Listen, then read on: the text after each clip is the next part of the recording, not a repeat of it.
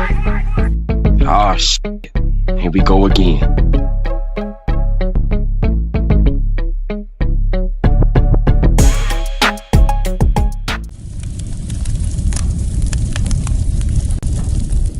So Strawberry roll up on me. He like, Dante, can I talk to you? I'm like, what's up? He like, man, I need for you to beat somebody's ass, man. I'm like, what? Now, listen, y'all. I know y'all like, Dante, what the heck is Strawberry coming to you talking about? Can you beat somebody's ass for him? Listen, y'all. No, I never offered that type of service to anybody. What I offered was protection. So if somebody was getting extorted or getting done wrong or getting pressed or sexually assaulted in prison, you would come to me and I would charge you a fee to protect you, right? Me and my crew. So when Strawberry pulled up on me like that, talking about, Dante, can I pay you to beat somebody else? I'm like, what? So I tell Al, like, hey, come on, man, walk with me, because y'all know my rules. If you are conversating with a homosexual or whatever, you got to have somebody there with you to verify what was said, so that way no rumors get spreaded, right? So me and Strawberry walk in the yard, and he like, listen, man, my bunkie, he won't get out the cell. And I'm like, what's going on? He like, man, this motherfucker, he grown as hell, and he keep peeing in the bed. He keep pissing in the bed, and I'm at the bottom, and when I'm asleep, the piss keep getting on me. I said, what? He was like, yeah, that's what I'm saying. Like, this dude keep peeing on me. I said, whoa, hold on, Strawberry. So you telling me when you sleep, you feel this rainfall coming down on you and it's pissing because is he doing it on purpose? He like, I don't know. I don't know if he peeing on me on purpose, but I'm over this shit. This been going on for a whole week. He said he had a condition, but I don't believe it. I think he's just doing that to be funny. So I need for you to beat his ass. I give you whatever you want. I said, oh, just hold on, man. Let me go holler at him and see what's up. He like, all right, man, but see, I need something done. He need to go. The guards won't even get him. I done told him to get him out my damn cell, and they think this shit funny, man. So I'm gonna need for you to beat it so he can go to the hole and get out of there. I'm like, just chill. Who is it? Who the guy? He like, he right there. He dude is just coming in right there. So I said, all right, hold on, just chill. I'm about to go holler at him. So, Strawberry standing there with his hands crossed, with his lips poked out or whatever. So me and Al bailed over there to the dude. So I'm like, hey, what's up, bro? He like, what's up, man? I said, you in the cell with Strawberry? He was like, yeah. I said, look, Strawberry, he talking about, you peeing on him at nighttime. Like, what's that all about? He like, no, man, I ain't doing that shit on purpose, man. I just got a condition, man. That's what I do, man. I've been peeing in the bed since I was 11 years old. I said, look, now, I don't know if you know me or not, or I don't know if you heard about me or whatever, but, I'm Dante. I stuck my hand out and, we shook hands or whatever. He like, okay, what's up, man? My name's Jeff. I said, listen, man.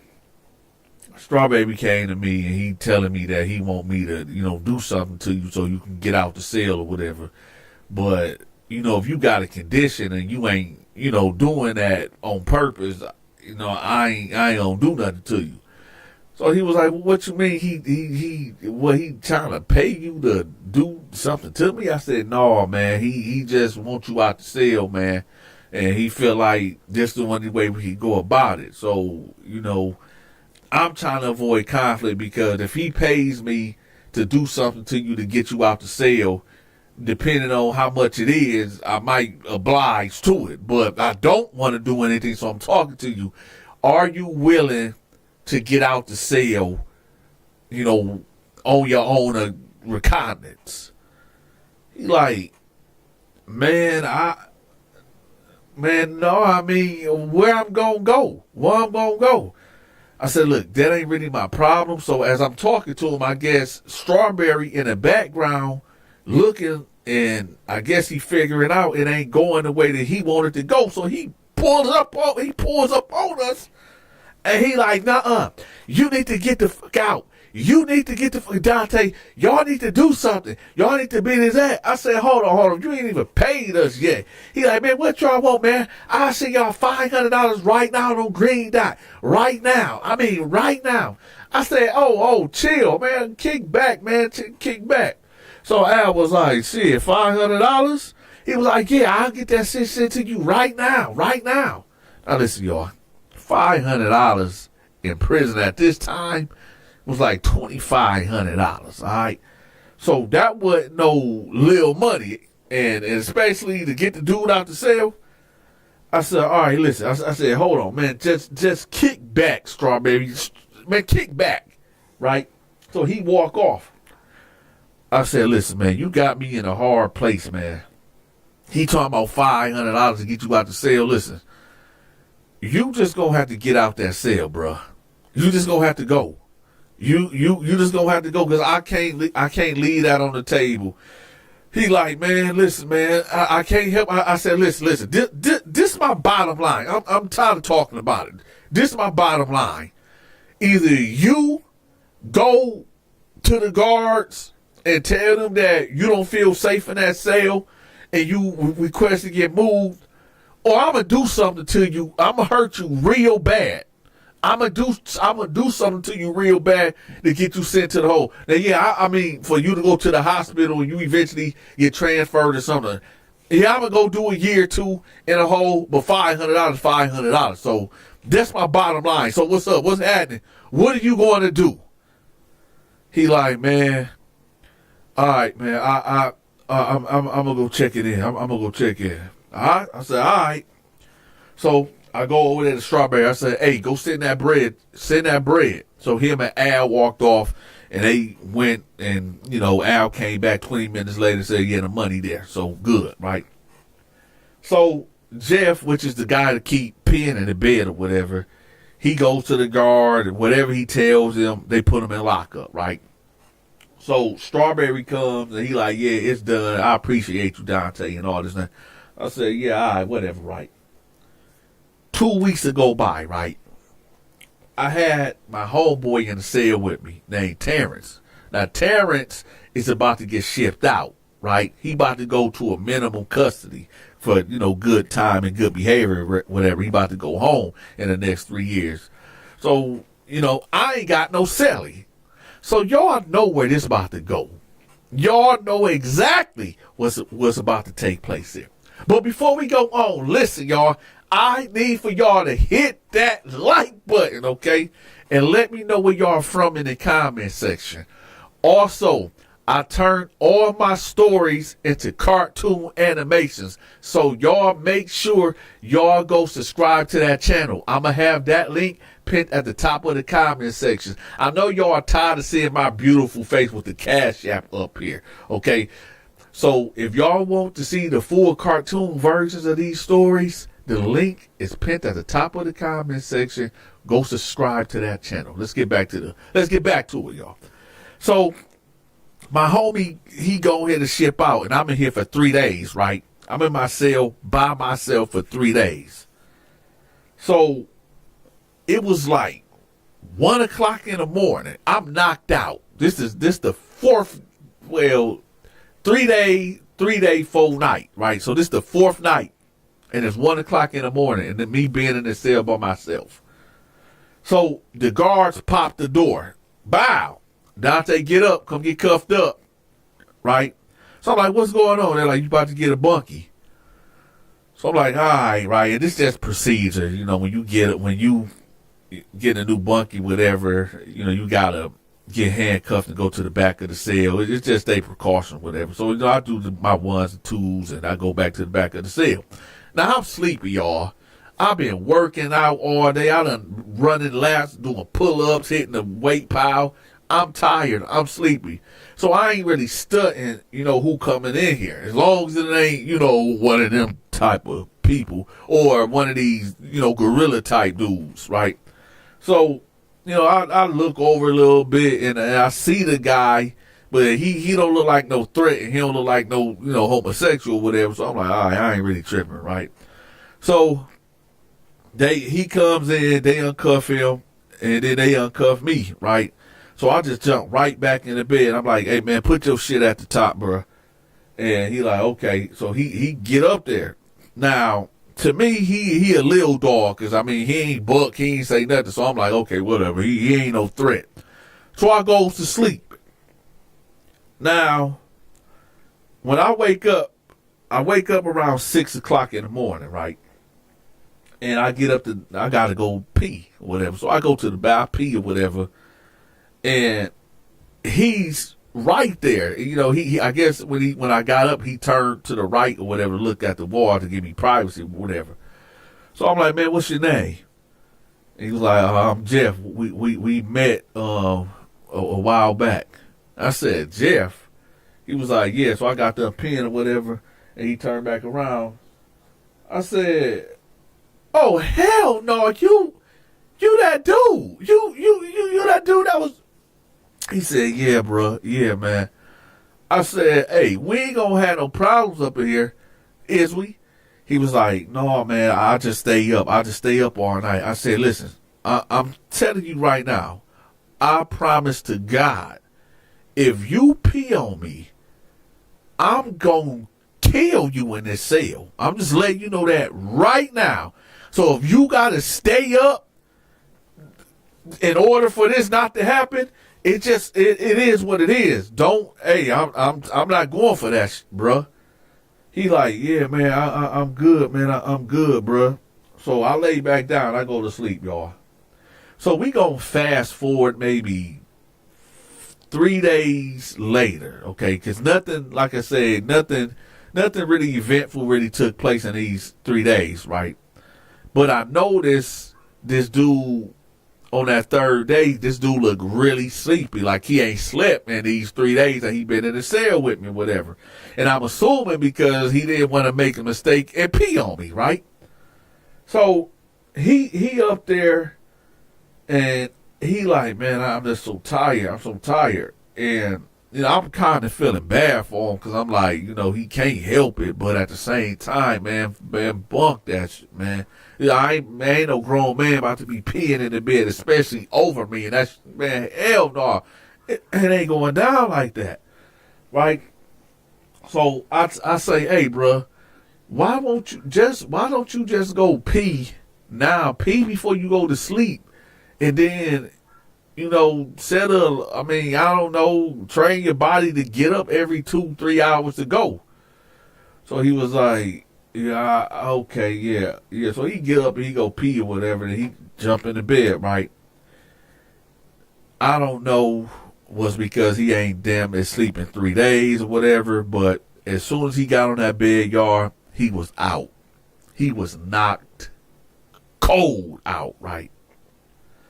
So I'm laying there, and I bust open my Bible, and I'm, reading the Bible, whatever. That's what I used to do a lot. Before I go to bed in prison, I just, open the Bible up and get to reading. So I'm reading the Bible, and then I end up falling asleep, right? So I'm sleeping good, y'all. I'm talking about, I don't think I slept this good since, hell, when I ain't had no monkey for them couple days or whatever. I'm sleeping so good. When you sleep and you feel like a fly got on you and you like swat your face or whatever. Well, that kept happening. I'm thinking like maybe a fruit fly, a roach or something is getting on me. So I'm like, man, what the so I smelled this pneumonia smell. And I'm like, man, what the fuck? And then I feel like droplets, and then I hear like this noise, like this water. So I'm like, is it raining in here? What the fuck? So I open my eyes, and then my brain caught up with me, like, this motherfucker peeing. So I jump, I'm like, hey man, what the you doing? So he jump up, be like, what? Oh shit, my bad, bro, my bad. I say, hey man, you pissed on me? You peed on me, motherfucker? He like, man, I told you, man, I can't help it. I got like, man, fuck that shit. So I grabbed him by his shirt and threw him off the rack, right? And I'm punching him like, boom, boom. He like, stop hitting me. Stop hitting me. I'm sorry. I said, no, man, fuck that shit. Boom, boom, boom, right?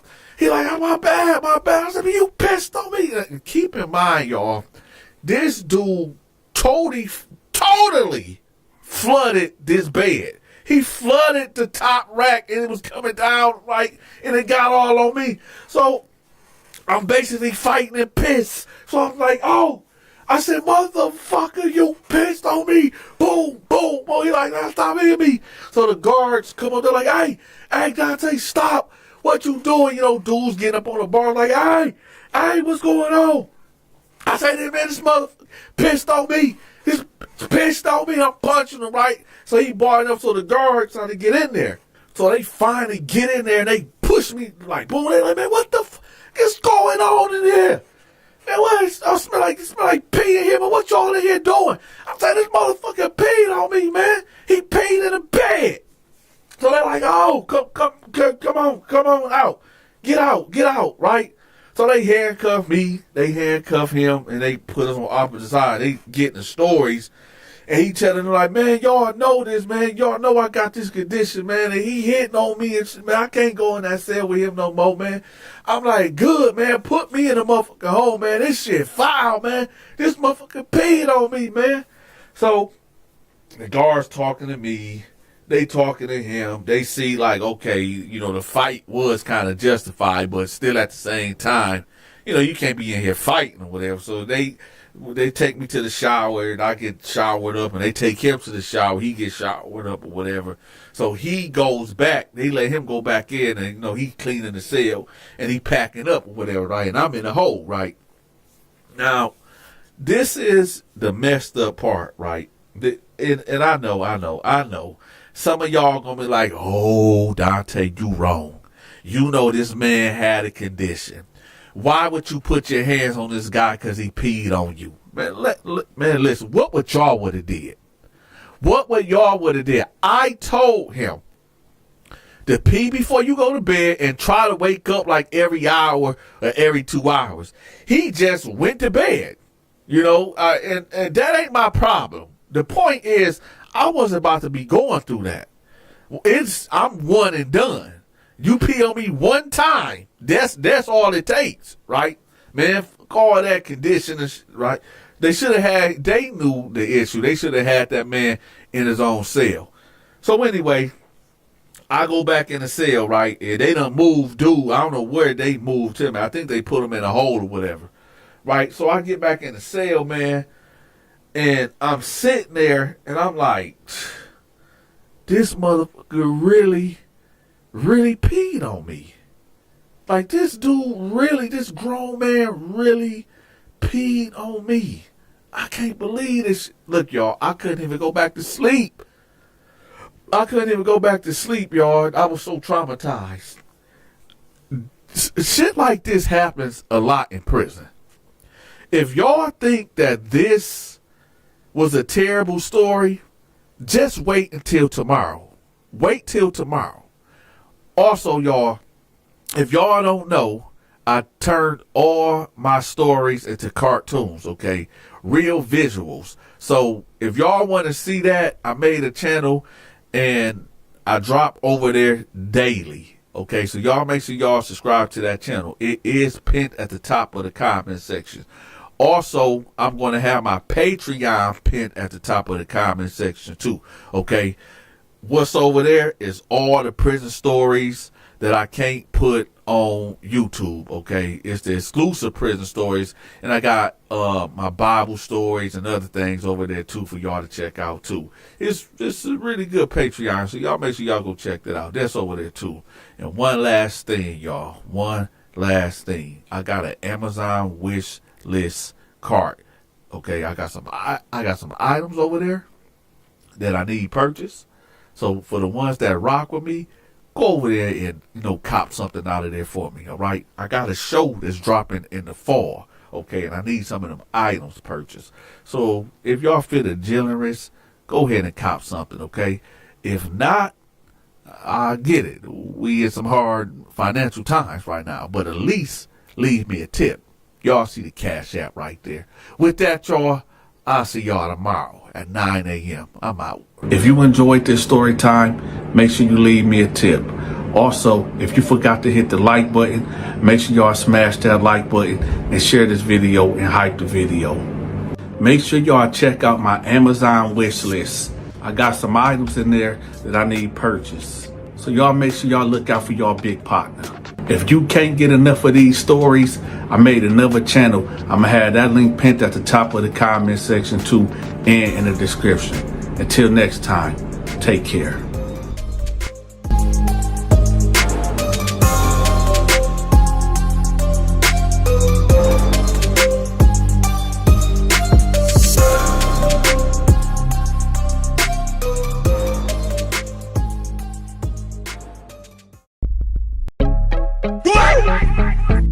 Ah, shit. Here we go again.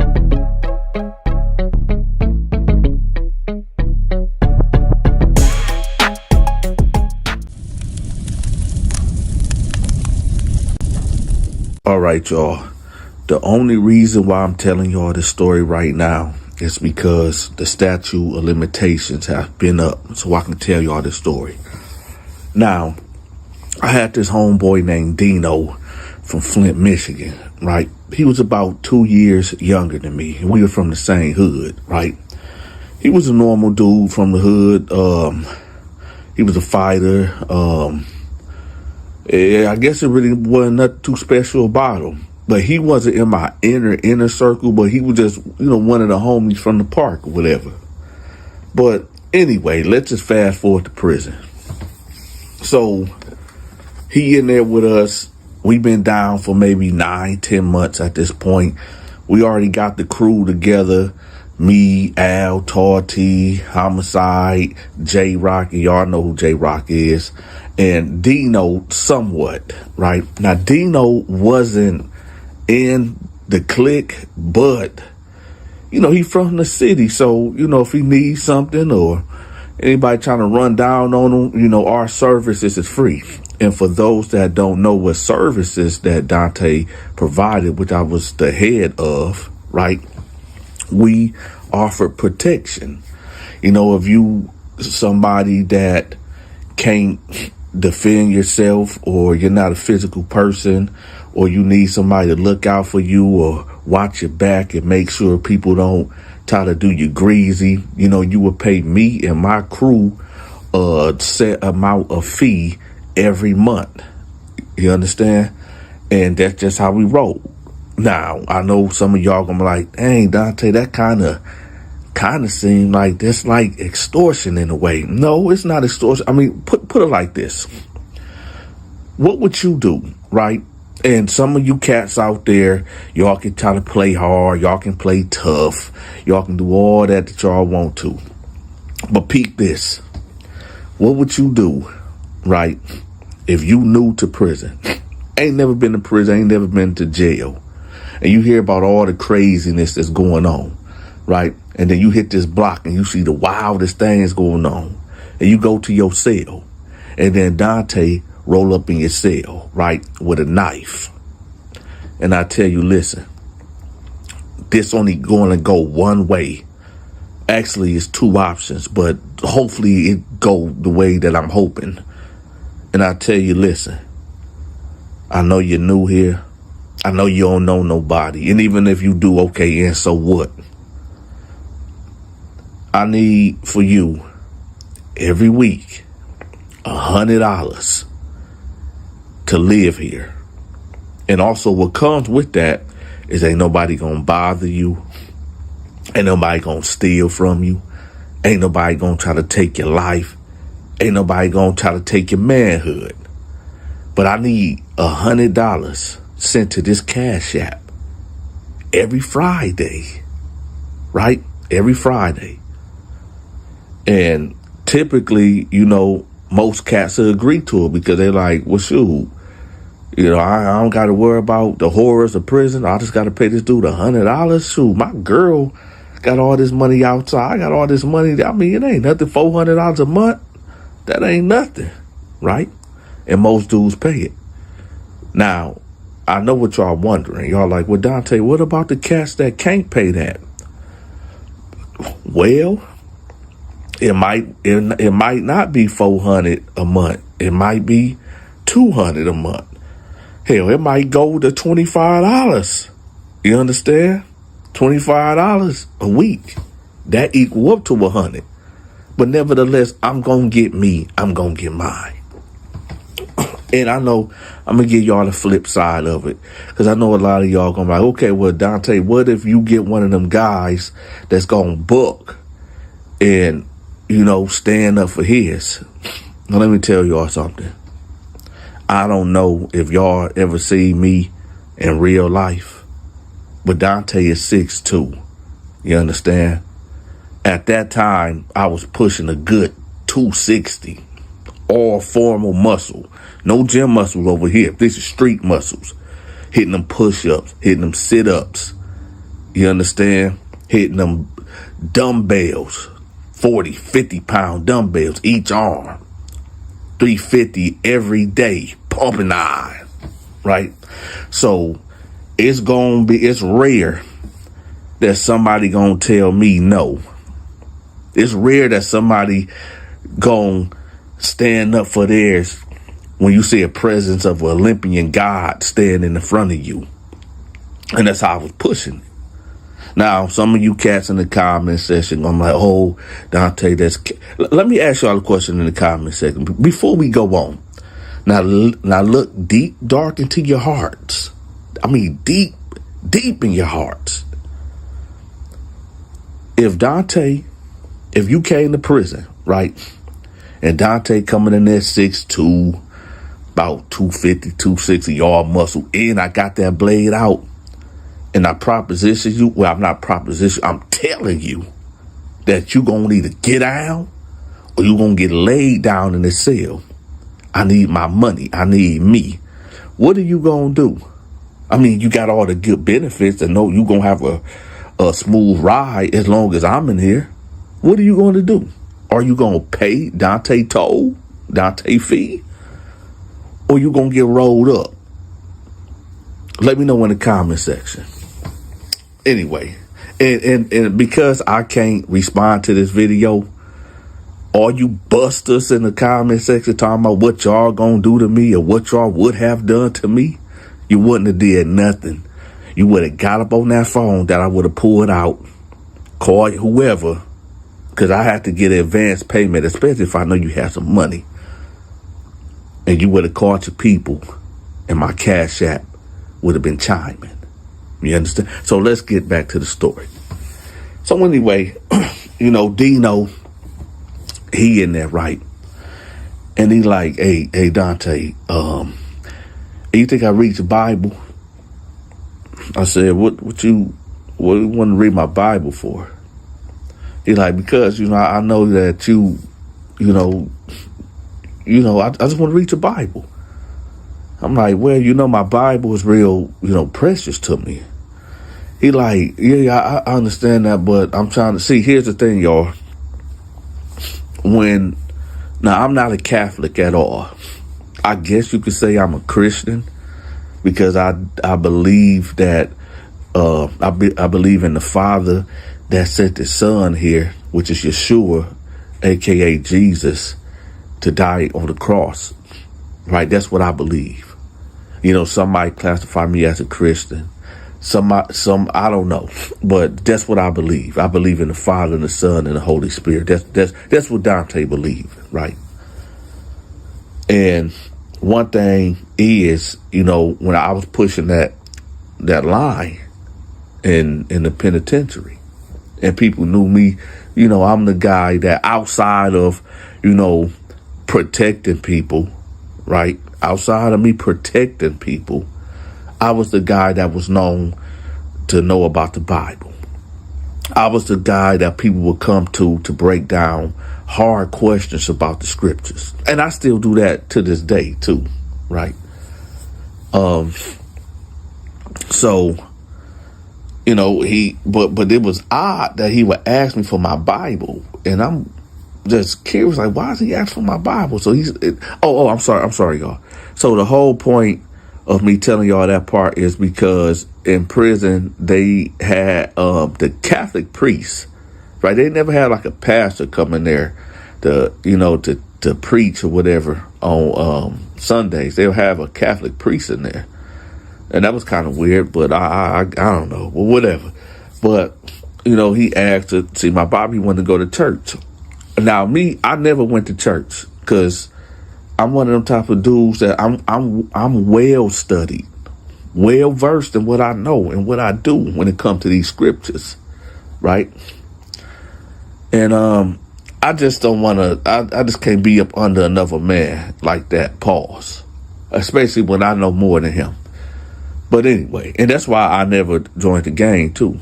But anyway, let's get to it. So, nevertheless, I give him the Bible, whatever. And he go about his business, right? So he had my Bible for about 2 days, right? So keep in mind, it's Friday at the time, and now it's Sunday. So I'm sitting back, and I'm like, my Dino ain't. So I get up and I'm like, hey Dino, what my Bible at? He like, oh, it's right there. It's right there. As a matter of fact, it's in my locker. I made sure nobody did nothing to it. I got it. I said, all right. I said, can I get my Bible back? He like, well, I'm about to go to church right now. I said, so you really into this church thing, huh? He was like, yeah. I'm trying to get close to God. Yeah. I said, all right. So I walk out the cell, right? And I have a moment. I'm like, you know what?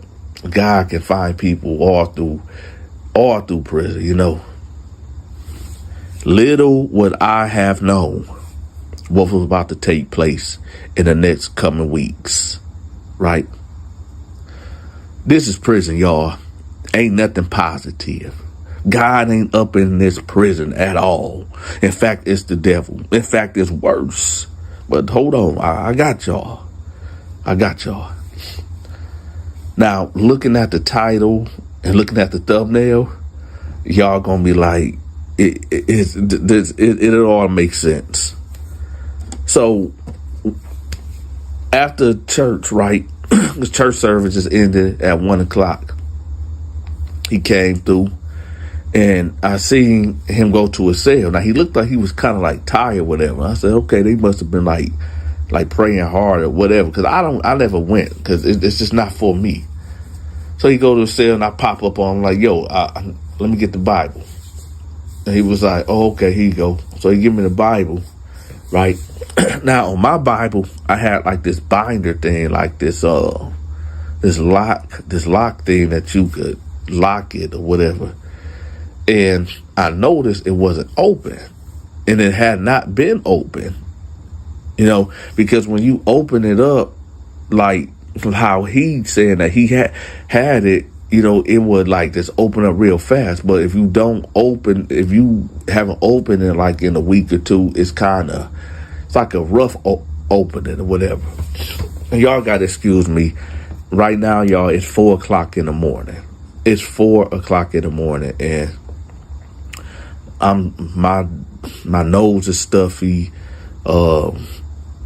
and that's why I sound like I got a cold. Cause somebody asked me in the comments, they said, Dante, why you always sound like you got a cold? Well, hold on. Oh man. So, usually I sleep with the fan on, and we got this big industrial fan in our room or whatever. Because my wife, she like to hear like the fan noise. You know what I'm saying? So we got this big old fan in our room. And speaking of that, that's another question I want to ask y'all in the comment section. Do y'all like to hear the fan noise to help y'all go to sleep? Let me know in the comment section. Or do y'all need it to be completely quiet? That's a good question, ain't it? All right. So let's get back to it. So I'm like, okay, maybe he just, Okay, it ain't really that strange for him not to open the Bible, but why we was asking for the Bible? These are the things that's going to my head. So I'm like, all right, whatever. So we're going to fast forward to maybe 3 weeks. Now, in them 3 weeks, y'all, he have asked for my Bible to go to church, whatever. So I said, okay, cool, whatever.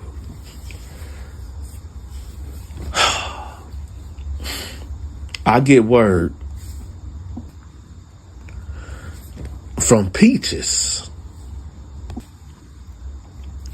that Dino is doing the unthinkable. So Peaches come to me, and Peaches like, hey, Donta, can I holler at you right quick? So I'm like, what's up, Peaches? You need something? Because I ran the store too, right? And I know some of y'all might be thinking like, but Donta, I thought you said you can't even conversate with homosexuals, and but I ran the store. Now, I didn't straight up say you just cannot be or say anything around homosexuals. What I said is, in my crew, the crew that I ran, and the way that I programmed, is that you don't associate with them. You're not about to be walking the yard with them. You ain't about to be sitting with them in the day room. You ain't about to be in the lunch room, in the mess hall with them. You know what I'm saying? Y'all ain't about to be ducked off having private conversations and stuff like that. My thing is, because the type of work, that, I was putting down in the prison, I could not have no type of weak links in my crew. If I'm running a protection scheme in prison, what that look like my crew members or even me conversating with homosexuals, that make you look weak. But anyway, I tell Peaches like, what's up? Peaches like, I need to talk to you in private. I said, oh no, that's not gonna happen. I said, Al, come here. He was like, what's up? I said, I need for you to be a witness, because that was one of my things, that, if you talking to a homosexual, there have to be somebody there to verify what's going on, because you already know dudes like to run wild with stories of, I seen Donta over there talking to Peaches, and they done ducked off somewhere. You see what I'm saying? And all along, we just talking about business. But that's how rumors start. And dudes in prison, they gossip. They gossip more than women. And no shot at the women. But I'm just saying, dudes in prison, y'all would think that dudes would be like real manly. You would think dudes would be like, keeping a G, that's, I stick to this code. I'm this thorough dude. I'm this real dude and all this and that. Man, these dudes is worse than women in prison. They gossip. They always in your business. They spread rumors. They hate. They jealous, all that. But anyway, so Al come over there, and Peaches was like, listen, your dude, Dino, he, my fault, y'all. My phone I got an alarm on my phone. I told y'all this early, because I usually get up at like 5:30 in the morning, but it's 6 o'clock right now, 6 a.m. or whatever. My phone keep going off, but anyway. So, Peach is like, yeah, your homeboy, we been doing stuff at church. And I'm like, homeboy? He like, yeah, so-and-so. I said, what? Peach is like, if I'm lying, I'm dying. I said, okay. So he like, well, the only reason why I'm telling you this is because, he owed me something. And he talking about he gonna get you and your crew to do something to me if I keep pressing him. I'm like, what do he owe you? So he like, well, I do stuff for him in the bathroom when we go to church or whatever, right before we go in. And, he supposed to give me 5 packs of ramen noodles, every time. And for the last 2 weeks, he ain't gave me nothing. And he's using y'all crew as a threat tactic. And I just want to give you the heads up, like, this is what's going on. So I'm like, hold up. So he's going here to he's supposed to be listening to the word of God, but he's in the bathroom getting his rocks off with you, and he using my Bible as an access card. Oh man. I said, I appreciate that, Peaches. And Peaches walked off. So Al looking at me like, what's up? I said, go get the homies, man. Meet me in my cell in a minute. So I went to my cell, and I'm sitting on my bed, and I'm just thinking like, yo, this dude gotta go. Homeboy gotta go. It's not because, he's doing the unthinkable with another man when he's supposed to be listening to the word of God, but he in there using the word of God to get his freak on with Peaches. Now, I know some of y'all gonna say, but Donta, what about your slogan when you say you can't tell another man how to program? You're right. I can't tell another man how to program. But when you using my reading material, my sword against demons, which is the Bible, and you got it in your possession, but you up there doing the unthinkable, there has to be a severe consequence. And that's why I told y'all in the beginning, the statute of limitation has been up now, so I can tell this story. So the whole crew in there, you got Al, you got Tall T, you got Homicide up here, right? You got J-Rock up here, and you got me. And they're like, what's up? Because Al didn't tell him. He just said, yo, it's an emergency meeting. So I said, listen, y'all, I need something done today at showers time. I need for y'all to go in there and air somebody out. So Homicide was like, who? I said, Dino. So Tall T was like, Dino? I said, yeah. He like, what's going on? I said, Al, tell him. Al was like, listen, Dino been so-called going to church every Sunday, but really, effing on Peaches. And he been using Donta Bible for whatever reason. We don't know, but he been asking for his Bible for whatever reason. And, he violated. So they're like, all right, bet, whatever, say less. So Dino come through, right? He come this Sunday, y'all. He come through, he go straight to his cell, right? And I have Al go get my Bible from him. So Al go get the Bible, whatever. And I said, what are you in there doing? He said, oh, he in there just laying down. He in there laying down. I said, oh, I bet he just laying down, right? Now, y'all, at this time, Peaches is not in my dorm right now. He do sleep here, but Peaches is one of them type of people that get to go throughout certain dorms or whatever, right? He just got, a lot of them homosexuals be having access to a lot of things in there. But anyway, he's not in there right now. So, and I know some of y'all gonna be like, yo, Donta, man, that's wrong, man. Why would you take the word of a homosexual? I mean, what? Homosexuals ain't human. They can't tell the truth. So I'm waiting because I want Peaches to be here before it go down, So Peaches gone. I don't know where he at. So now, dude, he gets up and then he got his shower shoes on. He got his towel and all that. And he head downstairs, right? And he goes to the shower. So I pop up, I look to my left, and I look to my right. You got Homicide over there, Tall T right there, Al right there, right? J-Rock coming up the stairs. And I just gave them that look. And they all just started walking down there. And they went into the shower. Right?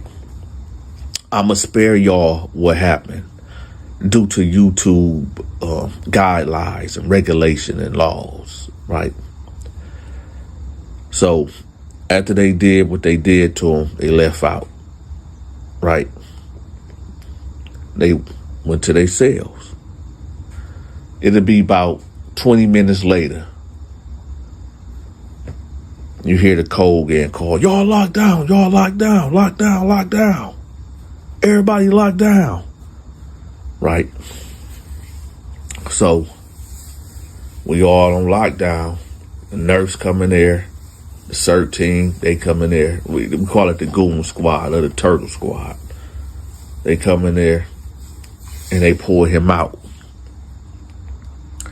When I say he looked like he lost a lot of red liquid. I'm gonna put it that way.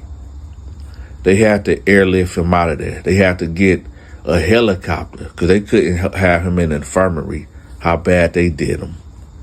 They poked him up real bad. So they took him up out of there, and then the investigation came.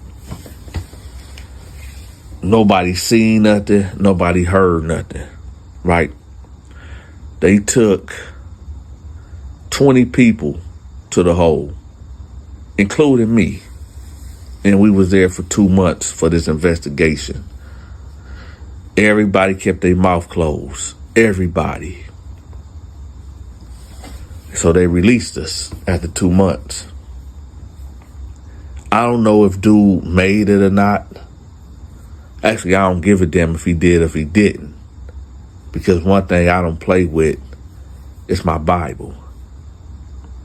Let that be a lesson learned. See, a lot of you cats, y'all like to play with religion, right? Y'all think it's fun. Y'all think it's games.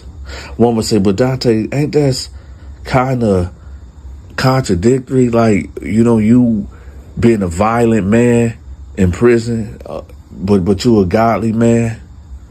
I mean, King David was a godly man and he was violent.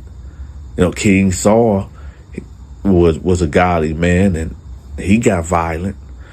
If you really think about it, most men of the Bible was violent. But nevertheless, I'm holding myself accountable and it's about me, right? When you in prison, man, you gotta be violent. Either you're gonna be a predator or you're gonna be prey. You choose.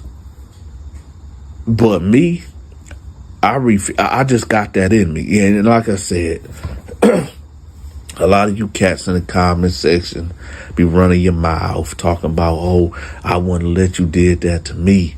You wouldn't have dared came in my cell and told me what I can and what I cannot do. Hey, like I said, y'all, I'm 6'2". Right now, I'm 6'2". And I'm probably pushing 220 right now. I need to lose a little bit more weight. But back then, 6'2", 250, 260, easy, all muscle. You is going to do exactly what I tell you to do. You understand? And this knife that I'm holding, I know how to use it. This ain't for show and tell. No. Let me say that over. This knife that I'm holding, this ain't just for show. It's for show and tell. Meaning I'm going to show you and I'm going to tell you what this thing all about in a physical way. But again, y'all, if you end up in prison, because a lot of y'all is, because I can already tell, I used to say, if you can just save one person out of 100, you did your job. But what about the other 99? And most of these cats is going to prison. A lot of y'all are going to prison because a lot of people, I mean, just how the system is, man. But take this story not as a story of Donta pushing a religious lie and pushing that blade on the cat that violated. Take this as a lesson. You know what I'm saying? There's so many lessons in this story that need to be learned. Number one, and I don't condone this, but, you know, the deal that he had with Peaches, he should have kept his word and gave Peaches, you know, them soups, whatever. Because we probably would have never known, but then again, we probably would have found out anyway because, you know, dudes gossip like a mug in prison. So pay your debts. Don't get into homosexual activity because if he wasn't involved in that, this would have never happened to him. You know, you just gotta, first of all, be crime free. Don't commit crimes. All right. But if you just so happen to just be so dang hard headed and you commit your crimes, just be worried that prison is like the Twilight Zone, man. It's violent. It's dangerous. It's deceitful. It's manipulation. It's not a fun time. And thank God for the ones that make it out. If you enjoyed this story time, make sure you leave me a tip. Also, if you forgot to hit the like button, make sure y'all smash that like button and share this video and hype the video. Make sure y'all check out my Amazon wish list. I got some items in there that I need purchased. So y'all make sure y'all look out for y'all big partner. If you can't get enough of these stories, I made another channel. I'm gonna have that link pinned at the top of the comment section too and in the description. Until next time, take care.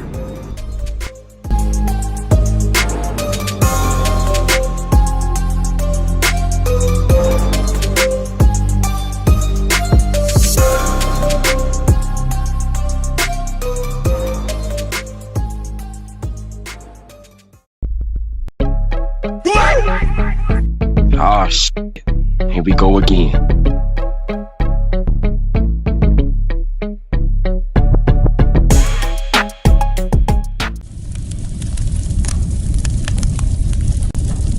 Ended up meeting this dude named Ray from Brooklyn, New York. Now, I was put in a hole for 6 months for having something in my cell that I had no business having in my cell. In fact, I believe somebody dropped a dime on me because, well, me and my crew was applying too much pressure. So they dropped a dime on me, and me and my whole crew ended up getting shipped off. Some people went to different prisons. Some of us went to the hole. And well, this ain't about that. This is about when I met this dude named Ray from Brooklyn. So they got me down there, and I might be in my 3rd week of being in the hole. Now, you can't talk to other inmates except through the vent. So I got on the vent, and I'm like, yo, anybody out there? Anybody out there? So the guy Ray like, yeah, this Ray. I'm from Brooklyn.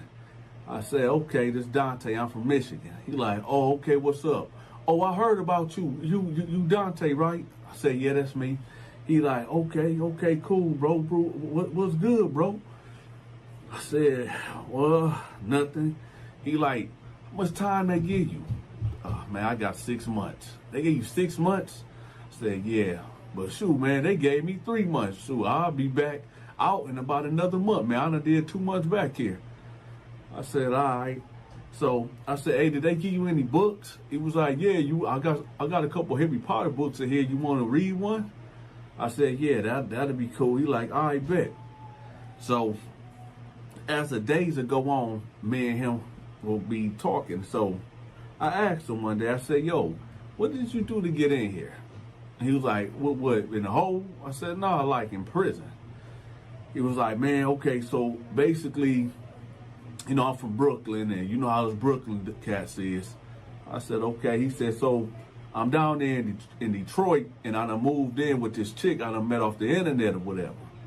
I said, okay. He said, so long story short, you know, this chick tell me that she was going to take care of me. I ain't got to work. I ain't got to do nothing. So the way I look at it, you know, this a lick for me.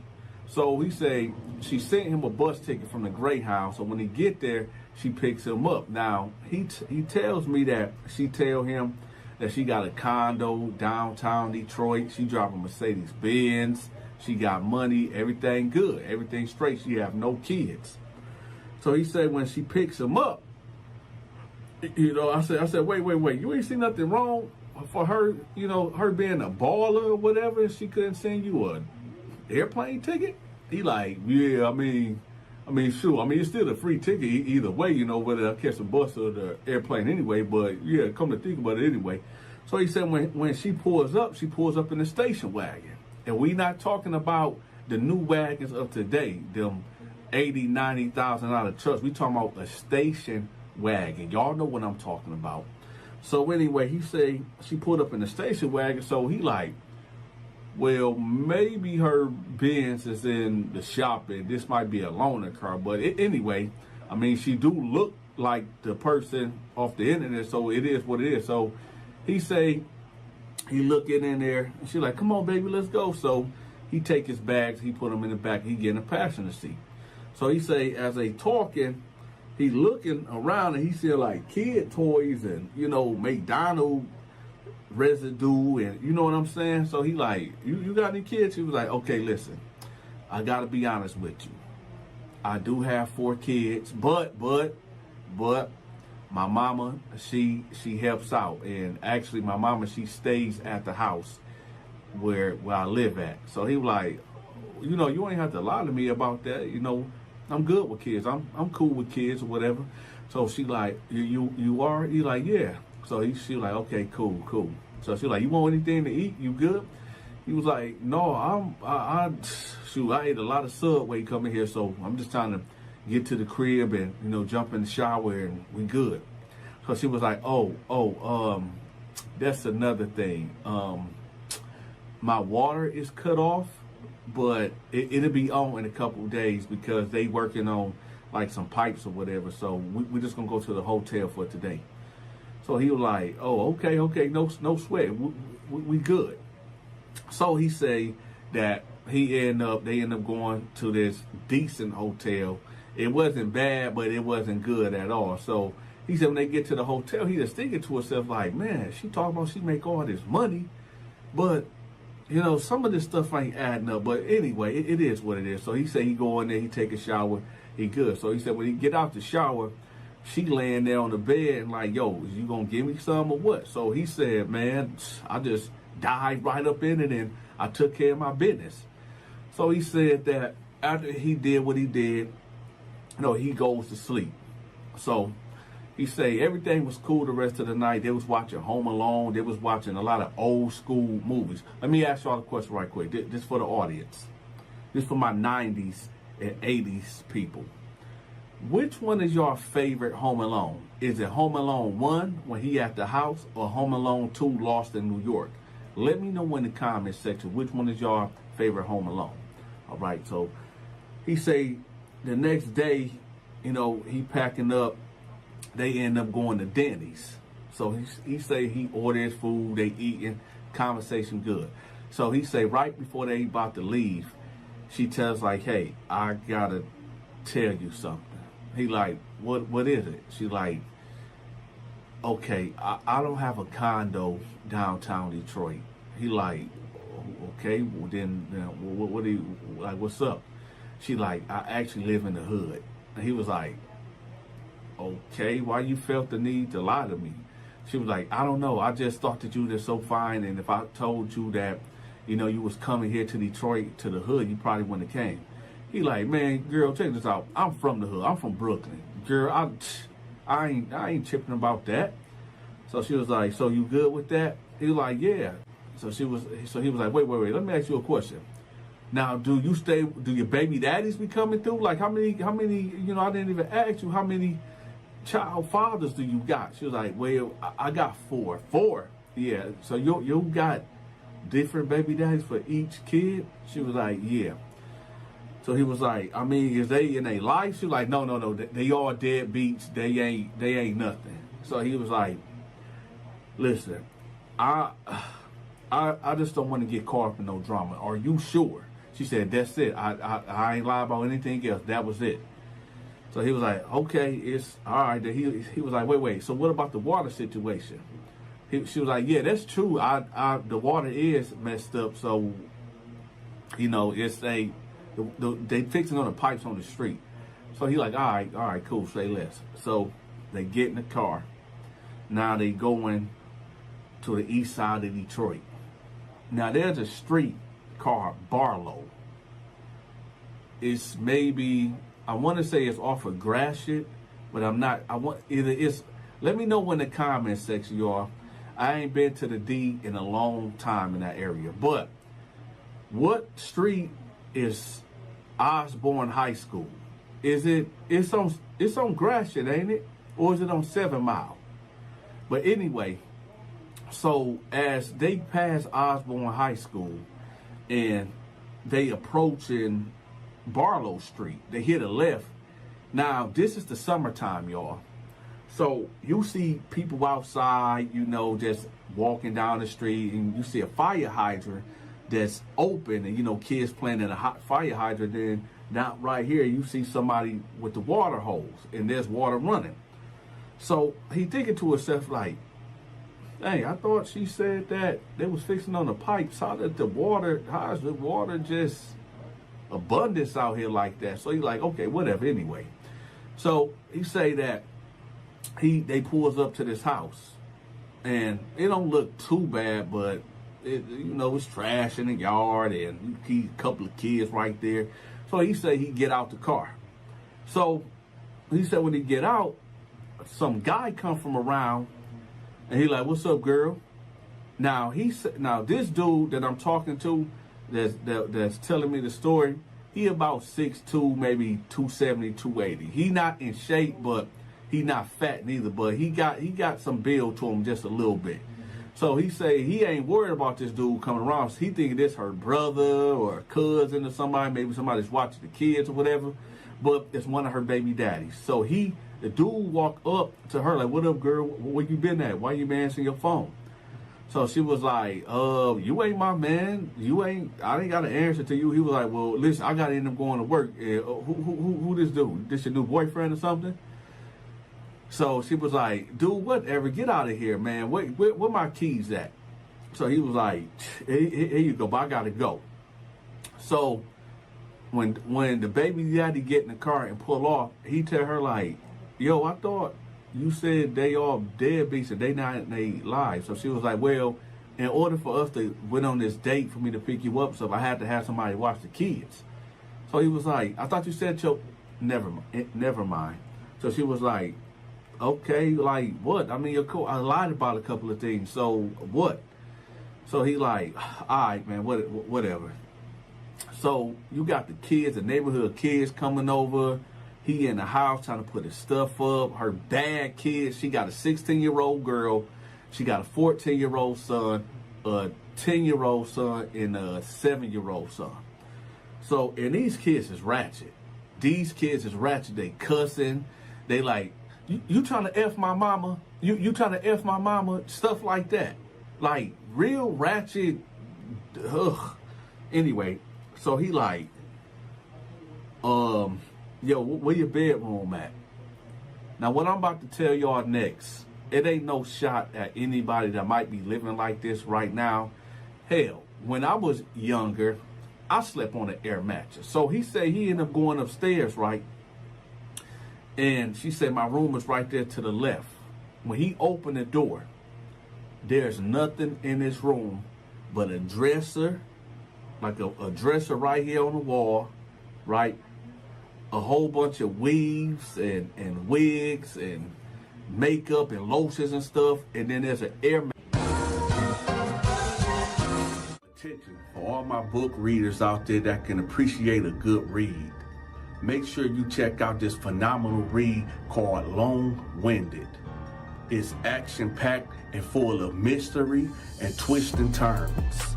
To get your copy, make sure you click on the link that's pinned at the top of the comment section. Contact me for promotions.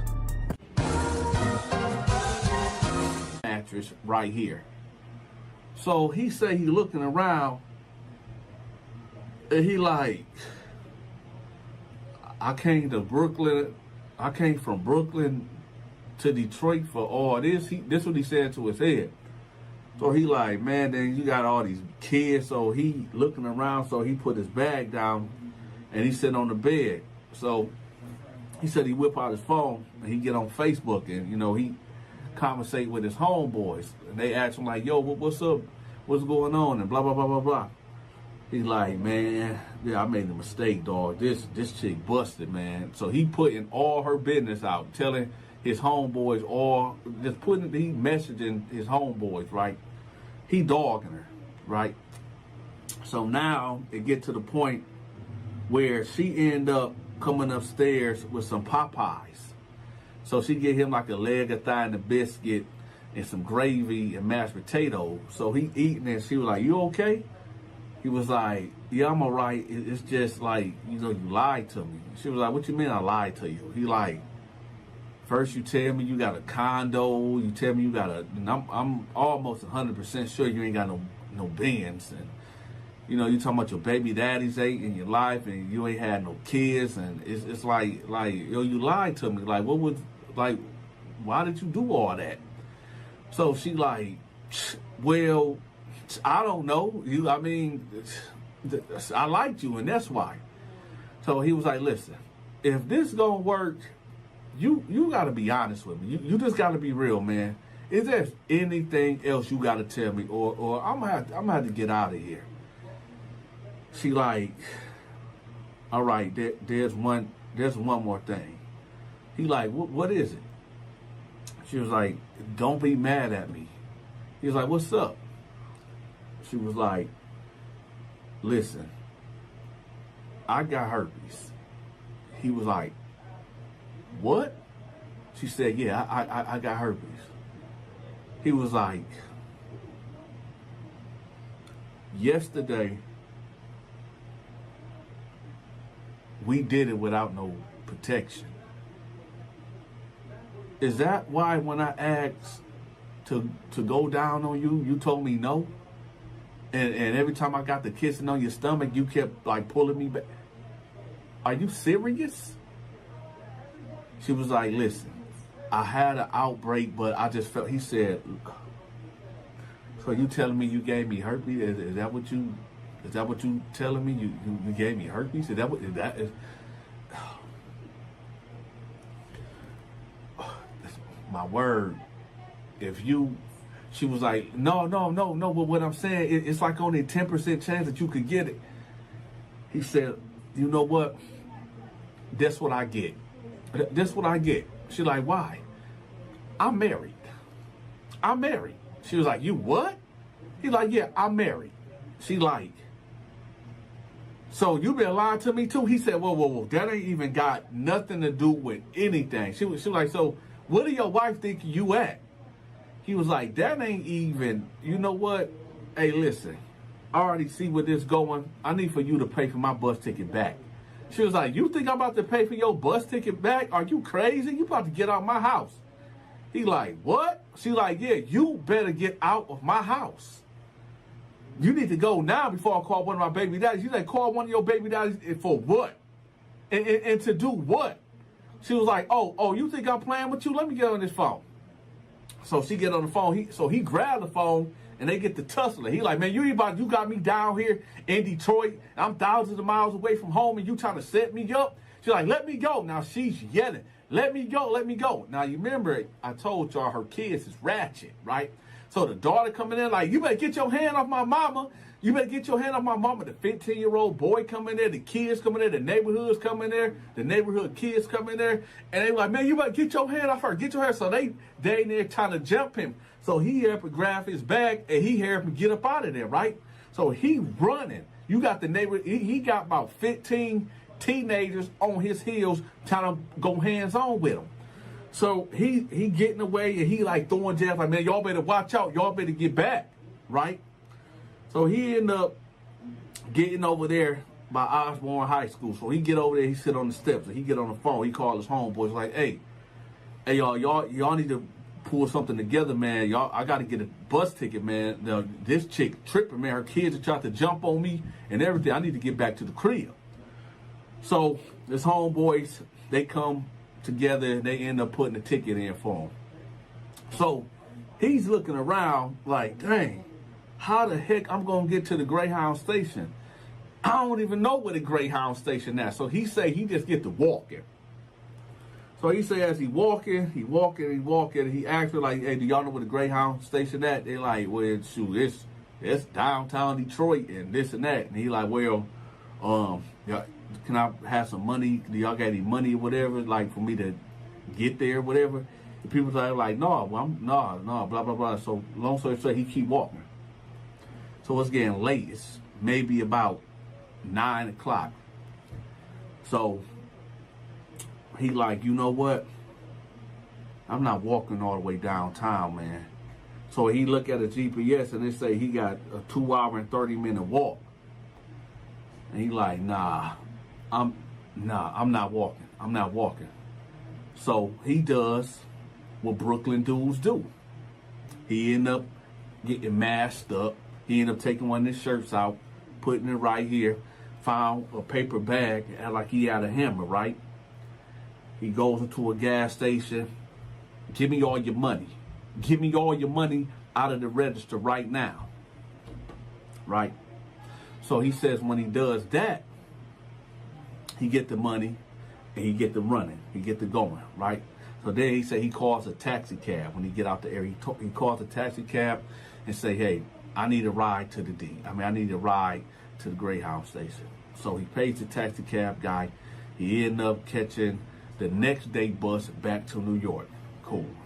So now when he get to New York, his wife like, where you been? He like, listen, baby, I've been locked up. I've been in Rikers for the last 3 days. She said, why you didn't call me? Like, I've been worried sick about you. He like, I know, baby. I'm just stressed out. For the people that don't know what's going on to this point right here, he disappeared. He done met this chick from Detroit on the internet, stepped out on his wife, didn't tell her nothing. He just left. And then he just popped back up and tell her he was locked up at Rikers Island.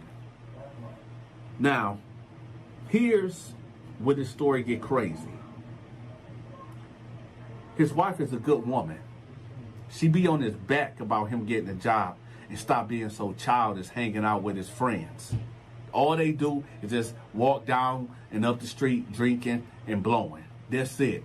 While she go to work, she got 2 jobs at a diner doing waitressing. She the one holding it down, right?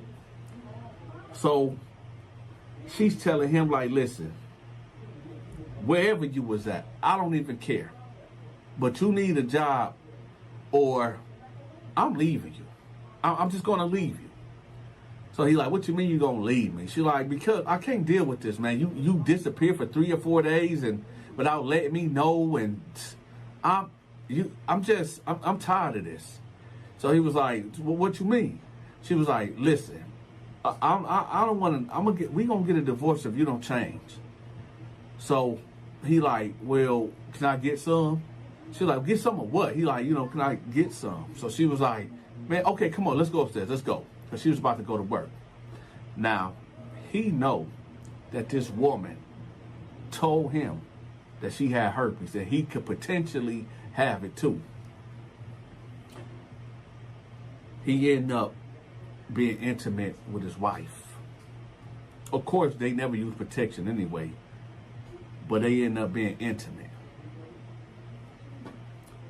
About 6 months later will pass. Baby girl is pregnant. We're not talking about the girl in Detroit. We're talking about baby girl, his wife. They got to do the tests and all that, all the STD tests and all that, right? Here's the thing. They tell her that she has been exposed to herpes. They tell her that you don't got it necessarily, but you have been exposed to it. So she tripping. She like, who you done F, right? I ain't F nobody.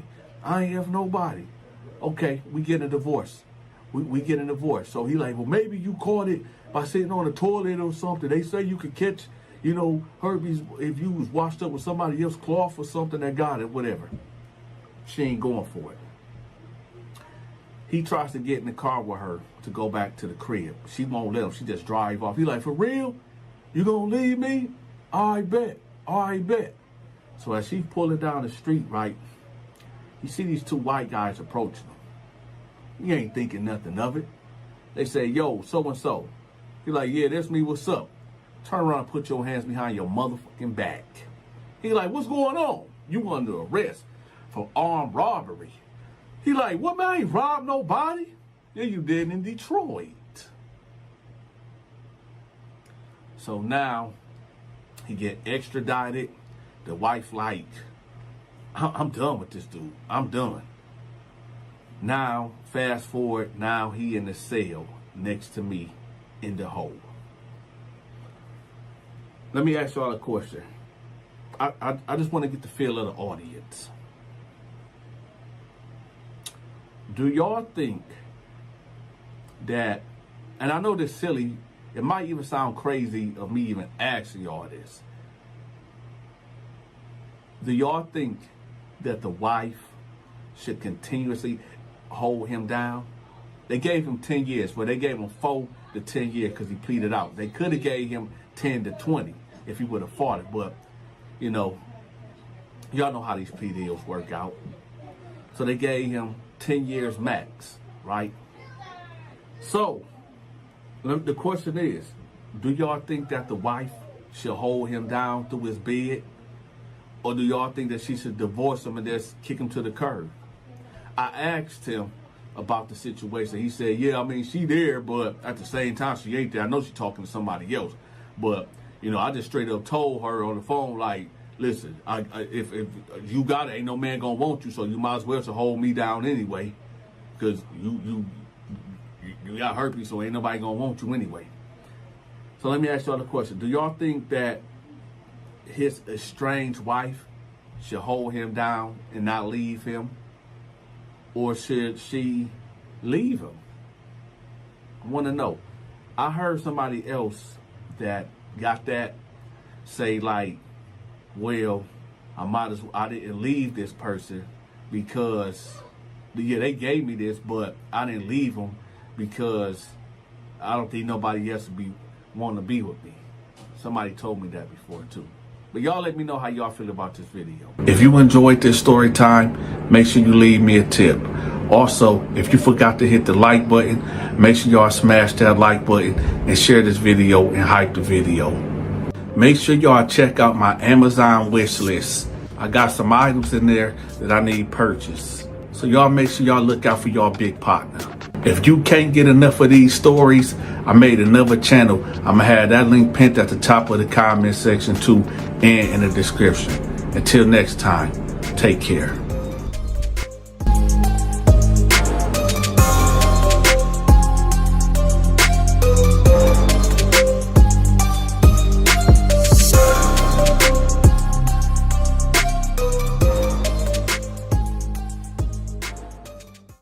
KB comes in from a visit. Yes, y'all, this is the KB story. This is a prison story about when KB made his bunkie drink pee from the toilet.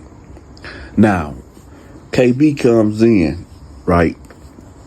And we all just lounging around. It is so hot, y'all. I don't know if the AC went out. I don't know if they trying to punish us by not having the AC on. I don't know what's going on.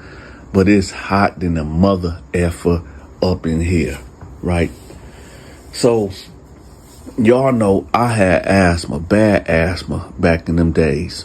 So what I would do, since you really couldn't have your inhaler in there. So when it's pill call or whatever, you can go up there and they have your inhaler. But they only came twice a day. So what I would do for anybody that might got asthma, you can get to your inhaler. One thing you can do is, run a hot shower, get a steam, breathe in the steam, or, boil some water and inhale the steam to open up your lungs. But if you can't do none of that stuff, what I did was I got a towel, right? A cold towel. and I put it over my face. It's like a filter, kind of. Now, I'm not no medical doctor. I'm not no medical profession, okay? So don't take what I'm saying as law, okay? This only worked for me. Sometimes what worked for you might not work for me, and what worked for me sometimes don't work for you. But if it's a life and death situation like I was facing in prison, this is what I had to do. So I got a wet towel, put it over my face, and just laid there, breathed in slowly. Okay. So I'm laying there, and I hear KB like, man, this ain't gonna work. This ain't gonna work, man. This ain't gonna work. So I'm like, man, what is this dude tripping on? What now? KB was maybe 5 cells away from me to the right. And I keep hearing him say, man, this ain't gonna work. Now I'm just assuming that he's talking about his bunkie or whatever. So next thing you know, the guards come in, lock it down, lock it down, lock it down. Now I'm already in my cell. There's a couple of guys that's out there in the day room or whatever, but they like, man, what's going on? So they like, man, lock it down, lock it down. Now, usually you will hear like maybe a buzzer going off, like a siren or like emergency noise going off if somebody done got stabbed, or somebody done got unalive, or somebody done got the unthinkable happen to them. But they didn't have, that noise going on. They just came in there like 5 deep, like, y'all lock it down, lock it down. So everybody going to their cells or whatever. So I'm curious, like, man, what the heck going on? Right? So about 3 minutes were passed, and then the sergeant came in there. He was like, hey, if y'all want some ice, we're going to bring an ice machine in here, and y'all can get some ice or whatever. So everybody like, bet, right? So we waiting, and then I hear KB say, hey, listen, I'm getting mine first, and y'all can get whatever, right? Now, you got to understand, y'all, it's about 30 men up in here, right? 30 men in here. We got 15 cells in this block right here, right? 2 men to each cell, right? So we all like, man, what? Man, all right, man, whatever, man. So the sergeant comes back, and he's wheeling in the cart. Well, he's not wheeling the cart in. Some other deputies wheeling his cart in, right? And on this cart is bags of ice, like in Ziploc bags. So I'm looking, I'm like, they ain't never done that before. Why they got Ziploc bags with ice in it? So the sergeant, like, listen up, y'all. I'm going to let y'all out. Y'all come down here and get 1 bag of ice. 1 bag of ice. All right? The ice machine broke, so we giving it to y'all like this. So get y'all 1 bag of ice and go right back to y'all cell. So they pop the cell. KB come charging out. He come charging out, right? Other cats is in front of him. He just bumping them out the way. Man, watch out. Move. Watch out. Watch out. KB get up to the cart and grab like 4 of them. Like, the guards didn't say nothing. They gave him a look, but he gave them a look back like, and what? Right? So KB grabbed like 4 of them, like it ain't nothing. It only maybe about 16, 17 bags, right? So he grabbed 4 of them. Boom. So he bailed back up the stairs, right? I grabbed a bag. Mostly everybody got a bag except for about 4 dudes, right? Because KB took the extras and some, right? So dudes down there's about 4 dudes down there complaining like, man, we ain't got no ice. We ain't got no ice. The sergeant like, hey, y'all got to deal with it. Y'all got to deal with it. Like, no, man, that's messed up, man. We need some ice too, man. That's wrong. That's wrong. So the sergeant like, hey, I'm not trying to hear it. We bought more than enough. Go handle it, right? And they was implying, y'all know who took the extra bags of ice, so go handle that. But ain't nobody trying to really go there with KB, right? But Donta got here, so that's really all that matter, right? So I head back to my cell, right? Now my bunkie, he in there too. So they lock us down again for no reason. So I'm like, okay, yeah, they on some bull. Next thing you know, I hear, hey man, that ain't right, man. You already got yours. That ain't right. That ain't right. No, I'm tired of this. So you hear KB like, you tired of what? You tired of what? Then you hear like a punching noise. Have y'all ever heard like somebody hitting a punching bag, but from like a far distance, but they like boom, boom, like that? That's what I heard. You hear pow, pow, pow. So dude like, man, stop hitting me. And then you hear a little scuffling, and then that's it. I said, oh man, KB done put his hands on this dude, right?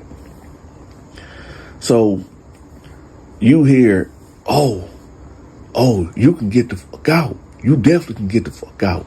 As soon as we get off on lock, get the fuck out my cell.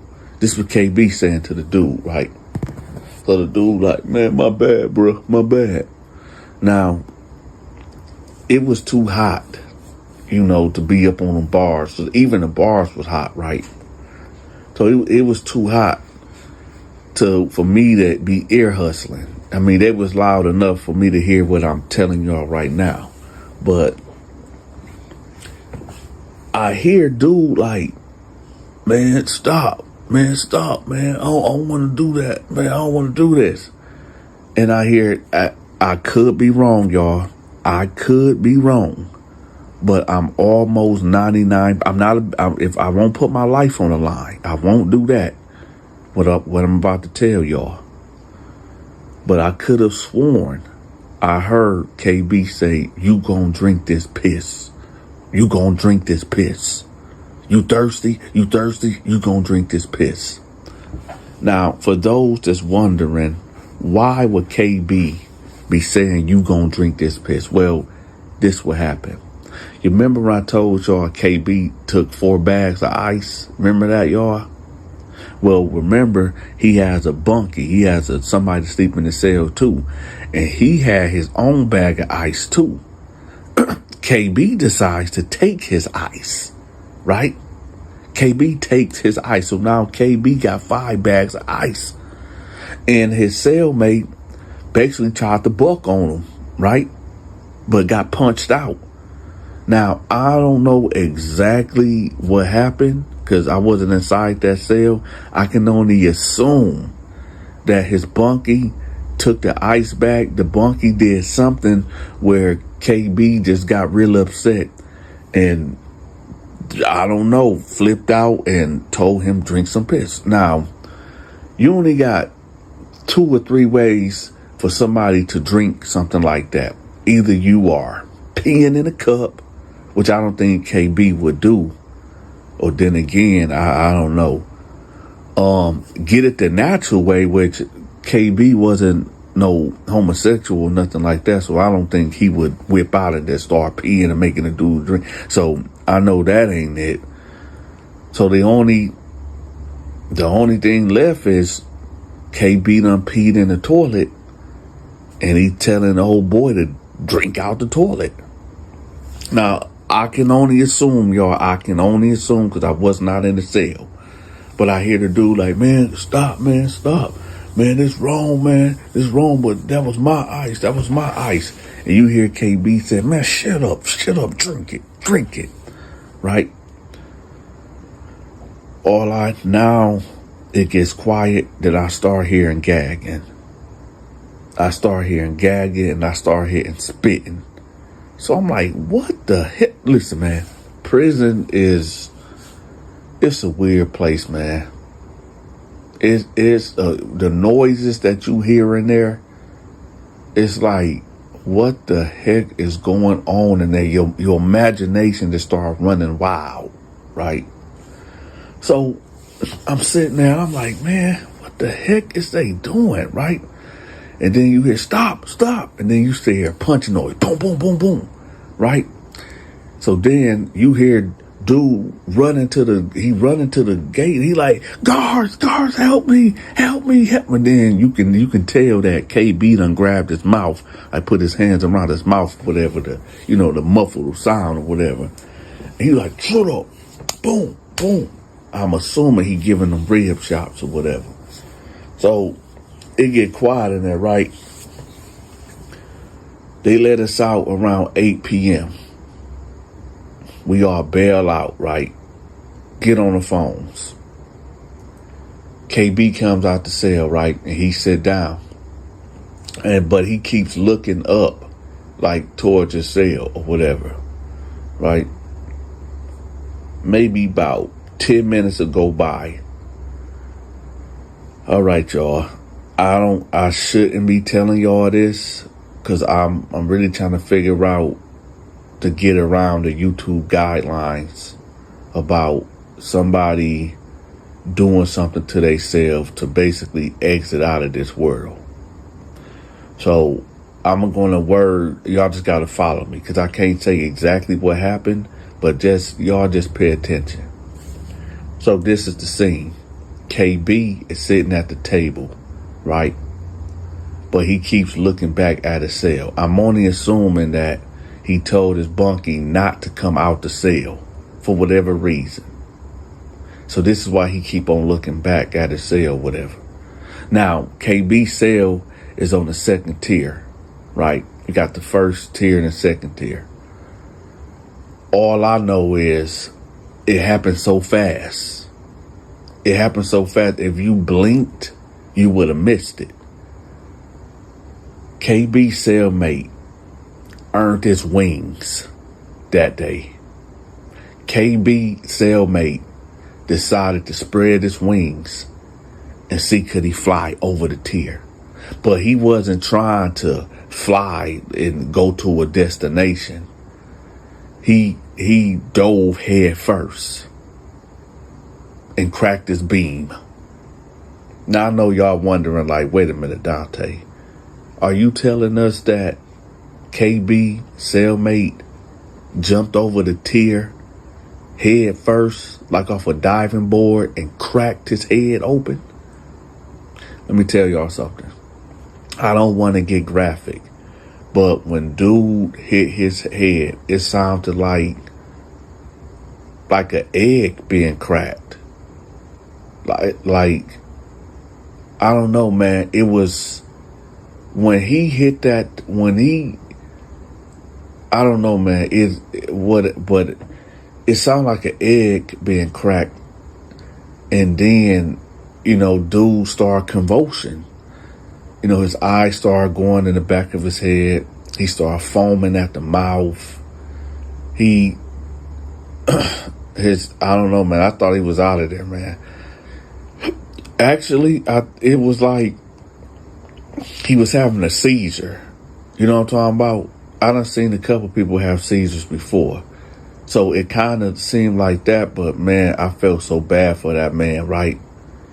So the guard that was in there, he got on his walkie-talkie, called the code, told everybody to lock down, right? So we all go to our cells. Dude that's down there shaking or whatever. We all go to our cells.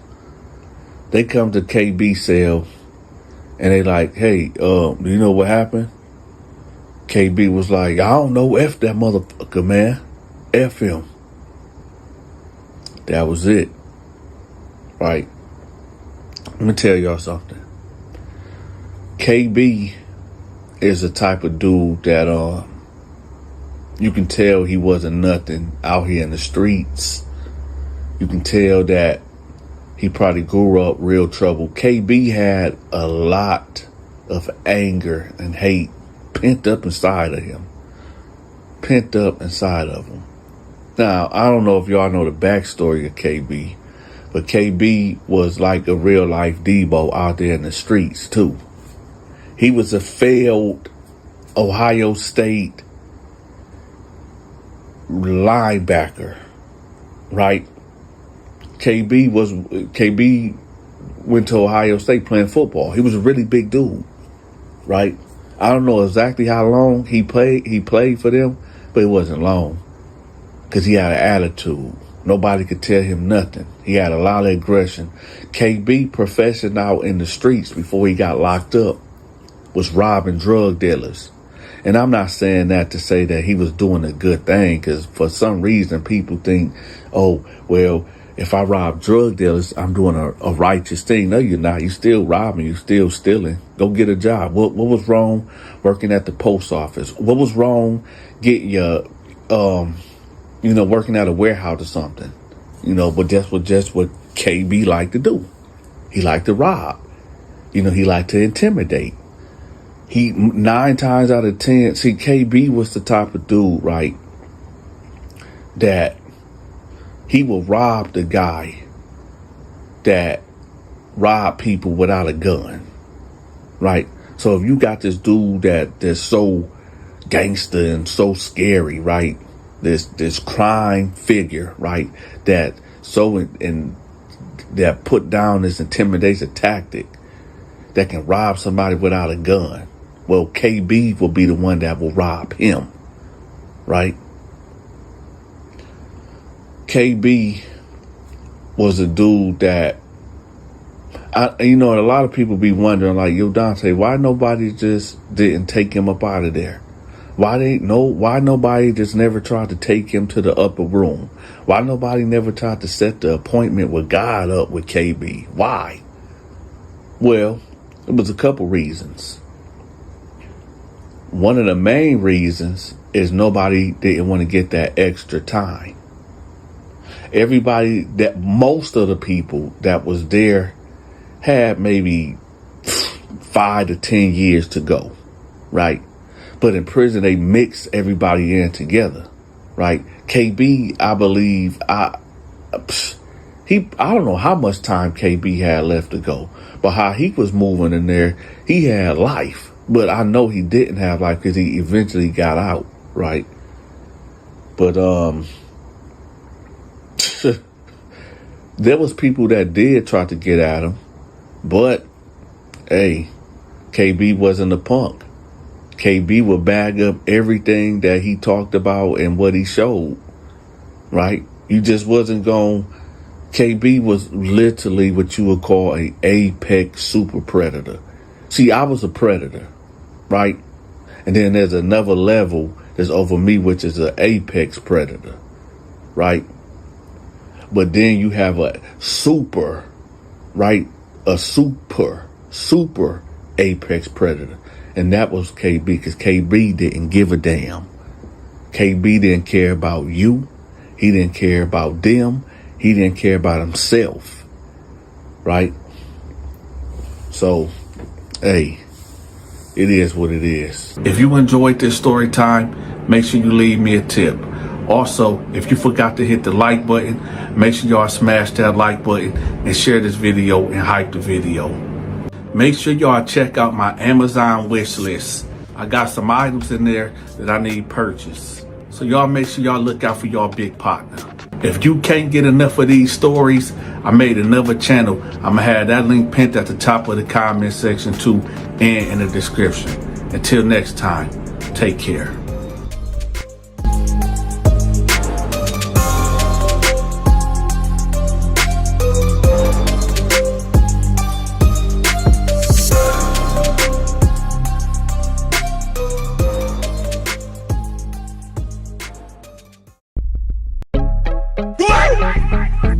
Ah, shit. Here we go again.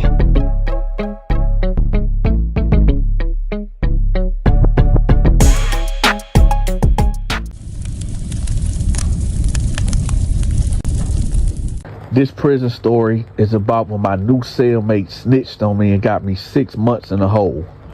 Now, before we go further with this story, I need for y'all to do me a favor, okay? I know y'all getting tired of me asking, but I just have to because y'all not doing it automatically. First, I need for y'all to hit the like button. Next, let me know where y'all from in the comment section. Don't be stingy. Just put your city in the comment section, okay? It don't cost you nothing. Then I need for y'all to share this video. If y'all got this video connected to your Facebook or Instagram or TikTok, then share the video.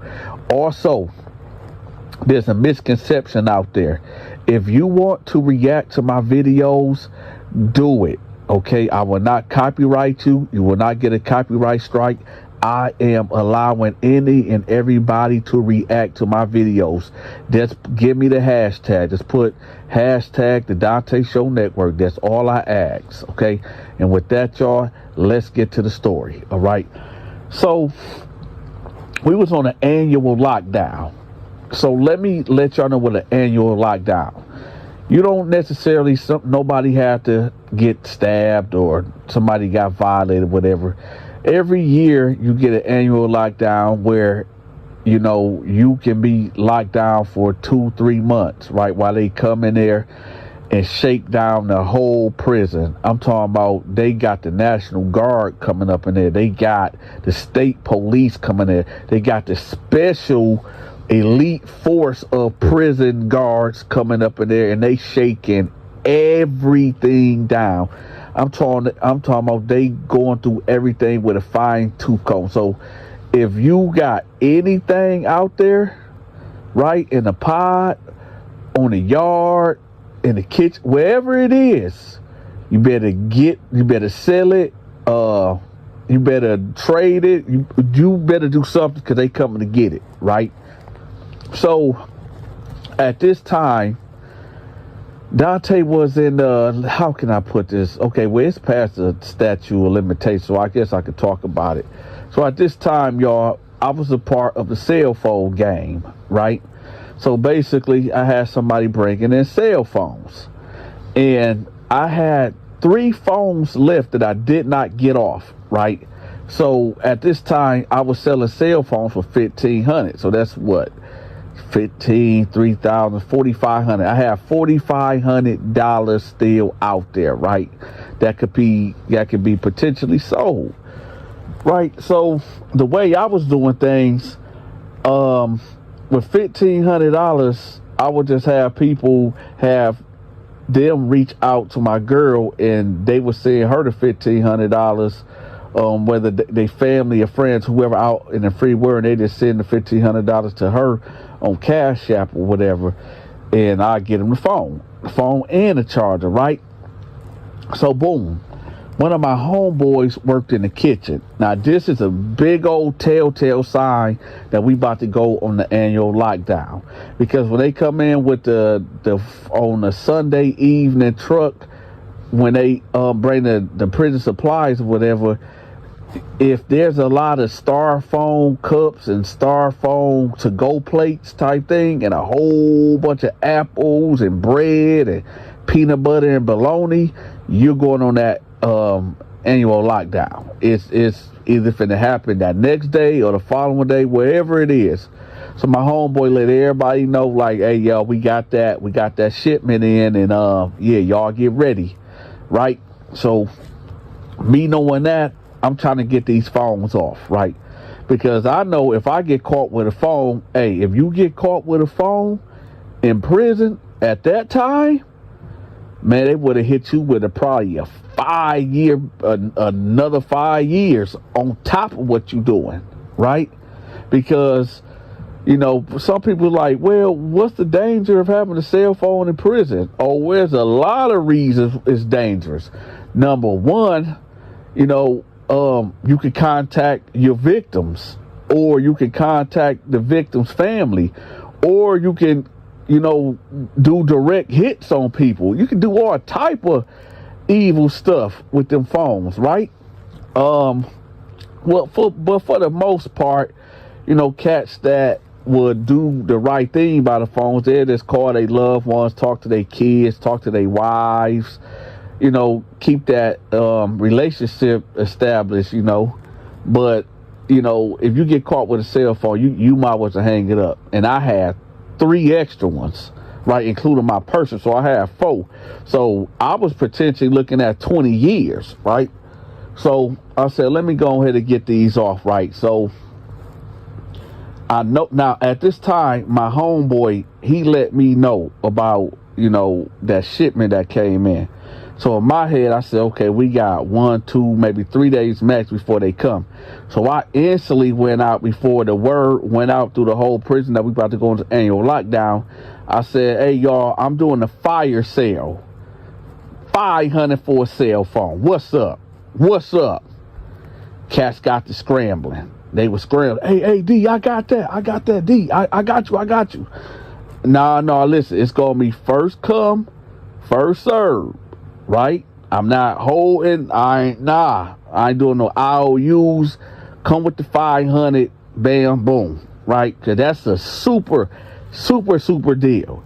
But I already knew that, I just needed to get them off, right? And plus, they only cost me $50 anyway. So, yeah, I was 50xing them cell phones, right? So, anyway, I ended up getting all 3 of them off, right? Boom. So, no problem. 2 days go by, everybody on lockdown, right? Everybody is on lockdown. I got my stove up. I got about 50 packs of ramen noodles. I figured, okay, if we gonna be on this lockdown for a month, so there's 30 days, 31 days, right? So if I got about 50 noodles, I could eat, boom, I could eat for a month, and then I could have at least 20 noodles on the side, boom. I got all my Pepsis, my Mountain Dews, got my summer sausages, all that. I'm good. Donta good. I'm good for this lockdown. Plus, I ain't got no celly, right? Now, not having a celly is a really good thing when it comes to these annual lockdowns, because number one, you ain't got nothing to worry about. You ain't got to worry about you going to sleep and somebody busting you upside the head, because you don't really know this man. This man could have mental problems, or this man could just be in his feelings for whatever reason and just snap and try to take your life or whatever. So it's a blessing whenever you can have a cell to yourself, right? So at this time, Donta had a cell to himself. So we knew that this annual lockdown was going to be for maybe about a month, right? Because the last annual lockdown, it was about 3 weeks, almost a month though, right? 3 weeks and a couple days or whatever. So we was already ready for it, right? So when they had it locked down, I was ready. I was good, right? 3rd day of the lockdown. Donta, stand up. What's up? About to get a new celly. So I'm looking at the dude. He looked like a little young dude. He looked like he was, actually, I was young around that time too. I was 24. Dude looked like he was maybe 18, 19. I never caught his age, but dude was about 18, 19 or whatever. So I stand up, get cuffed up, go to the back of the cell, right? He come in, they uncuff him. He's standing right there. I bag up. They uncuff me. Boom. That's the procedure right there. Whenever you get a new cellmate, you got to get cuffed up, go to the back of the cell until they come in or whatever. So I'm like, what's up? He like, what's up, OG? Now, for some reason, I don't know, he thought maybe I was older or whatever. Maybe that was just a sign of respect, calling me OG, even though I was young, my dang self, but I was older than him, right? So I said, nothing much, what's up? He was like, nah. I said, where you coming from? You a transfer or whatever? He said, yeah, I just came from Stanley. I said, you just came from Stanley prison? He was like, yeah. I said, oh, okay. Hey, what you in here for? He like, man, armed robbery. I said, how long they give you? He was like, man, they gave me 12 years. I said, let me guess, you use a gun? He was like, yep. I said, see, if you would have not had a gun, they would have probably gave you 2 to 5 years. But you know that gun made it an aggravated robbery. And whenever they put that aggravated on there, it's an enhancement charge, right?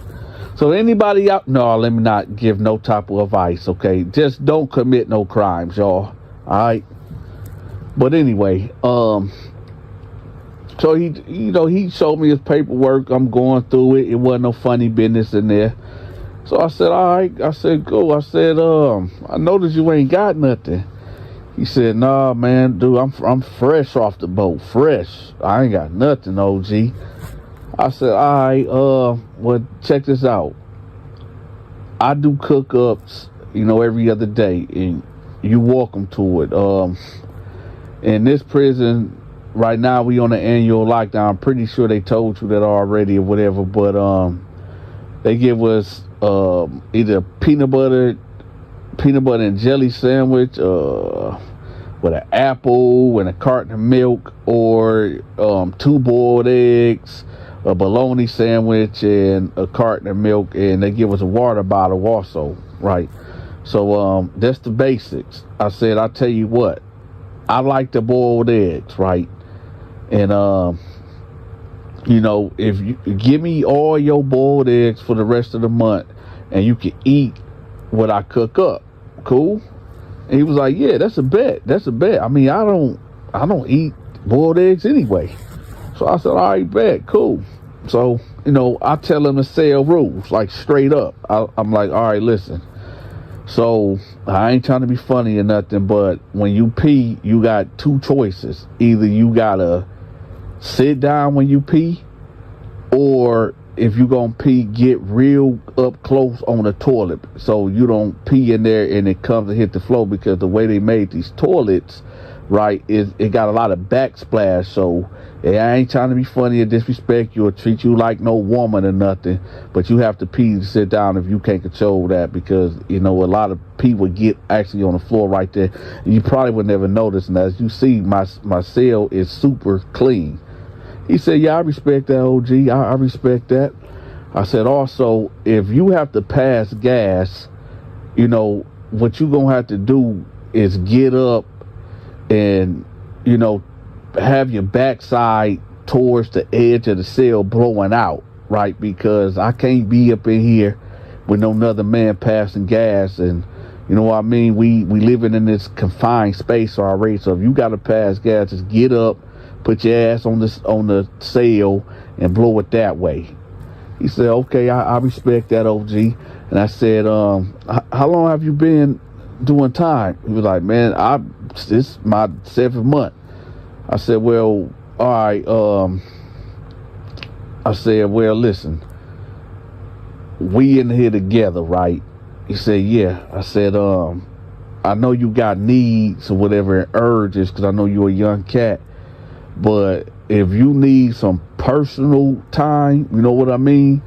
If you need personal time or whatever, just let me know, and I go to the cell I go to the bars over there, and you put the white sheet up and you go to the toilet. You just stay over there. You know what I'm saying? Because we in a confined space, whatever.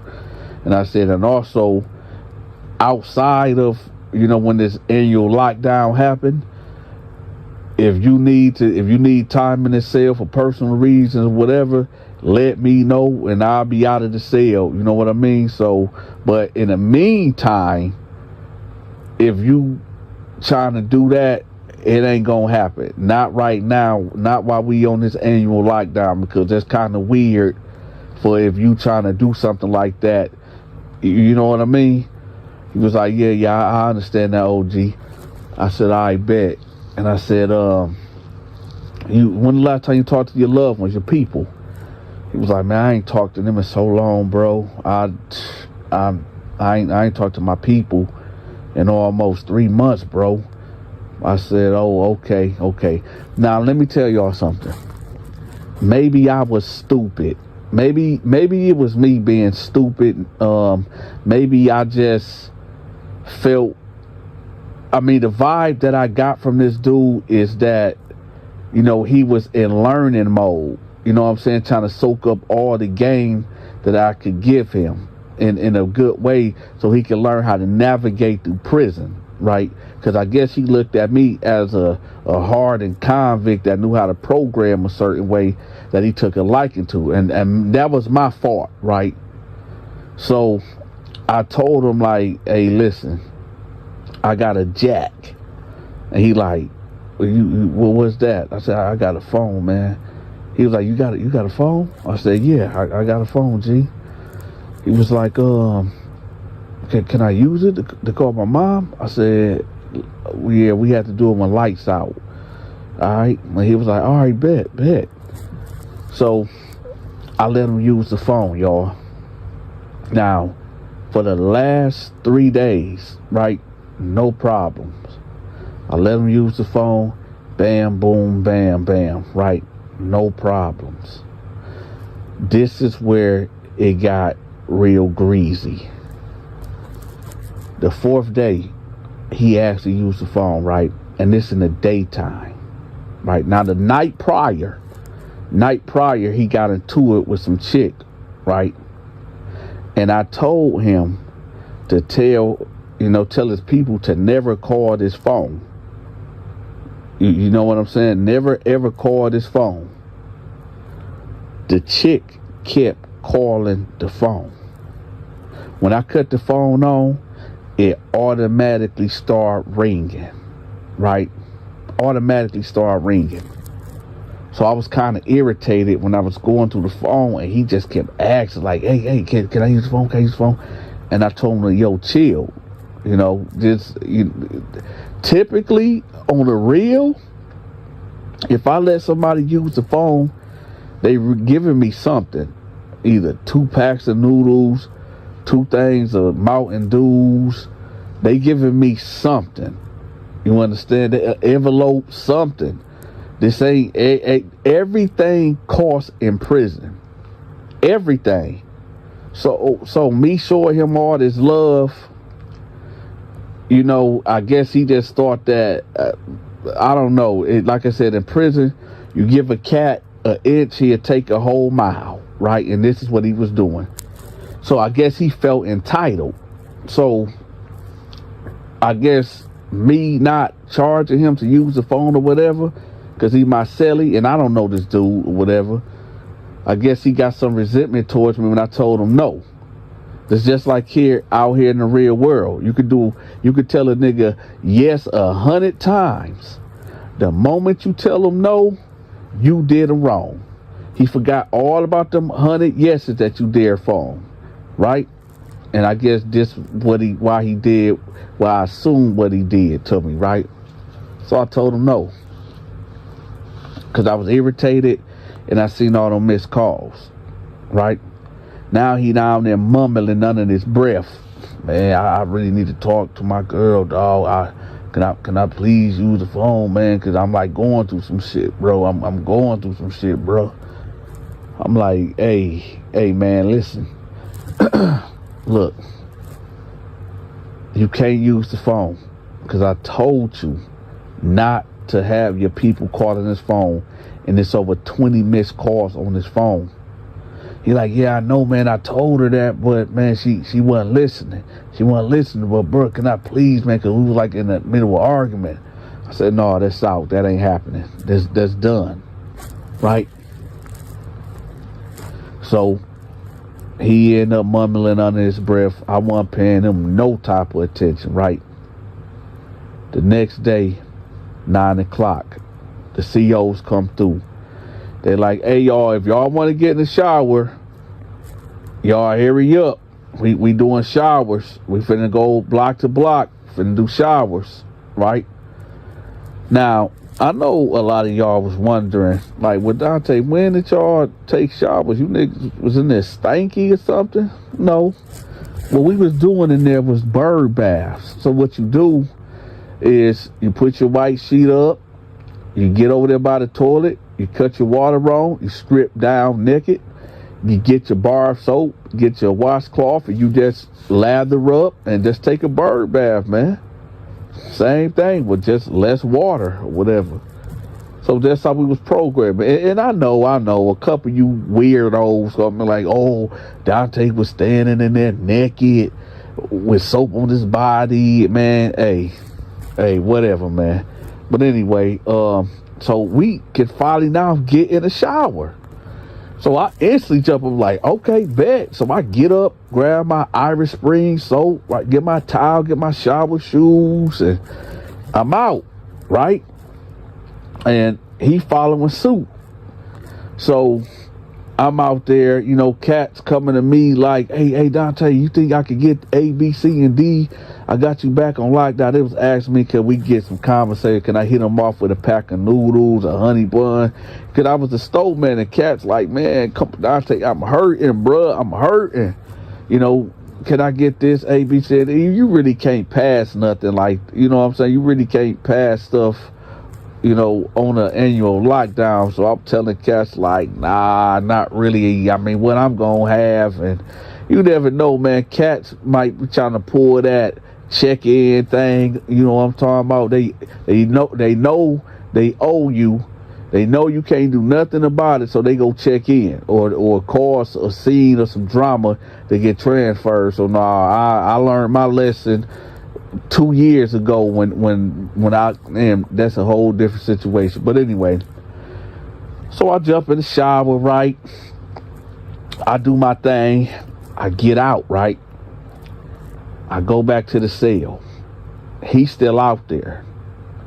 Now, I'm laying down on the bed, just chilling, right? 10 minutes later, he comes in. He got this look on his face like this, I don't know, like this guilty look. So I'm like, what's up? What happened? And he was like, oh, nothing. I said, you sure you good? You straight? Something, anything happened at the showers or something? He said, no, bro, ain't nothing happened. I said, you sure? Cause I can feel it off him, man. I can feel like this. I don't know, y'all. It's like, I don't know, like some nervousness vibe. This vibration was coming off him, negative vibration, and I'm like, man, nah, something wrong. In my head, I'm thinking somebody tried to try him in the shower. Somebody tried to punk him. So something happened. He could not just tell me nothing happened, because something happened. So I'm like, bro, like, man, you sure you good? He like, yeah, man, I'm good. So I'm like, all right.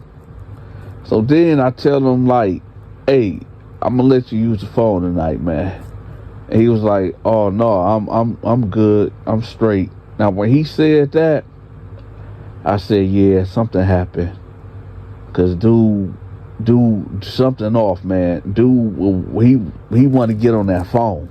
Cause how he was acting last night, wanted to talk to his girl. Yeah, something had to happen. So I'm like, hey man, you sure you straight? Cause you know we sellies, and if anybody try to get at you, so you need to let me know so that can be handled.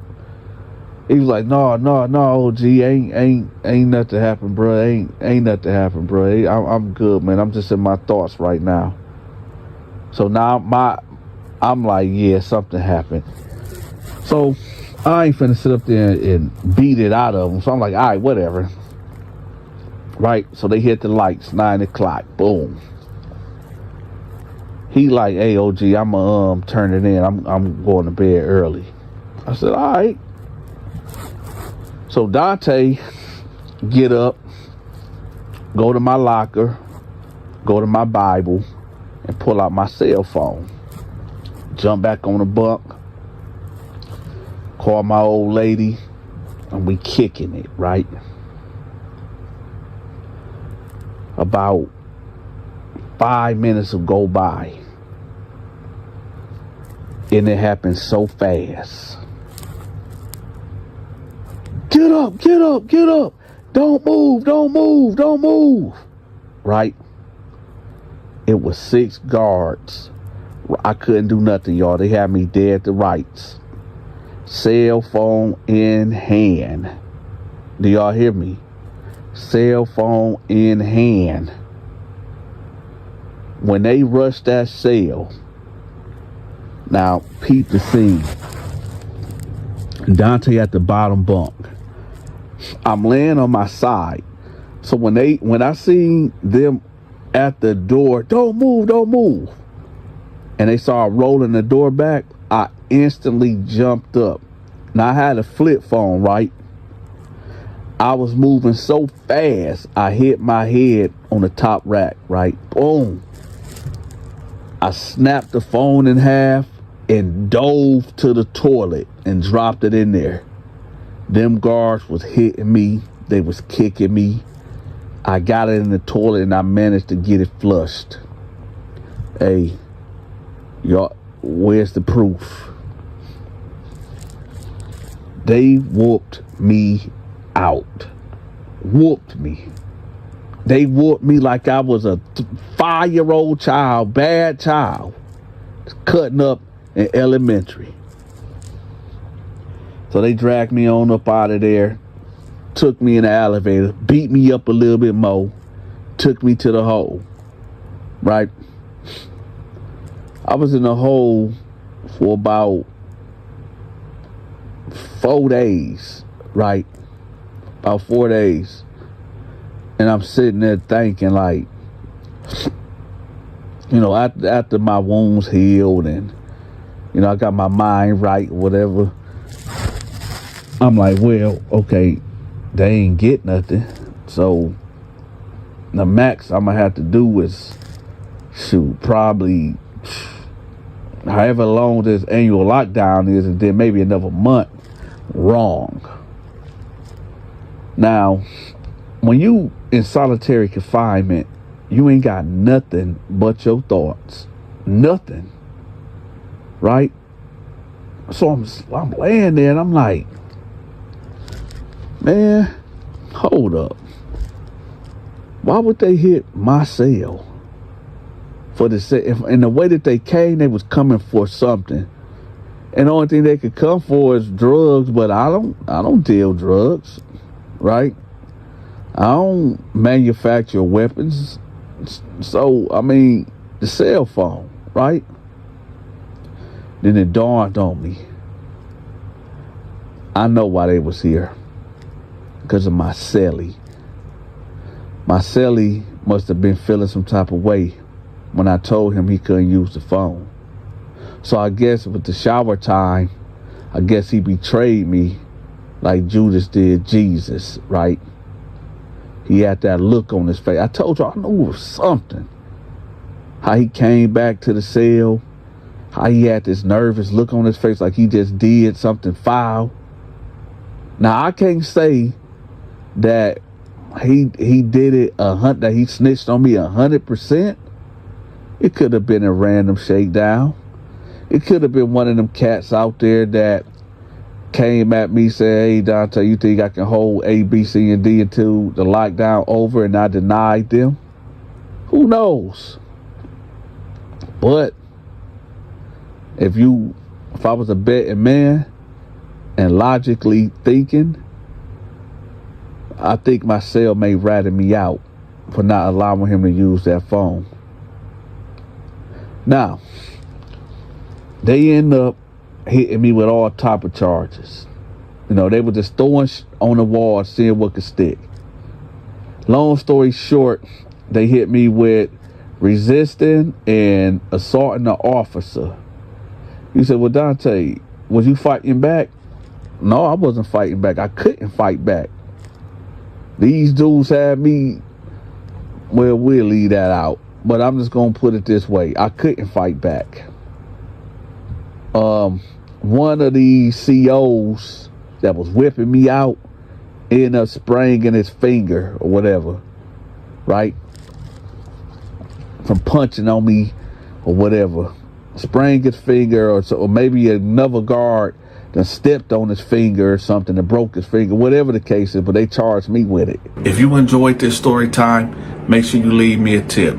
Also, if you forgot to hit the like button, make sure y'all smash that like button and share this video and hype the video. Make sure y'all check out my Amazon wish list. I got some items in there that I need purchased. So y'all make sure y'all look out for y'all big partner. If you can't get enough of these stories, I made another channel. I'm gonna have that link pinned at the top of the comment section too and in the description. Until next time, take care.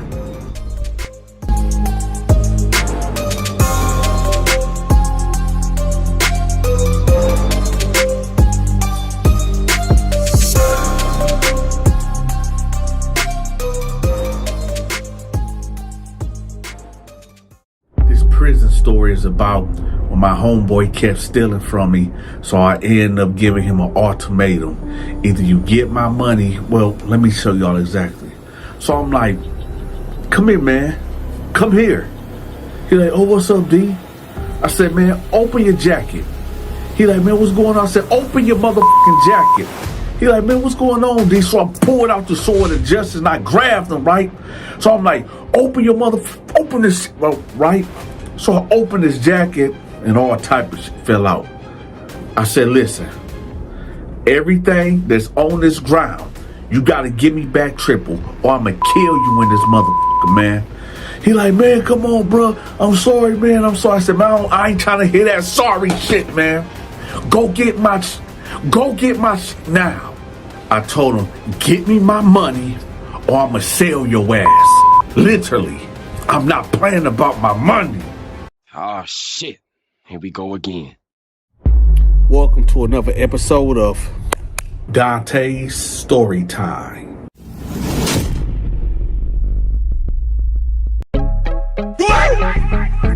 Oh, shit. Here we go again.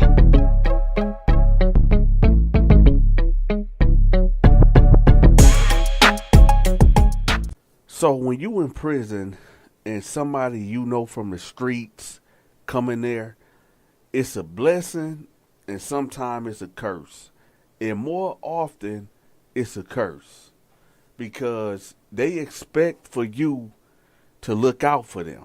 You know what I'm saying? And depending on who the person is to you, you might want to look out for them. But sometimes it backfires. And, well, let's get to the story. So, I'm on the yard, right? Me and all the homies, right?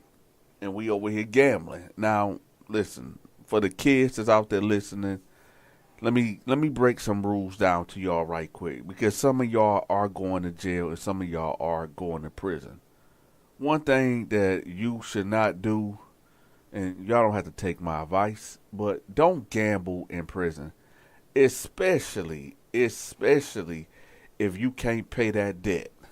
Now, we're not going to get into the specifics of why you shouldn't gamble, but just don't do it, because dang near 80 to 85% of stabbings and fights and crazy stuff come behind gambling debts, all right? So just don't gamble. So me and the homies over here, we shooting dice, right? I'm killing them. I'm talking about I'm whooping them out, right? So I get a tap on the shoulder. Now, I'm surrounded by my homies. And the homies that surrounding me is my Flint homies, right? Flint, Michigan homies, right? So I know if somebody tapped me on the shoulder, it got to be one of them or some of my Detroit guys, right? So when I turn around, I'm looking, I'm like, oh, Antonio. Listen, y'all, Antonio was my dog. When I say my dog, Antonio was my dog out there in Beecher. So let me give y'all a little side quest. Y'all know how I do it. So in Flint, Michigan, right next to Flint, it's a little town or a little city or village called Beecher, Michigan. Right, and I went to this school called Dolan Middle School, and me and Antonio, man, we was hellions. Now the whole Beecher was hellions too, right? But we had a little extra seasoning on it, right? And there's things that I cannot and will not speak about on this internet, okay? About what me and him used to do, right? But just know.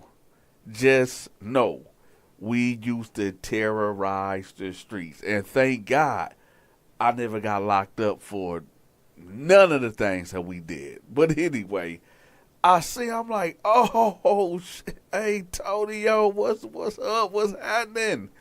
He like, man, what's up, D? What's up, man? You got big. I said, man, it ain't nothing to do up here. I'm like, hey, man, look. Hey, I'm like, hey, y'all, check this. This my homie. This my homie. So I'm introducing him to everybody shaking his hand or whatever, and it's all good. I'm bringing him home, right? I said, what unit they got you in, man? He like, man, they got me in G unit. I said, gee, and listen, let's stop, okay? Because I know, y'all gonna be like, man, come on, Dante, 50 Cent. No, in prison they got units. They got A unit, B unit, C unit, D unit, E unit, G unit, H, the whole alphabet unit, depending on the size of the prison, right? So they had me in G unit, right? Where they had him in G unit. And I was like, oh, okay, man, I'm in C unit, man. I'm gonna see, can I get you over there with me? He was like, yeah, man, cause man ain't nothing but a bunch of junkies, bruh. Ain't nothing but it's a lot of dope fiends and junkies over there, man. And I'm about to do so. I said, how long you been here? He said, man, I've been here for 2 weeks. I said, oh, you just got out of the reception, huh? He was like, yeah. I was like, well, give me a minute, man. I'm gonna try to get you over there where I'm at. He was like, all right, bro. So he peeled off. So I'm just sitting there, and my homie Al like, who was that dude? I said, man, that's one of my homeboys from Beach or whatever. He was like, oh, okay, bet. And he was like, so what are you about? I'm like, I don't really know. I mean, I ain't seen him in about, let's see, I'm 23 now. 10 will make me 13. I ain't seen dude in like 13 years. I ain't seen him in about 13 years. I said, but he cool people though. He cool people. Let me say this right quick, y'all. When you locked up, when you in prison, right, and a lot of time passed, I ain't even gonna say that. When you ain't seen somebody or talked to somebody that you used to know back in the day, 5 years, 8 years, 10 years, in my case, 13 years, you don't know who that person is. They might have been cool back then, but life can change them. And you might think y'all got that same relationship that y'all had back in the day, and it ain't that, right? And I quickly found out. So, couple days later, I get him in the unit, right? And I'm like, because Tony, man, that man, never mind. All right, forget it. Never mind. I'll say that story for another time. But anyway, so we in the day room, right? And I'm doing my pull-ups under the stairs. So he come over there by me, giving me body shots, pause, right? He hit me in the chest. I'm like, hey, chill out, man. And I jump off the stairs, right, whatever. Then we shake hands. I'm like, what's good, man? He like, man, I'm over here, man. I said, I bet.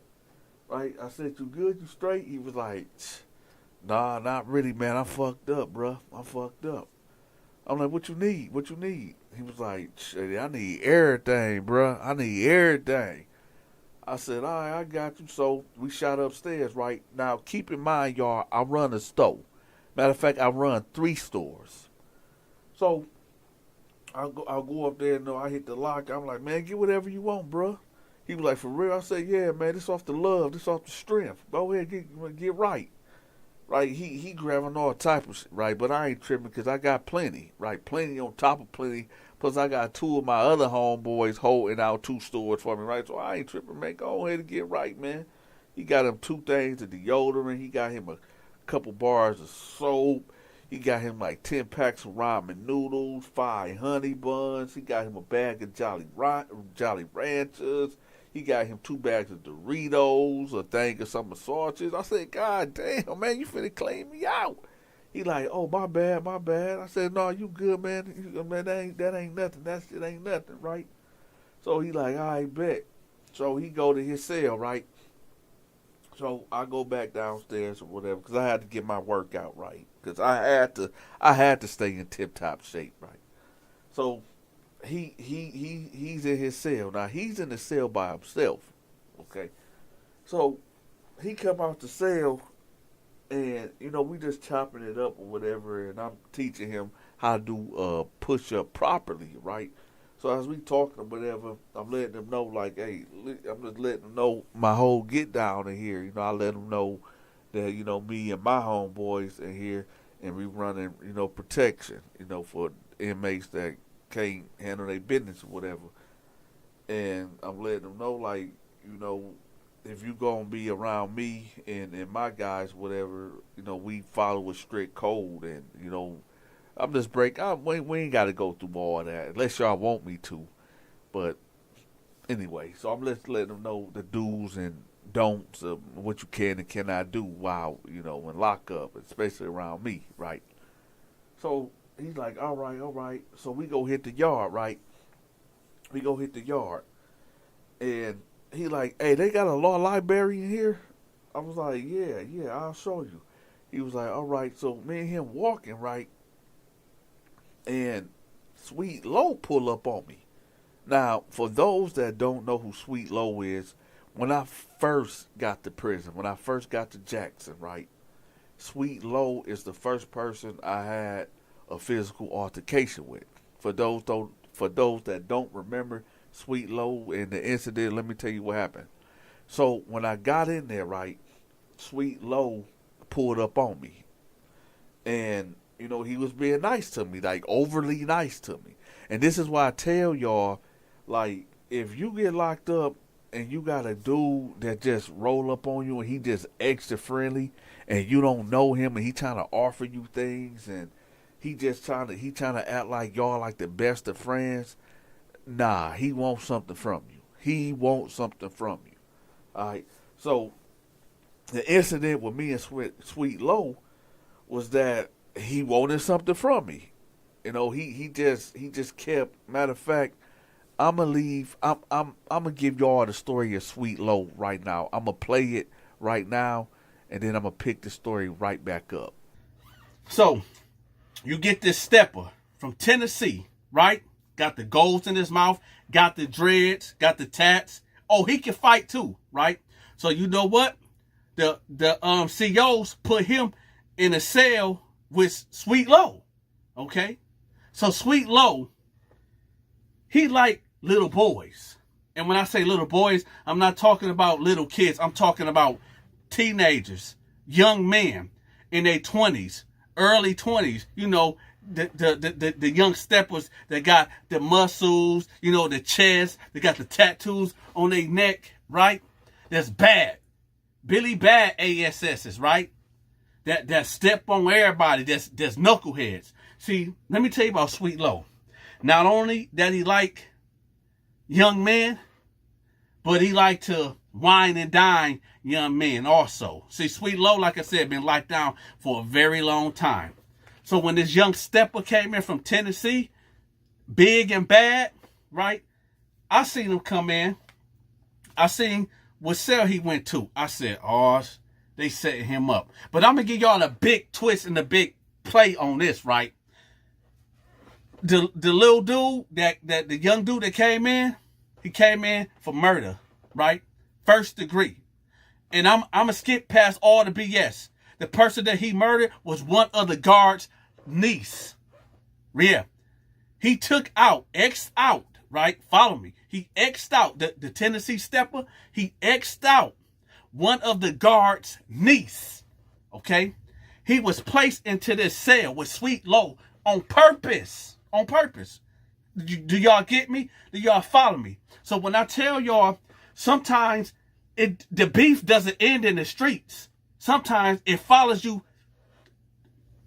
to lockup, to prison, right? He was placed in that cell with Sweet Low for a reason, intentionally.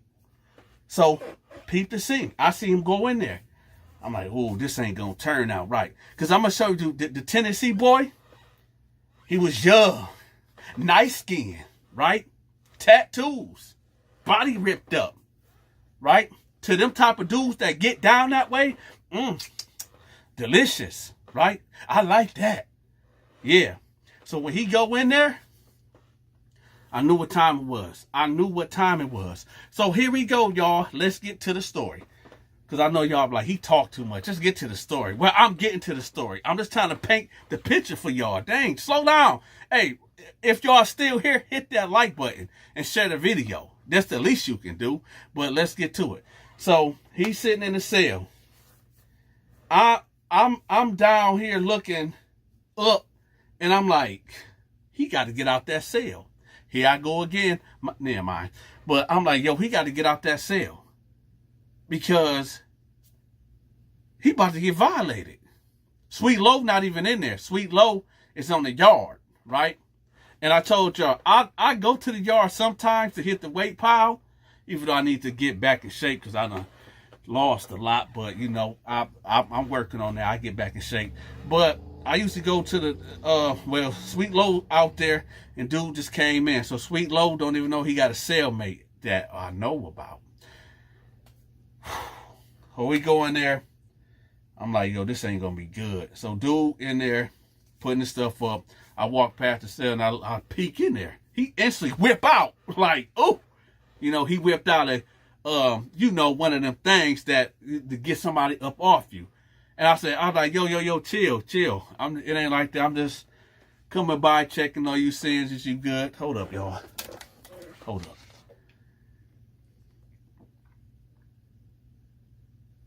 up. By the way, y'all drink some water, man. Stay hydrated. So I'm like, yo, I'm just up here checking on you, you know, seeing what's up with you. He like, shoot, I mean, hey, you know, I heard about what be going on in here. You know, I gotta protect myself. I said, yeah, that's cool. I said, so what you in here for? So usually you should not ask somebody what they in here for. But, I mean, it looked like he's been in here for his first time. And, you know, it was all right for me to ask him because he don't know no better. But I would not have done that to a older inmate that been locked down, you know. I'm just, you know, it's me being older. I could talk to a youngster like that, right? Hold up.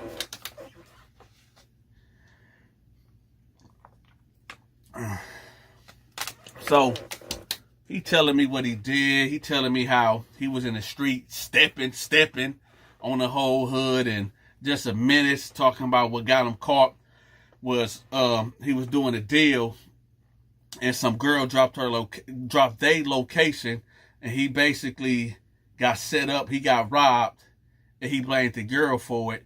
And he turned her TV off. He turned her lights off permanently, right? This goes back to let y'all know what I said earlier of the girl that he turned her TV off. It was one of these guards' niece. Hold up. I'm hot, y'all. My bad. Hold on. Hit that like button. Ooh. Oh, yeah. Now, shout out to everybody that be hitting that like button. Shout out to everybody that be hitting that like button. I appreciate y'all. I really do. I'm going to shout everybody out. Just drop your name in the comment section and where you from. And I'm going to shout y'all out in the next video. I drop a video every day. Well, I try to drop a video every day for y'all. But if y'all don't get a video every day from me, you will get one every other day. But believe me, you ain't going to go one day without seeing a new video. Better believe that. But y'all hit that like button. Share the video. So he telling me the story how, you know, that's how he got caught when he cut this girl lights off, right? He said when he did that, the neighbors heard the shots. They called the popos. As he leaving out, the popos already on him. As he leaving out the door, he got the you-know-what on his hip. And it was over. But I want to do a sidebar right quick. You know the craziest thing? This is the craziest thing. That you'll get a stepper, right? A gangbanger that will air the whole neighborhood out. That'll turn everybody TV off that look just like him, right? Right? But then when the boys in blue, whoop, whoop, that's the sign of the police. When they pull up, freeze, put your hands up. They do just like this. Even though they got the hammer on right there, right? That's why I said these gangbangers, these steppers, is only a menace. Poison to the whole community, right? Will lay down somebody that look just like them, right? But when the police say, put your hands up, freeze, they do like freeze, put their hands behind their back, no fight. But if I make a mistake and even look at them wrong, I'm not even looking at him wrong. I'm not even looking at him. I'm looking past him. And they say, oh, I'm going to take this dude life because he's looking at me because he muck. I'm not even looking at him. Then he take my life, then boom. You see what I'm saying? But when the police pull up, when the boys in blue pull up, it's, oh, you got me, officer. Yeah. Only tough on your own people. But let's get back to the story. Y'all hit that like button. So he's sitting up there telling me this story and this and that, right? And around this time, I'm like, all right, well, shoot, he just gonna have to learn. So I'm trying to school him and tell him, like, okay, so dude that you in here with, you got to get out of there, because he like dudes, he like guys. And I'm gonna tell y'all something. Y'all probably think like, oh, why you getting in his business? Why you putting him out there like that? First of all, I'm gonna tell y'all something. The pod that we was in, it was over 100 men in there, right? It was 100 men in there. And dude let it be known that that's what he liked, right? So I'm just talking to him, and yes, I had no business, doing what I did, but at the same time, it's one of them things where you feel like if you can save somebody, no, I'm going to be real. I'm going to be real, but I got to watch what I say because I'm trying to get monetized, y'all. If I didn't warn him and let him know who he was in the cell with, and then I start hearing noises at night, see, they don't want to talk about when you walk around with a diaper on, huh? Yeah, see these dudes that be telling these jail and prison stories, they never tell y'all the real, actual, raw stuff that really comes with this, right? With these booty bandits and what happened to a man after he get assaulted. He walk around with a diaper on, a big diaper on. So I felt like when I seen this young boy go up in that cell and I knew who he was selling with, I said, you know what? It ain't my business. But at the same time, let me just let him know what's going on, right? So at this time, I'm talking to him. I'm like, yo, you need to get up out the cell because, dude like young dudes. And, I'm just saying, he like, man, he like, man, I ain't trying to hear that, man.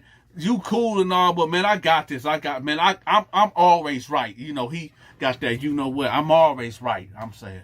All right, so, I've been hearing stories about my man, right? He don't care about that.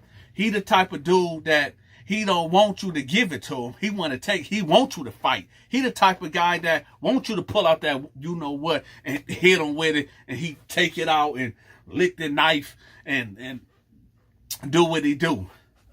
Y'all hit that like button.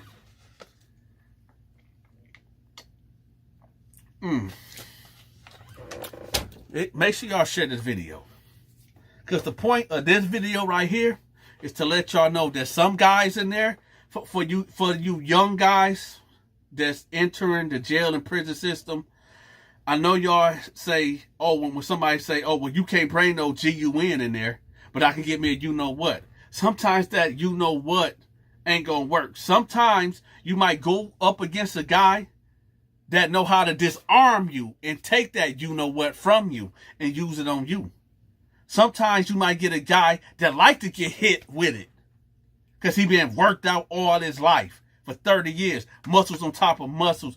Muscles where muscles don't supposed to be at. And when you hit him with it, he like, you scratch me. Boom. Knock you unconscious and do whatever he wants to do to you. And I know for all you haters out there, that be running your mouth about me, saying all type of crazy stuff about me, keep doing that. Because I'm going to tell you something. The reason why how I survived and I didn't get violated, the number one reason, you want to know why? Do y'all really want to know the number one reason why I didn't get violated? Huh? Yeah, I got to a couple of fights, a couple of rumbles, a couple of, look at that right there. You see that? Yeah, right there. I got to a couple of them fights up in there. But you want to know why I never got assaulted in that type of way with this story going? It was only because of the grace of God. Because God was watching over me. It wasn't because I was the biggest and the toughest guy in there. No, I told y'all it's always somebody bigger, somebody tougher, somebody can fight better than you, whatever the case may be. It was because of the grace of God that I never got assaulted in that type of way. Now, y'all pay attention. Let's get back to it. So, I'm talking to him, and he ain't really trying to hear what I'm saying. He like, man, I got this. I ain't worried about him. I said, all right. So, I get up out of there. I go downstairs. I get to my room, look out the door, make sure the popos ain't around. I whip my phone out, and I get on the phone, and I start talking to my lady, right? They start coming in. Dudes start piling in back into the pod. Dudes running to the showers. Dudes running here, dudes running there, because about 15 minutes, we all about to get locked down for count. So everybody shooting here, shooting there, shooting there, shooting there. And then here goes Sweet Low.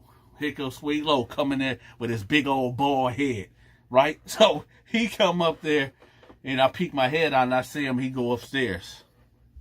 Then he come back out, and he like, his hands is like on the rail that's looking down. And he got like this happy look on his face. And I'm looking, and I'm like, tap my celly, because he was standing right to me. I said, hey, look at Sweet Low. And he like, yeah, look at Sweet Low got one. He got one. And I was like, yo, I went up there and I hollered at him. I told him, like, yo, you gonna have to get up out of there. Dude was like, I got this, basically. Dude was like, well, I hope he do. So Sweet Low just standing there, just smiling. Then he get back, he go back in his cell. No sweat, no nothing. Nothing happening. 2-3 days later, I'm going to fast forward, okay? Because nothing really happened, okay? In the next 2 or 3 days, nothing really happened. Third day, I'm going to say it was about 2 a.m. No, it was about 3 o'clock. It was 3 o'clock. Because this Muslim guy, there's a couple cells down from me, he gets up around like 3:25, 3:30. He started praying, and he be like, I could hear him. I was a very light sleeper, and I'm going to tell y'all why in another story. But y'all hit that like button, share this video, and subscribe if you ain't subscribed. So, so I'm up, and I'm just laying there, because I start hearing this noise, like this scraping noise. Like, everybody that been locked up, y'all know when somebody's sharpening a tool. You know that noise. It get real quiet when you hear that noise. You try to pinpoint where it's coming from, right? So, I'm laying there and I'm like, okay, all right, somebody get something ready, okay, whatever the case may be. So I'm like, all right. So I finally, somewhat fall back asleep. Then I hear like a whole bunch of bumping, like boom, boom, boom, boom, boom. And so I wake up and I'm like, what is that? So then I hear, stop. Then I hear like a muffle, like a muffling noise, like somebody screaming, but like when somebody got their hands over their mouth. So then I look over, and I tell my buddy, I say, yo, you hear that? He wide woke. He said, hey man, that's Sweet Low. That's coming from Sweet Low room. Next thing you know, other dude, we hearing it. I'm gonna spare y'all the details. I heard noises that night that no man should ever make. Okay? I'm gonna tell y'all right now, Sweet Low was in there violating the young guy, the stepper, the guy that I tried to warn, okay? You got dudes waking up now, because it's loud now. Dudes waking up. Yo, man, cut that out. Hey, man, stop that. Guards. Dudes yelling out, and there's no guards. There's supposed to be 2 guards on shift. There was no guards. You want to know where the guards was at? One was in the break room, sleep, and the other one was outside of our pod somewhere else smoking a cigarette. They both got fired.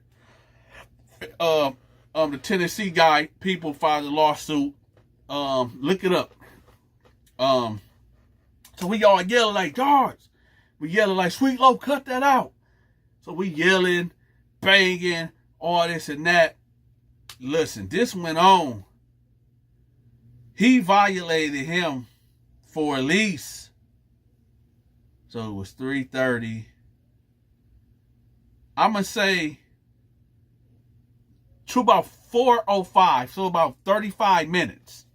Because I told y'all in that other video, around 4 o'clock, they come around with the powdered milk, this liquid that they put them sedatives in.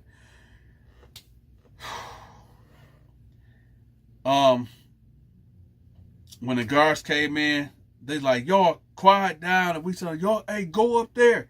Go up there. He violating him. He violating him. Guards get on. They get over there to his door. He instantly take off. He on there. About 10 guards come in there like 2 minutes later.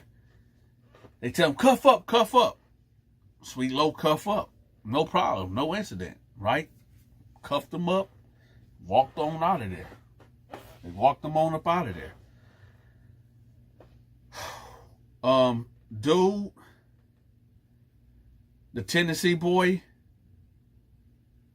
I couldn't even recognize his face.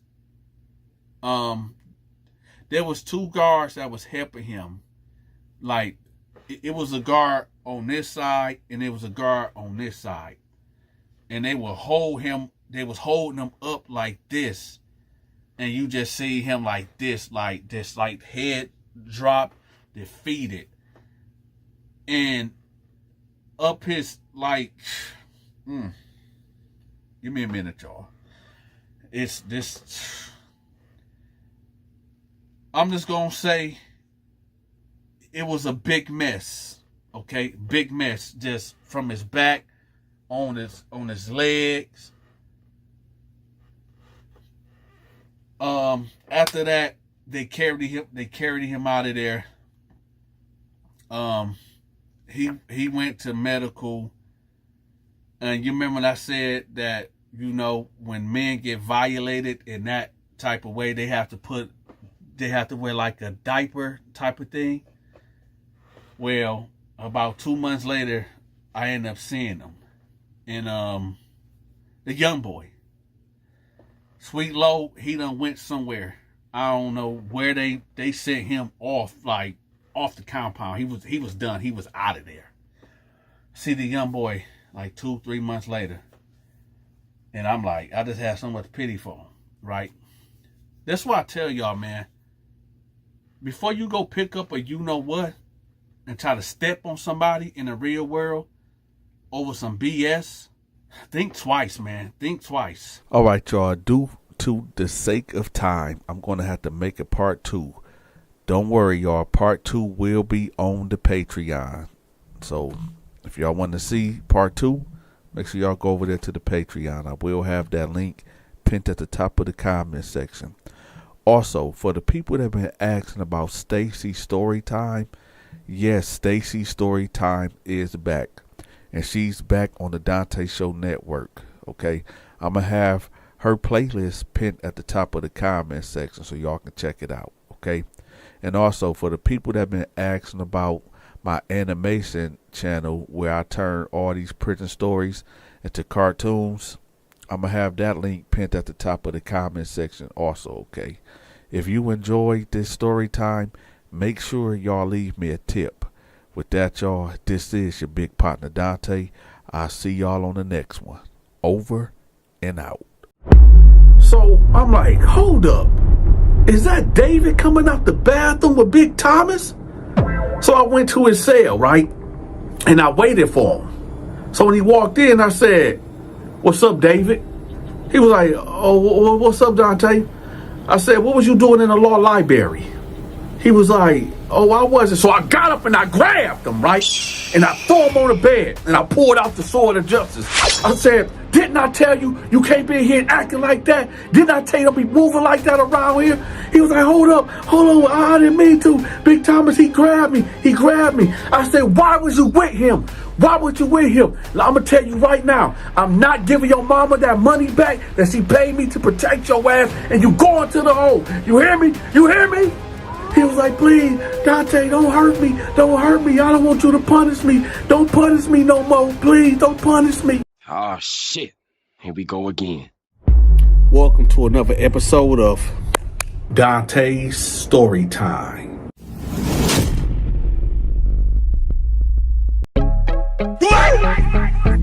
Oh, shit. Here we go again.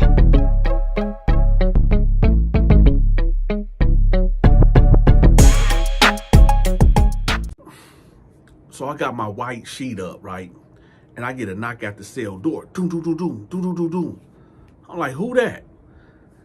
Al, man, it's Al. I'm like, what's up? What's up, man?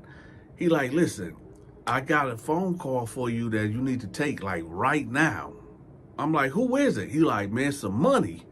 I said, some money? He was like, yeah. I said, but come on through, right?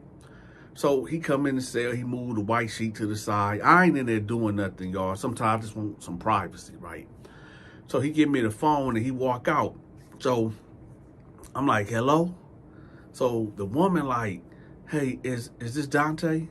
I'm like, yeah, what's up? Who is this? She was like, listen, some guys put me in touch with you. They said that you might be able to help me and my son. My son name is David, and I want to tell you what he did to go to prison. I'm like, okay, what's up? She was like, well, he was dating this girl when he was 17 and she was 16, and then he turned 18 and the mama pressed charges on him, but now she's 17 and he's basically 1 year older than her, and they hit him with statutory. I'm like, okay. So she was like, and I heard about what happened to guys that have bad charges, but again, I was told that you are the guy that I need to talk to protect my son. So I said, what's his name again? She was like, David. I said, is he here yet? She was like, yeah, he's in reception. I said, okay. I said, well, check this out.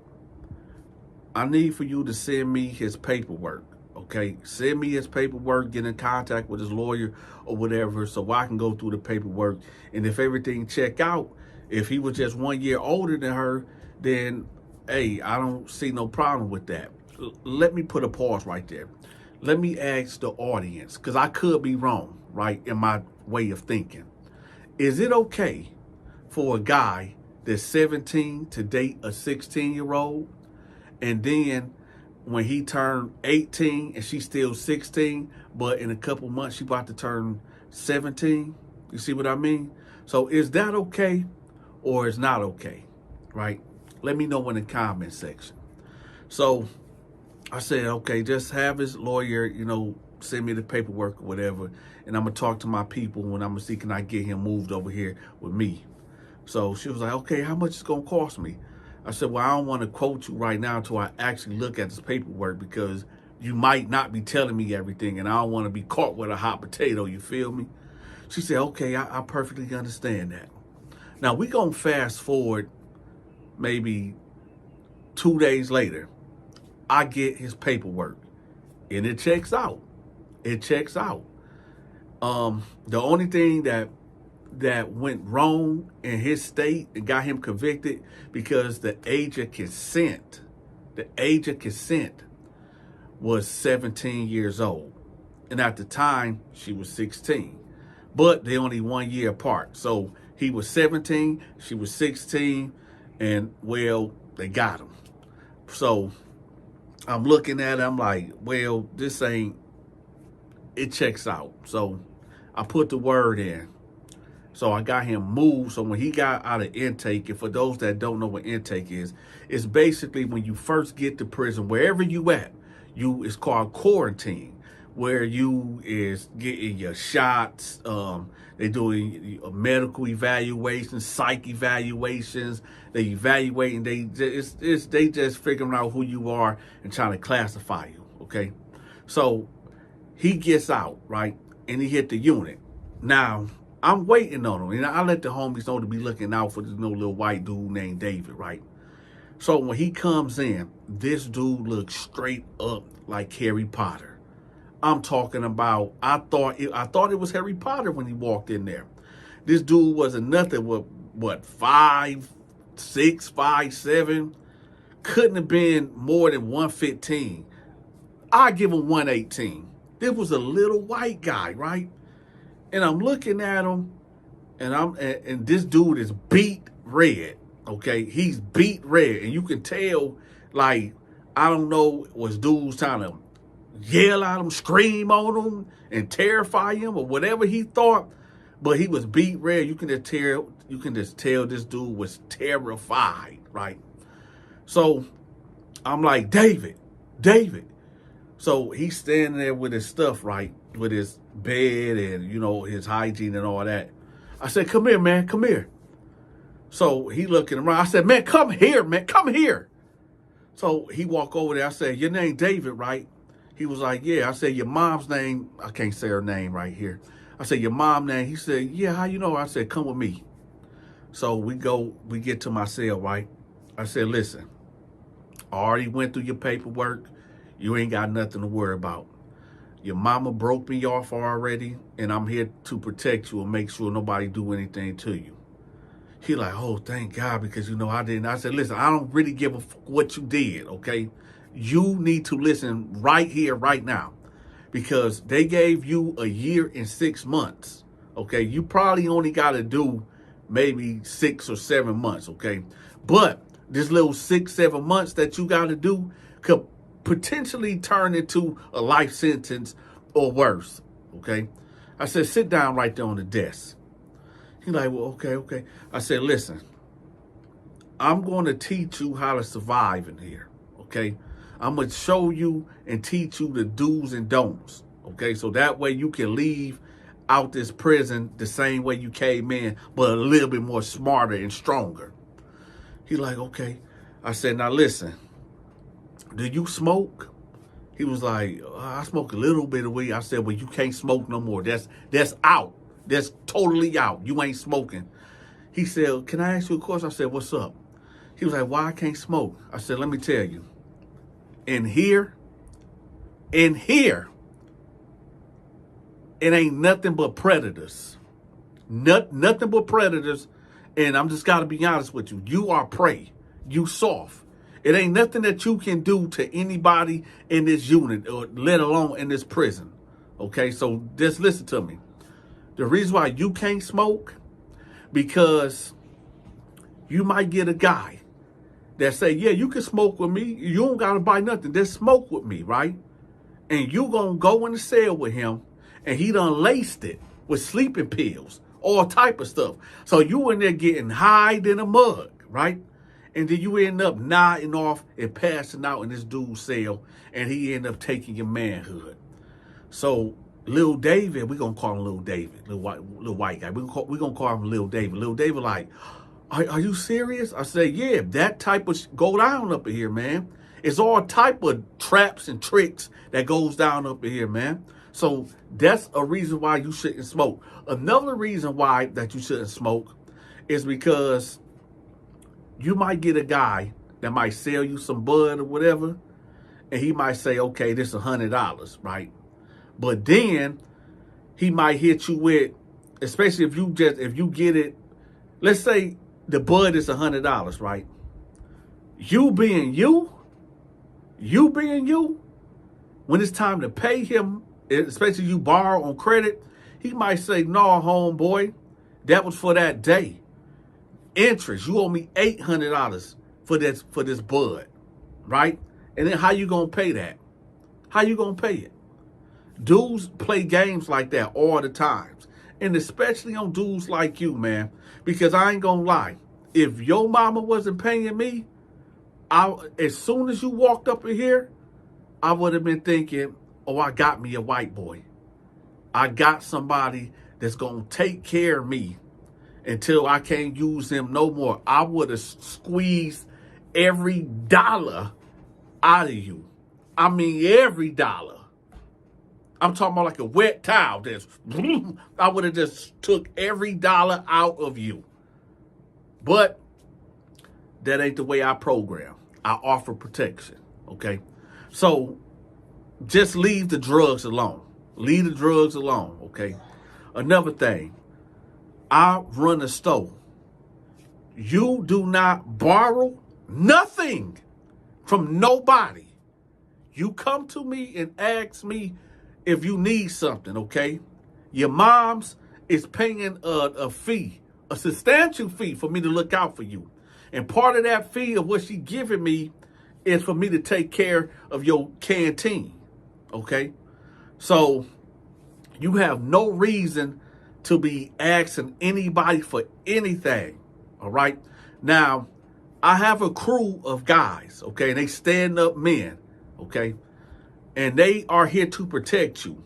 I'm going to introduce you to the guys a little later, okay? If me or my homies ain't around and somebody pressing you, come to me immediately. Go to one of my homeboys immediately and let them know what the situation is, okay? He like, okay, bet, okay, I got you. And I said, the last thing but not least, okay, you cannot, by no circumstances at all. Matter of fact, before I say that, are you gay? He was like, oh, no, heck no, not at all. I said, you sure? He like, no, man, heck no, my girlfriend, I'm in here for my girlfriend. I said, okay, I just need to know because this might dictate some other things, okay? He was like, no, I'm 100% straight, man. That's why I'm glad you protected me because I don't want to be gay in here. I said, I got you. And let me say something right quick, y'all. The reason why I asked him that is because there was a couple of times where me and my crew got put in a predicament, a messed up predicament, right?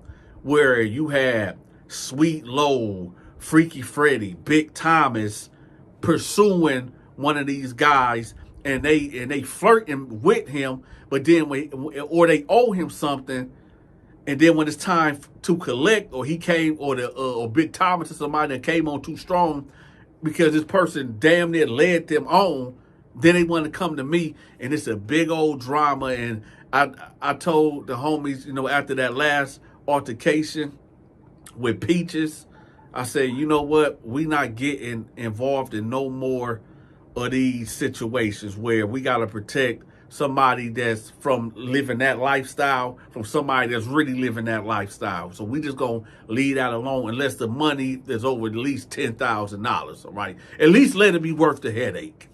So we get that clear. So I said, listen, don't hang around homosexuals. Outside of that, you good, man. So he like, all right, thank you. So I said, come with me, man. I'm finna introduce you to everybody, right? So he put all this stuff down. He walking with me. So I'm like, look, the dynamics in this prison, I mean, everybody pretty much know me, but you cannot walk side by side with me. You got to walk in back of me, right? He was like, oh, okay, yes, sir. And let me explain that to y'all. In prison, it's the law of the jungle. It's dog eat dog. And when I say this part, I just want y'all to listen. I was a predator, okay? I was a predator, but I wasn't a sexual predator. The type of predator I was, well, I can't even say a predator. I was an apex predator, right? Meaning I will rob, steal, and kill somebody over what I believe, all right? And if you violate any of them things, I will do any of them things to you. And I'm willing to go to the maximum, to the max, okay, of what I do. So in order to be an apex predator, you got to move a certain way. If you walking with somebody that's inferior to you, and I'm not talking about no race things, I'm talking about prison politicals, right? Political things. If somebody is inferior to you, like the young white boy David, he has no right to be walking side by side with me, okay? He has to walk in back of me. And that's just what it is. This is prison politics, y'all. This is what separates the men from the boys, all right? So I told him he had to, walk behind me. And he was like, hey, can I ask you a question right quick? I said, what's up? He was like, well, I heard that, if a guy is holding another guy's pocket, he's his property. He owns him. So we halfway out the cell, and I turn around, and I say, go back in the cell, man. So he's like, well, what's going on? So I kind of barked on him a little bit, Yeah, I told him, I said, listen, you do belong to me. We gonna have to, I don't want to put my hands on you, but I might have to put my hands on you because I can tell you might start overstepping. He's like, wait, what did I say? I said, listen, you do not talk. You do not speak unless I allow you to speak. I'm trying to, and I know y'all, it kind of seems like I'm trying to bully him. No, I'm trying to protect him. Because if he get out there saying the wrong things to the wrong person, it's lights out. It's lights out for him. So I'm teaching him the game, right? And I tell him, yes, and in a way, I do own him. Why? Because his mother is paying me to protect him. And yes, it might sound harsh, okay? It might even be harsh. But I'm trying to make sure this dude get out in 6 or 7 months, okay? So I tell him, yes, I do own you. I own you, okay? You need to do what I tell you when I tell you to do it. He like, okay. I said, it ain't no okay. I said, matter of fact, get down. Get down right now and give me 30 push-ups right now. He like, okay. So he get up. I said, man, there ain't no push-ups. Go all the way down to the floor and then come up. Go down and then come up. And I said, count them off. He like, 1, 2, 3. So he do the 20, so he get up. I said, listen, I'm going to build you mentally, physically, and spiritually. Okay, now come on, let's go. We finna go meet the homies. So we leave out and he walking behind me. So the homies already down there in the day room, and, people done heard me bark on them already, when I told them, get down and give me 20 push-ups. They like, what D got going on up in there, right? So we get out there, right? And I'm like, yo, this the homie Al, this the homie Tar T, this Homicide, this J-Bo, this J-Rock, this DK, this Rambo. I'm introducing him to the crew or whatever. I'm like, y'all, he's a part of us right now. We got him for about 6 months to a year. I'm going to break y'all off, because these the homies. In order for me to program the way I was programmed, I had to have these good men around me to execute the things that I need to be executed from my will, right? For me to impose my will on other inmates, I had a crew, right? And they executed it for me. And I had to break them off, a little piece of the chain, right? So I'm introducing them. They talking to them, whatever, right? So he like, yeah, what's up? So he just conversating with him, right? So I'm like, all right, I'm about to, we finna walk the yard. So we walk in the yard or whatever. He just looking around, just looking, and he just staring at people. And I noticed he caught the eye of Big Thomas, right? Big Thomas is over there on the weight pile, and he just looking at him. And I see David looking at him, because now Big Thomas is a really big guy. He's about 6'3", maybe about 270, jacked up guy, right? And I don't know, is David infatuated with this guy's size or whatever, but he's looking at him, So Big Thomas, he's on his back lifting the bar or whatever he put up. He sit there and he like, what's up, white boy? Right? And so I turn and look, and he like, what's up, D? I said, what up, man? He said, who the white boy? I said, he with me. He said, oh, okay, my bad, respect, right? So now I could be wrong, because the sun was glaring at this time.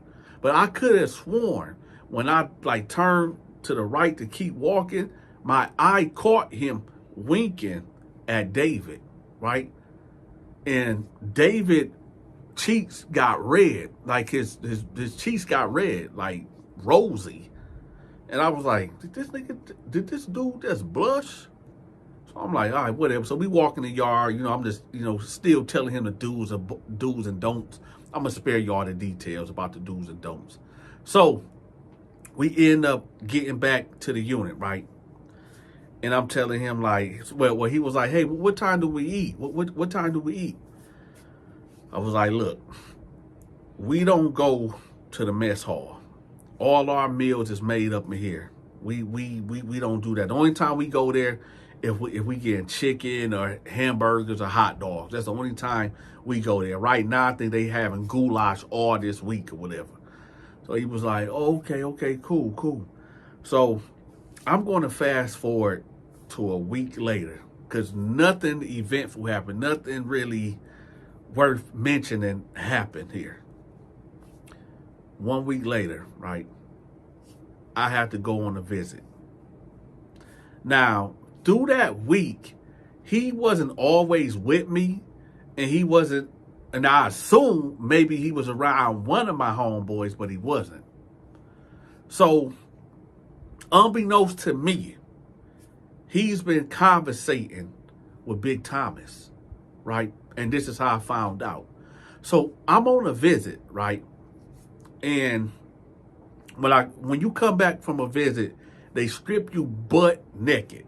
They strip you butt, booty hole naked, right? You got to bend over, spread your cheeks, and cough, right? And they want to make sure that your visitor didn't pass you something that you trying to put up your manhole, right? So I'm in there doing a humiliation ritual. That's what I call it, humiliation ritual. So I get dressed or whatever, and as I'm coming down the corridor, right, because we got to walk in this line against the wall or whatever. As I'm coming down this corridor, I see Big Thomas kind of jogging to the right towards the law library, right? And then I see little David like dart that way too. Now, I can't say nothing, like, hey, what's going on? Because in this hallway, in this corridor, you have to be quiet and you have to walk a line. So I'm thinking to myself, like, what the fuck? What? So when I get back to the unit, I asked the captain, because the captain was working at the time. I'm like, hey, can I go to the law library for a minute? So, he wrote me the pass, whatever. So off I went. I go in the law library, y'all. I don't see him. I don't see little David. I don't see Big Thomas at all. So I'm literally going aisle through aisle, right? And I'm checking the corner. They have a bathroom in here, right? So I'm like, damn, where did they go? Maybe they left. Maybe I'm tripping. So I'm leaving out, right?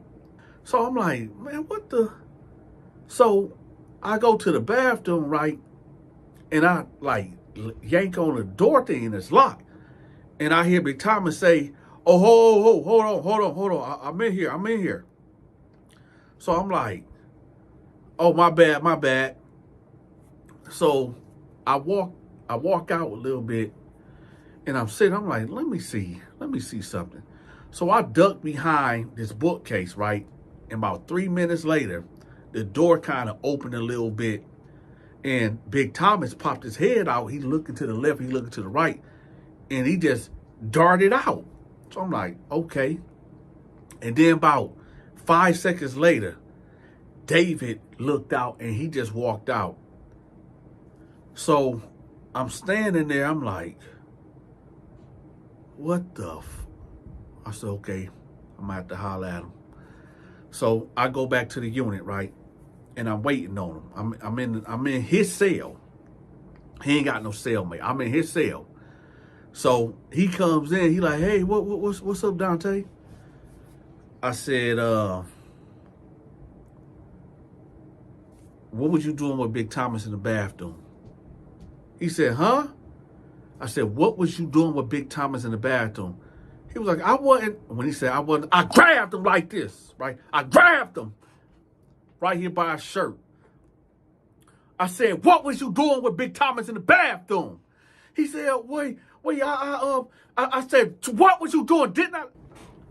He was like, wait, hold on. I had to tell you something. I got to tell you something. I said, you better spit it out. What? He like, look, just give me a minute. I said, listen, I told you day one, I don't play them type of games. I asked you, was you like that? I asked you, did you get down like that? And you told me no, right? You told me no, right? He was like, yeah, but just wait. I said, what happened? What happened? He was like, look, them days that I wasn't around you, you know, he approached me and he was telling me like, yo, he could give me this and he could give me that or whatever. And I told him no, like for the first 2 days, but he just kept coming to me and approaching me, giving me things. And I eventually started taking them. I said, I told you not to do that, man. Didn't he said, yeah, I know, but I didn't want to say nothing to you because I knew you was going, you told me not to do this, but I did it anyway, and I was afraid. I said, let me guess. He told you had to give him something, right? That you couldn't pay him back.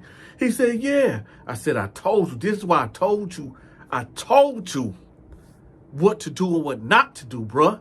He was like, I know. But he told me that he was going to kill me if I didn't meet him in the bathroom. And, man, I'm sorry. I'm so sorry, bruh.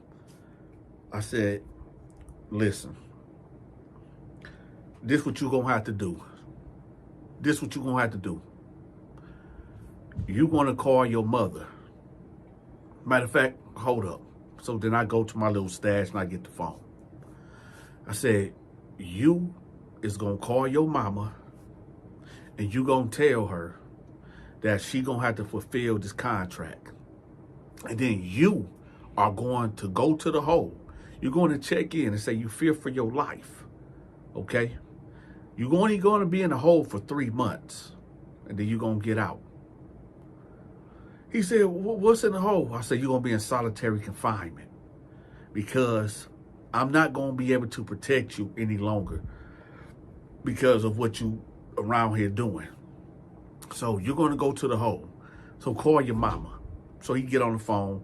He call his mama. She give me the phone. He give me the phone. I talk to his mama. She understand. Right? I didn't tell her, you know, the thing that him and Big Thomas was doing, right? But I let her know, like, yo, he gonna have to go to the hole now, but I need for you to send the rest of that money. Hold on, y'all. So, side note, the deal that me and his mother struck, right, was for me to protect him for a whole year. And she was paying me monthly installments, okay? And it was a nice chunk of change that she owed me, right? But because I wasn't going to make no more money off of him, I just called in the whole contract, you understand? And, you know, I told her, like, you know, you're going to have to pay the remaining balance of this debt or something is going to happen to him, right? So, you know, she had the money. She wired the money to the green dot and everything was good, right? Let me tell y'all something. Prison is so messed up. And it's a place that is so diabolical to the point that I remember one night, right, I was laying in the bed, staring at the ceiling. And I said, God, I don't supposed to be here. I do not supposed to be here at all. Please just let me out of here, right? Tell me why, when David got out of the hole, he actively sought out Big Thomas. Now, I can't give y'all word for word verbatim, but I was told by an ear hustler that white boy David approached Big Thomas and said that he wanted to be with him. And he wanted to be with him when he get out of prison. Apparently, Big Thomas and him was communicating, writing each other letters or whatever. And when he got out the hole, he was with Big Thomas, y'all. And when I seen them together, I was like, well, I got my bread. What's up, y'all? If y'all enjoyed this story, make sure y'all leave me a tip. Also, I got another channel. If y'all can't get enough of these stories, subscribe to my other channel. Over there, I tell creepy stories. Y'all will enjoy them. I'm going to have the link pinned at the top of the comment section. Also, y'all, I got my Patreon pinned at the top of the comment section too. Y'all make sure y'all go check it out. And don't act like y'all don't see that Cash App. Don't forget to hit the like button, y'all. With that, y'all, I'll see y'all on the next one. So I'm looking through my bag, and I'm like, where's my Skittles at? Okay, I see my Doritos. I see my sodas.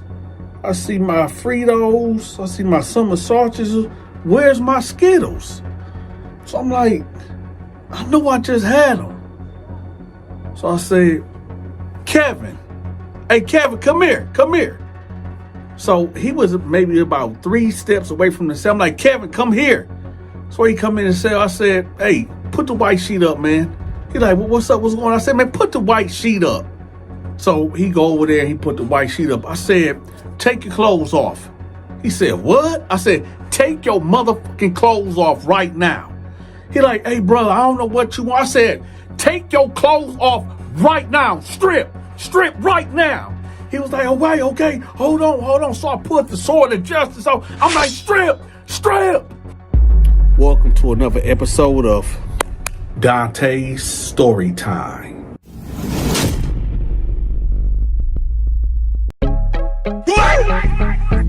Oh, shit. Here we go again.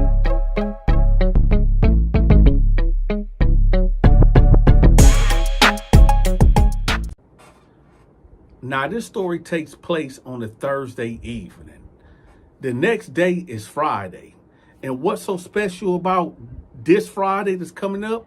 Well, it's store day, where we can go to the store or canteen and, get our things, our Zoom Zooms and Wham Whams. What is Zoom Zooms and Wham Whams?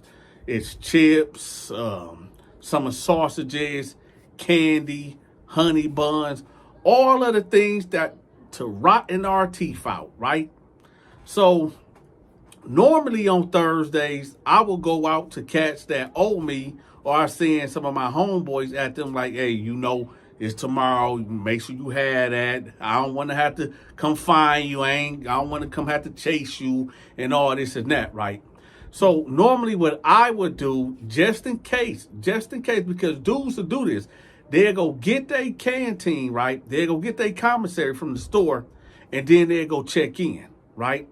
So what me and my homeboys will do, we'll be at the end of that hall. So when you get your canteen, you got to come up this hall and either go to the left or right, right? And me and my homeboys will be right there sweating that corridor, right there, okay?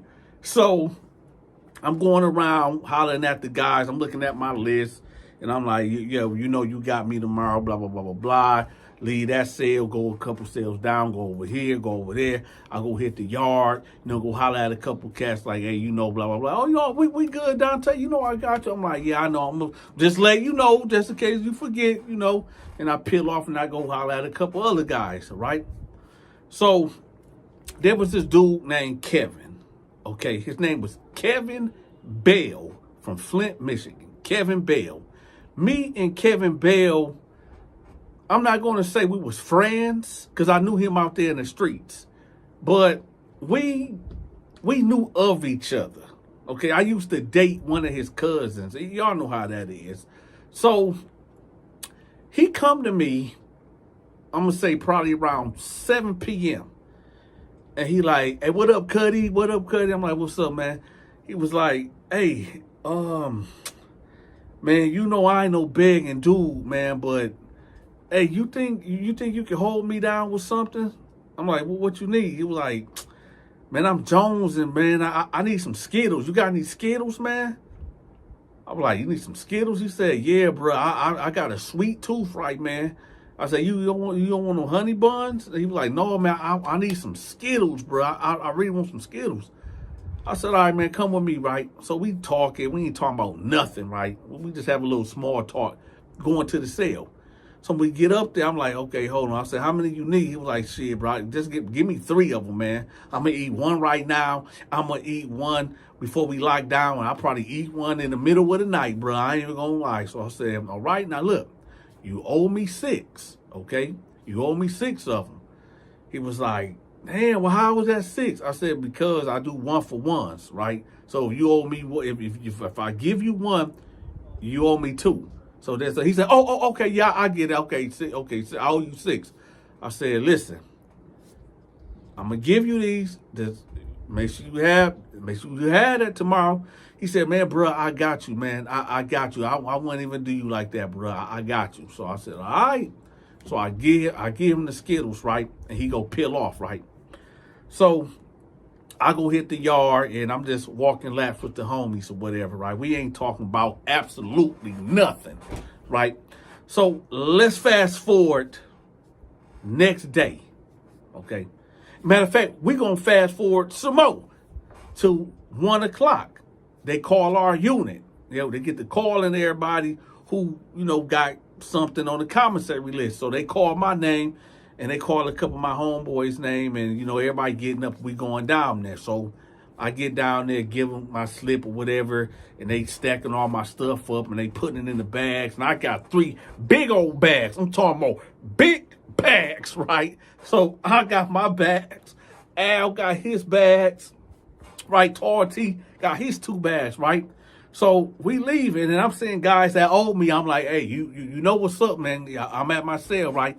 So as I'm passing guys, I see guys going there, you know, to the canteen. I'm like, hey, you know what's up, right? So I get to my cell, right? And I bust the bags down. So I'm separating everything. I got my ramen noodles over here. I got the chicken ramen noodles over here. The chili ramen noodles right there. The shrimp ramen noodles over here. I got 4 summer sauces right here. Listen, I'm telling y'all, I had, man. And I'm breaking everything. I got my candy bar. So I got my Snickers right here, about 10 Snicker bars. I got 5 Reese Piece cups. The one with the, it's like 8 of them in there. 1, 2, 3, 4, 5, 6, 7, 8. About 5 of them right there. I got 20 Skittles right here. I got my drinks right here. I got my Coca-Colas right here, my Sprites right here, and my Great Fagos right here, right? So I'm good, right? So I'm putting everything up. Now, at this time, dudes is coming left to right. Hey, big homie, big homie. I'm like, what up? He like, I got you. Here you go. Man, I'm like, all right, good looking out. Boom, put it up there. Okay, so now take my pencil and get the notepad and X his name off. Then some other guys come through. Hey, big dog, look out, I got you. Don't toss me whatever they owe me. And I take it off. And then I get a couple guys come in. Listen, bro, I got it, but I don't got it. But I got this for you right now. And I still owe you 1 more. So I'm like, I ain't really gonna trip. If you owe me 9 items and you come with 7, I'll let you slide. But I'm not, hey, there's throwing me 3 items next time on top of that. So, you know, so I let a little bit of it slide. It just all depends, right? So, you know, you got dudes trying to finagle, you know, all that. So I'm like, all right, whatever, man. So everything is good. So I'm looking at my list, everything is crossed off. So I'm sitting there, I'm like, okay, bet, right? So I'm steady putting everything up. So now I'm sitting there and I'm thinking like, something ain't right. Somebody owe me. Who owe me? I just can't think about like, okay, he paid me. Everybody name that owe me on the list, they ain't. I'm like, huh. Now I'm sitting there, I'm like, oh, Kevin. Kevin owed me 6 Skittles. So I get up and I go on the tier. Now I'm on the 2nd tier, okay? And I'm looking down. I'm like a hawk just looking down, right? And I'm like, where the heck Kevin at? So I'm like, oh, right? So my homeboy Al popped his head out the cell. He like, what's up? I said, hey, you seen Kevin? He was like, yeah, he went to the store. He just went to the store. I said, okay, bet. He was like, why, what's up? I said, nah, he owed me 6 Skittles. He was like, oh, okay. Well, I'll let you know if he come back here. I'm like, no, I'm finna go ahead and go down there, whatever. So I go downstairs or whatever, and I'm sweating hard, and I see him up there. And he looked back, and he like, oh, what up, Donta? I got you. I got you, bro. I said, all right, man, I'm going to be in my cell. He like, all right, I got you. So I peel up there, right? I go back to my cell, right? About 8 minutes to go by. Here he come. He like, man, big dog, I told you I got you. I got you, big dog. I said, yeah. I said, well, come on, break me off with it, right? Now, as I'm saying this, my back is turned, okay? I got some ice in the toilet and I put some pops, well, some sodas, pop. Let me ask y'all a question in the comment section. Depending on where y'all from in the country or the world, what do y'all say? Do y'all say soda or do y'all say pop? Let me know in the comment section. What do y'all say, soda or pop?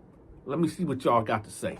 So anyway, my back is turned and I'm putting these drinks in the toilet, you know, to keep them chill, keep them cold or whatever. Now, keep in mind, I got my Skittles already out, and it's about 25 Skittles right here, 25 packets of Skittles. So he tossed them up there, and when he tossed them up there, he said, I got you, Dean, and he walks out the cell, right? Now, I'm not really thinking about it at this time, and I'm like, okay. So then I get up, and then it hit me like, oh, he just threw them up there, so I'm counting it, and I'm recounting, and I'm like, hold on. This ain't, I had 25, and it's only 28. So I said, he owed me 3 more Skittles. So I'm like, hey, Kevin. He like, oh, what's up, D? I said, hey, come here, man, come here. He like, oh, what's up? I said, you only gave me 3 Skittles. He was like, I did? I said, yeah, I already had 25 up there. And he said, oh, my bad, bro. I got you. My bad. So I turns back around, right? And I go over there back to the toilet and, you know, keep doing what I'm doing with the sodas, whatever. So I hear him throw them up there. And he was like, big bro, it's right here. The other 3 right here. So you got 30 of them right here. 31. I said, all right, I got you, right? So he leaves out, right? I leave out the cell. And maybe because of my arrogance this happened, but I felt like nobody, and when I say nobody, I mean nobody would ever steal from me, right? So I leave my cell. I don't even close the door. And I go downstairs and I'm hollering at a couple guys, right? Prison politics, right? I go back to my cell in about 15 minutes. I go in there. Keep in mind, I did not put up my Skittles at all. So I go up there and I'm looking. I'm grabbing them. And I'm like, you can just look and see that this ain't 31 bags of Skittles. It's more like it's 15 bags. So I'm like, hold up. 1, 2, 3, 4, 5, 6, 7, 8, 9, 10, 11, 12, 13, 14, 15, 16. I said, oh, hell no. Somebody stole half of my Skittles. So I'm looking, you know, make sure ain't at the fall, looking under the bed, I'm looking over here, looking over there. I say, yeah, somebody stole my shit. So I come out the cell, right? And I'm just looking. I look to my left, and then I look to my right.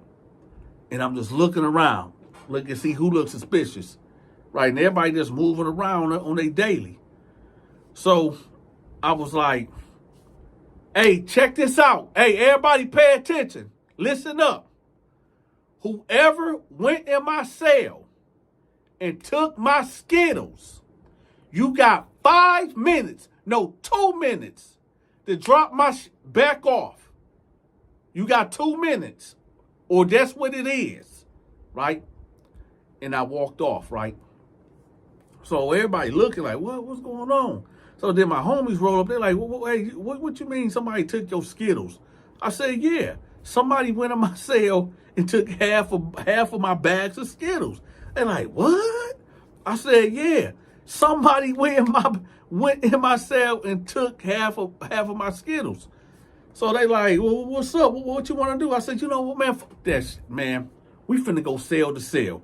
Go get the thing, right? So they like, I say less. So we got the sword of justice out, right? And we started from the bottom tier. So we going to each cell, right? Hey, watch out, man. Where your bag at? Oh, I ain't got nothing. Check them.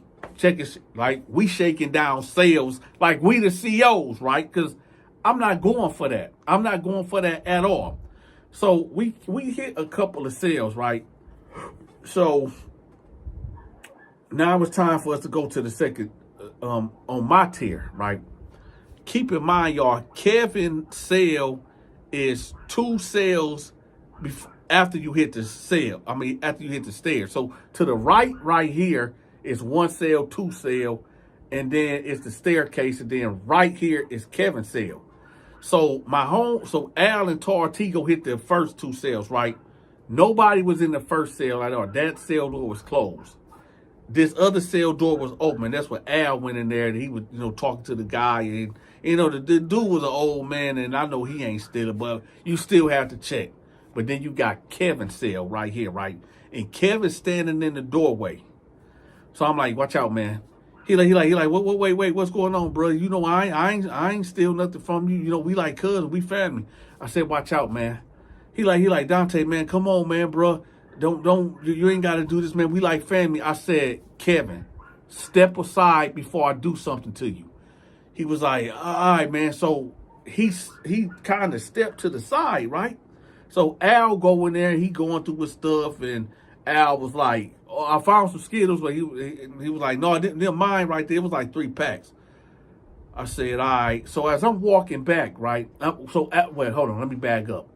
So Al go through his commissary box, don't find anything except for the 3 bags of Skittles. This ain't enough Skittles for me to be alarmed. Like, hell, he took it. I'm missing about 16 bags of Skittles, right? So Al come out the cell, and I turn my back to leave out the cell. He like, man, Dante, that was bold, bro. That's bold. I said, hey, I gotta cover all bases. And then I hear it. Something rattled, right? And I'm like, what the heck is that?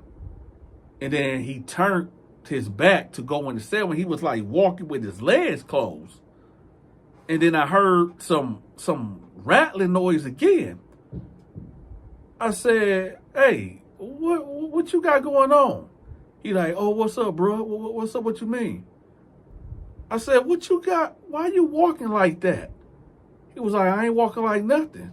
What you mean?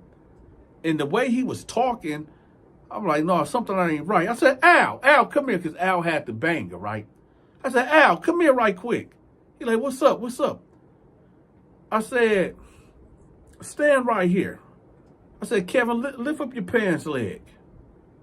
He was like, for what, bro? What you got going on? I said, Kevin, I'm not going to tell you again. Lift your pants leg up. He like, man, Dante, man, I ain't got nothing, man. I ain't got nothing. I said, Kevin.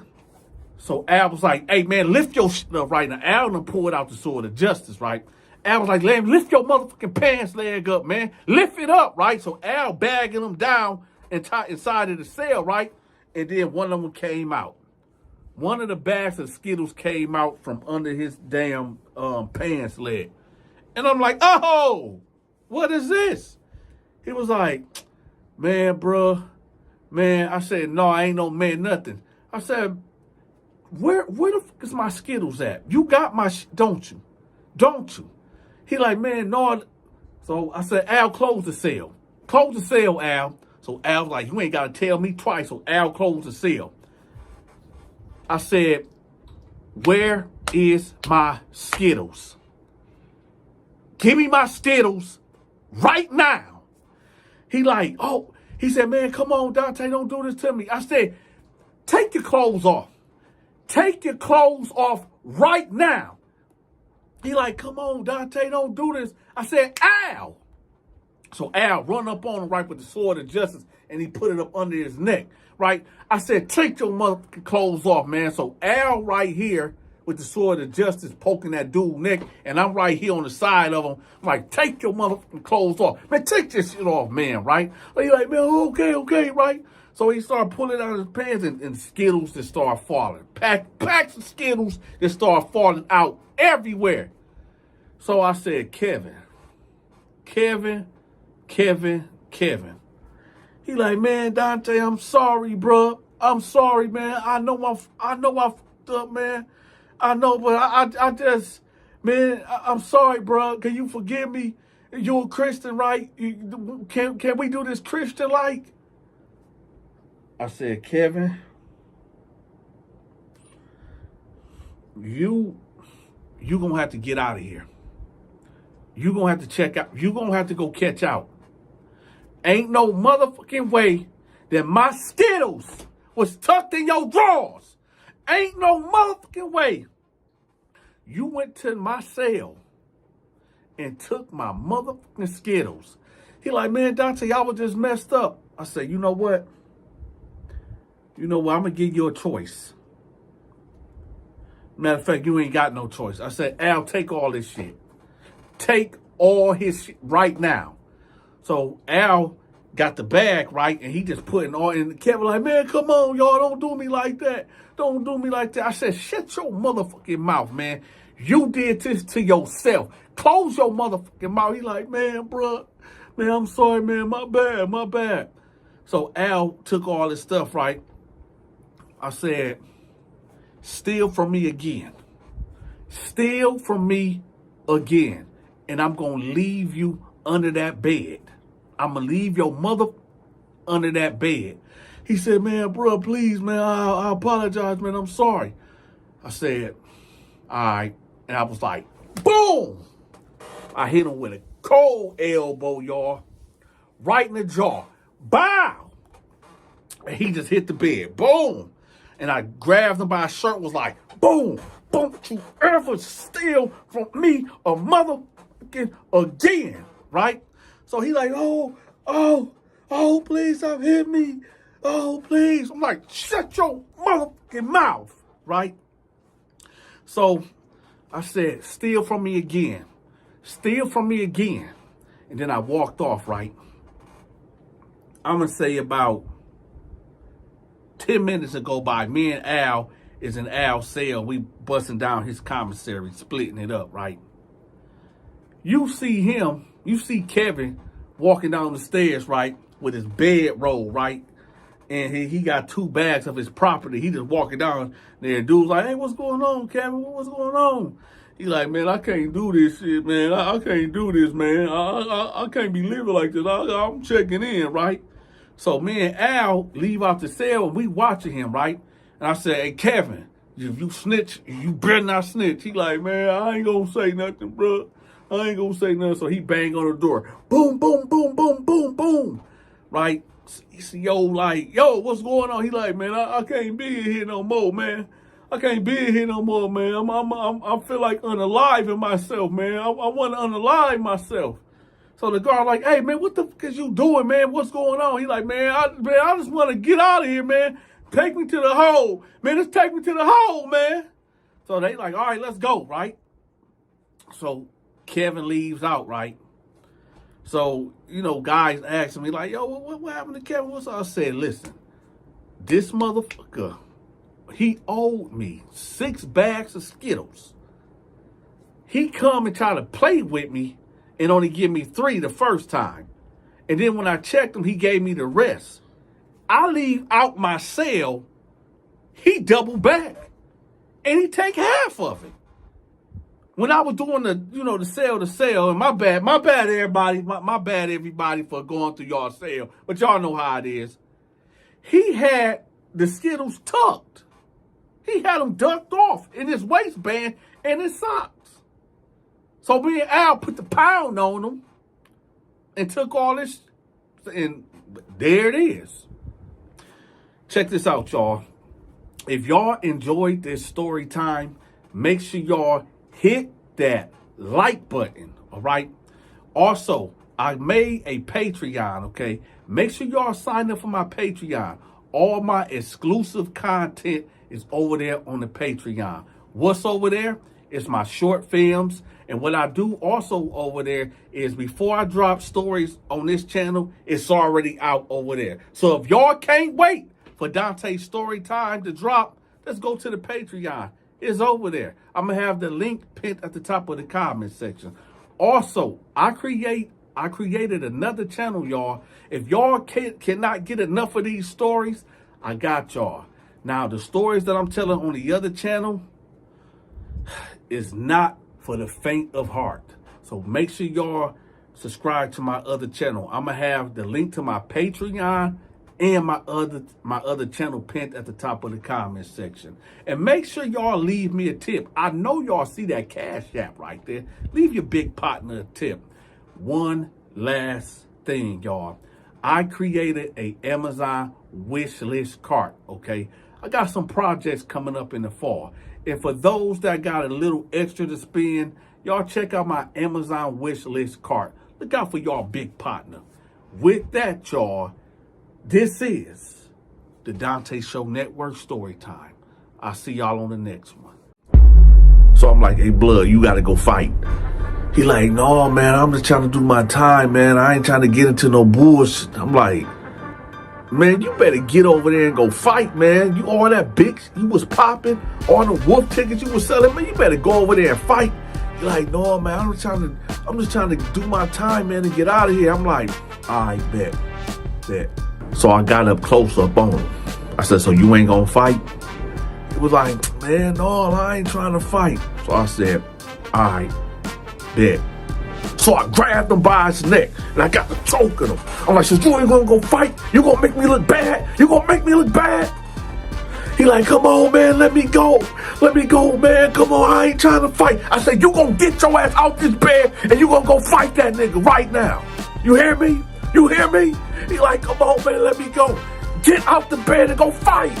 Listen, y'all, I'm giving y'all two stories today. The first story is about this blood dude that was afraid to fight after he was selling all type of wolf tickets. The second story is when I end up stealing the Muslims' rugs. And, well, y'all stay tuned. Welcome to another episode of Donta's Story Time.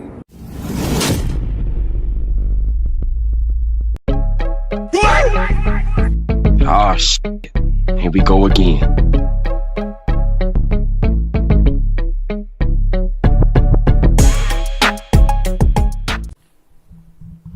So in Jackson Pike, we had this thing called Fight Night Friday. Fight Night Friday was basically if you had an issue with somebody and you want to fight them, that was the perfect time to call them out, okay? Now, if you are being called out and you don't want to fight, sure, you don't have to fight at all. But that's going to look really bad. It's going to look really bad. Now, people call people out for all types of reasons. You got guys that you may have, you might got a cat that thought that you was looking at him wrong on Wednesday and you weren't even looking at him. So he just held on to that till Friday and then called you out. You got dudes that are calling you out because they jealous of you, envious, spiteful, hateful. You might got dudes that just don't like you just because, okay? He might just got them arguing with his girlfriend or whatever, and he want to take it out on somebody, and, well, he chose to take it out on you. Now, I didn't participate in Fight Night Fridays for a couple of reasons. Number one, because it was stupid. This ain't high school, man. Well, actually, it was like high school if you really think about it. Because when somebody call you out and you don't fight, guys will be like, oh, man, he's scared. He a punk, man. He's scared. Peer pressure, right? No, I never was the type to get peer pressure to do anything at all, okay? But my reasons of not doing it is because I didn't play. And when I say I didn't play, I did not play at all.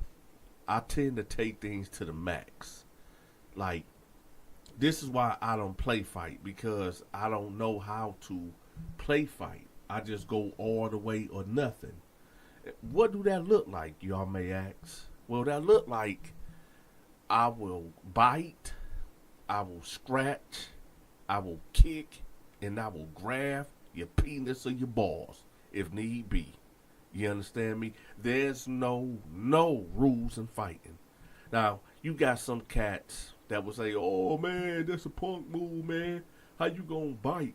How you gonna scratch? How you gonna grab a nigga balls? Hey, let me tell y'all something.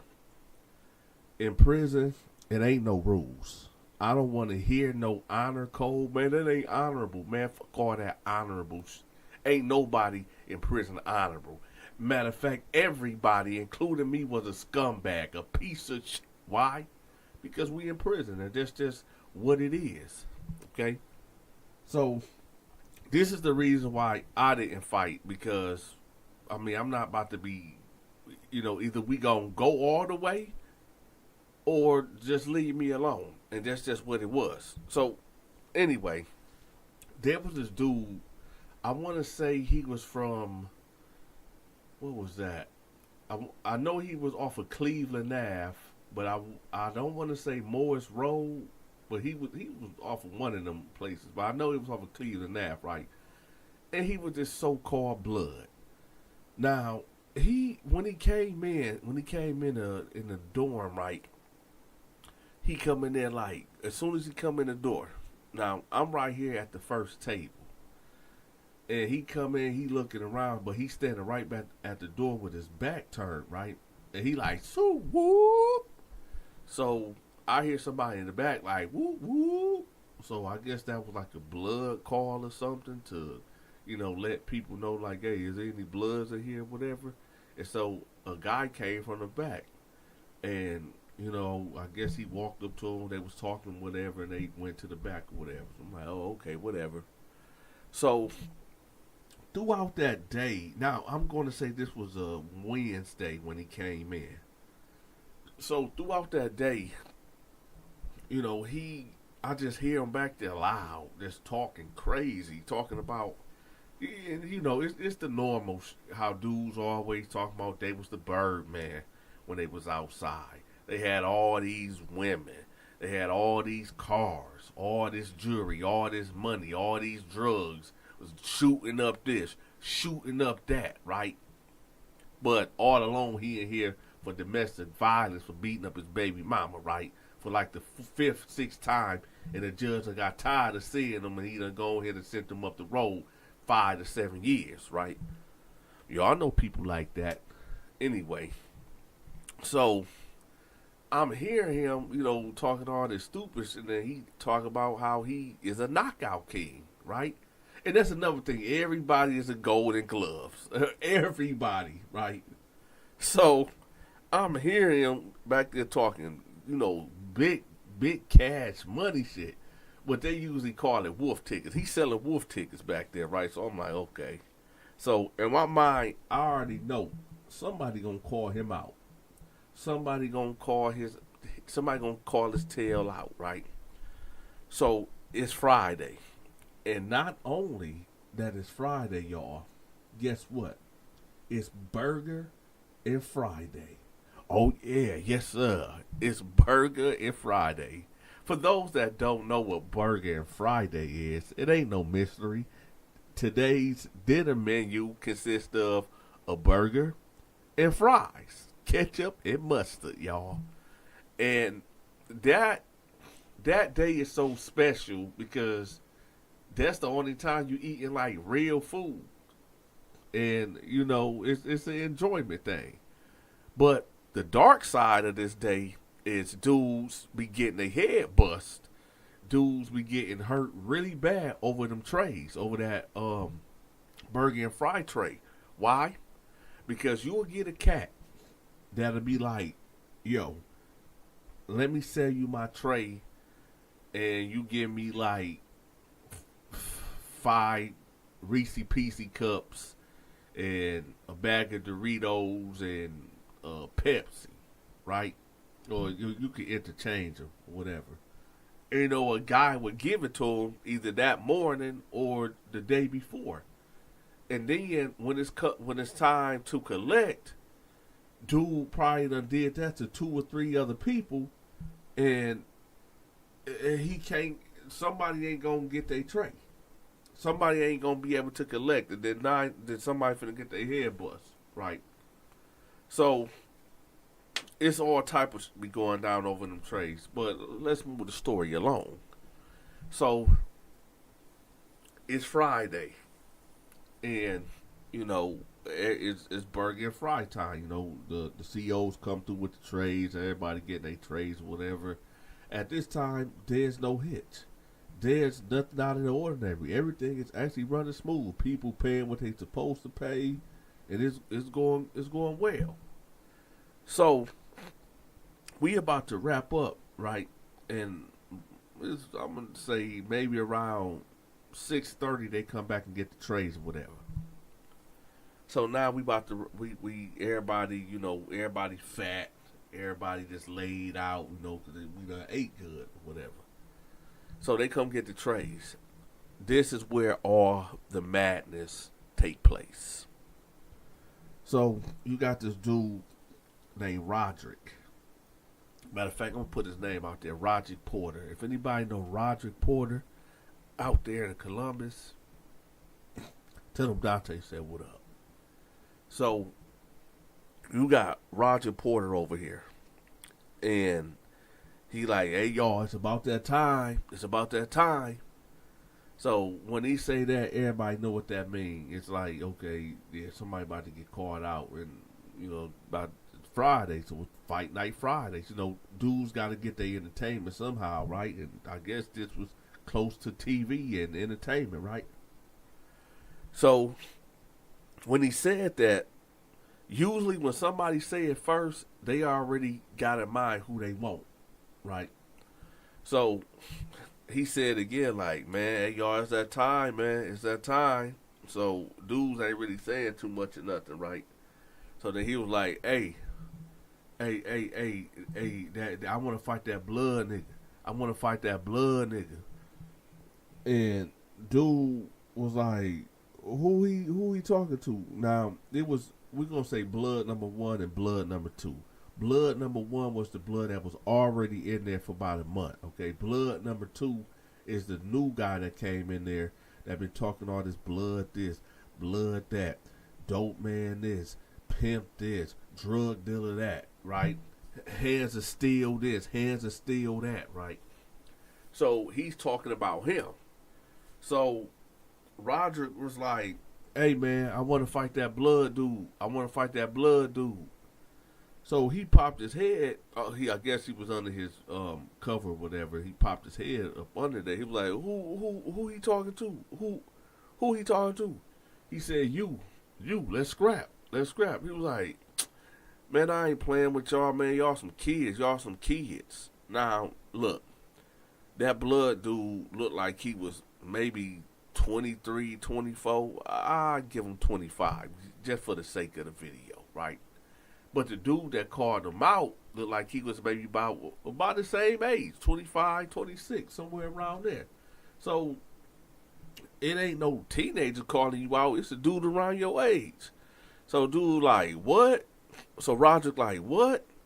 The blood dude's like I said, I ain't about to be playing with you kids up in here, man. I ain't got time for that. So Roderick goes over there and was like, man, scrap, right? So the other blood dude like, hey man, you know, you gotta fight him, man. And the other blood dude was like, man, I ain't about to fight this dude, man. I ain't got time for that shit, man. I'm just trying to do my time and go home. So Roger was like, man, you a hoe. So the first blood dude that been in there was like, hey, man, hey. And so the second blood dude, he jump off the bed like, what? Hey, man, hold on, man. Bag up, blood. So Roger's like, man, I ain't no motherfucking blood, nigga. Man, watch out, man. Scrap, what's up? So the blood that he's talking to, blood dude that he's talking to, he get into a fighting stance. So I'm like, oh, shoot, it's about to get it cracking, right? They're about to get it cracking. So the way his guard is, though, is weird looking. I'm like, I ain't never seen nobody get a guard like that, right? So they square up. And so, you know, y'all know the dance when you, like, walking around in a circle or whatever, but ain't nobody hitting each other. They doing that. But they talking junk to each other or whatever. And like I told y'all, dudes that call dudes out, they don't call them out for no reason, okay? Like I said, Roger called him out, I'm assuming because he just don't like him the way that he came in. You know what I'm saying? And yes, y'all, my nose is stuffy. I just got up. It's 6:40 in the morning. Okay, so yes, I am stuffy, and that's why I sound all stuffy, y'all. I apologize, okay? But anyway, so Roger's like, man, you a hoe. You a hoe, man. You don't want to fight. You don't want to fight. So Blood dude like, man, gone with that kid. Man, gone with that kid. He was like, what? Boom! He slapped him. He slapped Blood dude right in the face. He ain't punch him, y'all. He slapped him. So now we all looking like, ooh, right? So Blood dude was like, man, why you do that? Why you do that, right? And Roger done got back into his fight and said like, what's up? What's up? So Blood dude was like, man, kick back with that BS, man. Kick back with that BS, right? So we all looking like, what? What the heck going on? Why this Blood dude ain't what? Right? Ain't no way. Listen. Let's just say Blood dude, felt like, this some kid type stuff. Like, you ain't about to provoke me to fight you or whatever and for no reason, right?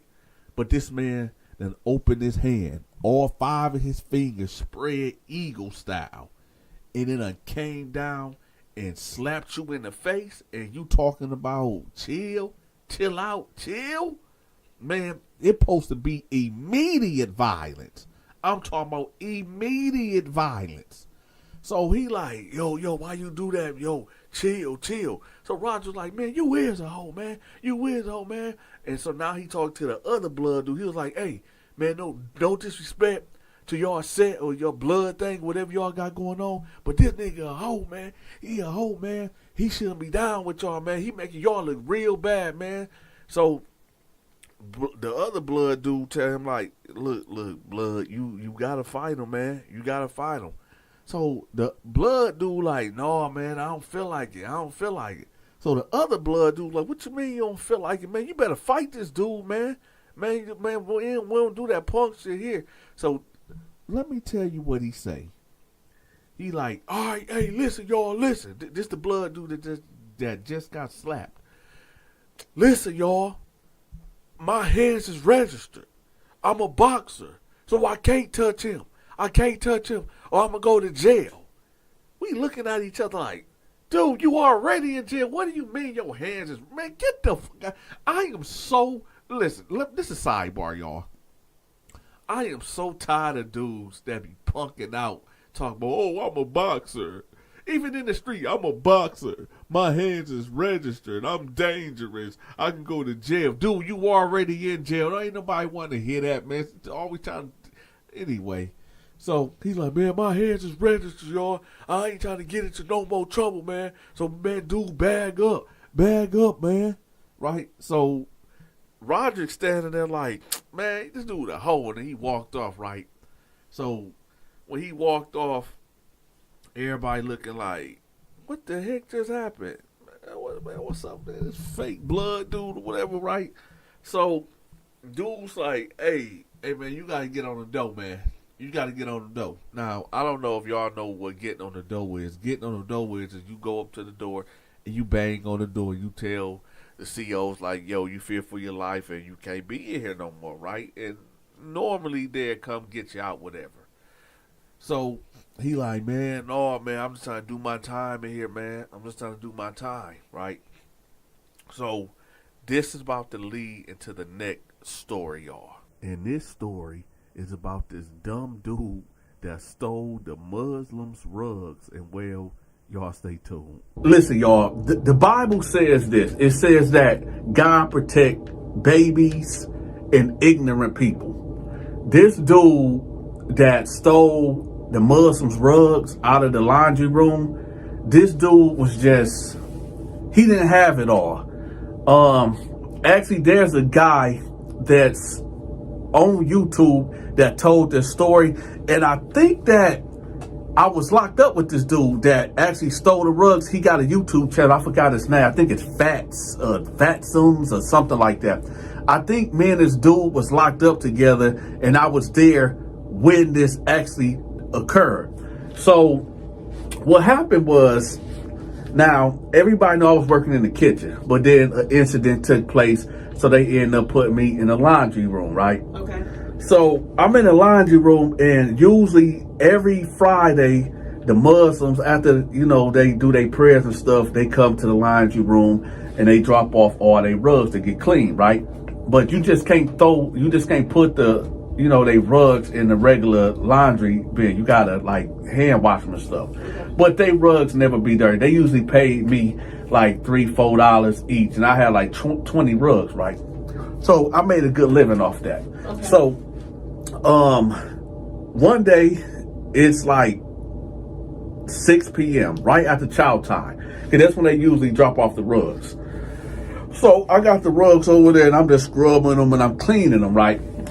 Now I had to leave out for a minute. So when I left out, I forgot exactly why I had to leave. I think one of the sergeants needed me for whatever reason.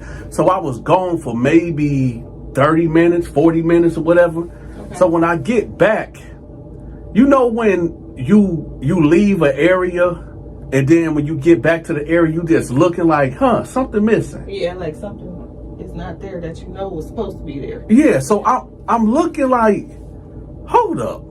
Because I know that they're supposed to be rugs right here. Like, it was about 20 rugs, like 1, 2, 3, 4, 5, 6, 7, 8, 9, 10. So I'm looking like, So the first thing I'm thinking like, well, maybe they came in here and grabbed them for a late night, you know, like a late night prayer or something like that. So I'm like, okay. So I snap out of it. So then they sent this new guy named Fats in there, right? So I asked him like, hey, you seen them rugs? He was like, no, I didn't see no rugs. I said, you didn't see no rugs in here? He was like, nah. I knew he was lying because he was in here when I was cleaning the rugs. So I'm like, you sure you ain't seen the rugs? He was like, nah, I don't know. And he just walked out. So I'm like, oh, okay. All right, whatever. So about an hour would go by and the imam came through. Man, the imam was real cool. He came through. He was like, yo, Donta, where the rugs at? I was like, y'all didn't come get the rugs? He was like, no, where the rugs at? Stop playing. I was like, I'm not playing. Somebody came and took the rugs. So he like, what you mean somebody came and took the rugs? Man, stop. Donta, come on, man. I need the rugs. I said, listen, no disrespect, but I don't got these rugs, man. I thought y'all came in here and got them. So he sit down on the counter. He like, you ain't got the rugs, Donta? I said, no, I don't. You're like, I don't know how else to say it. Right. So he like, well, maybe one of my brothers came in here and took it. I said, yeah, maybe somebody came and took it. So he left out, right? And then he came back with 2 Muslim brothers, right? So they like, so what'd you do with the rugs? I'm like, y'all didn't take the rugs? They like, no, we didn't take the rugs. Hey, we need the rugs right now. I said, listen, I don't know where the rugs is at, man. Someday I went there like, so what do you mean you don't know? I said, listen, the sergeant told me to come to his office. We had a conversation. I was gone for about 30 minutes.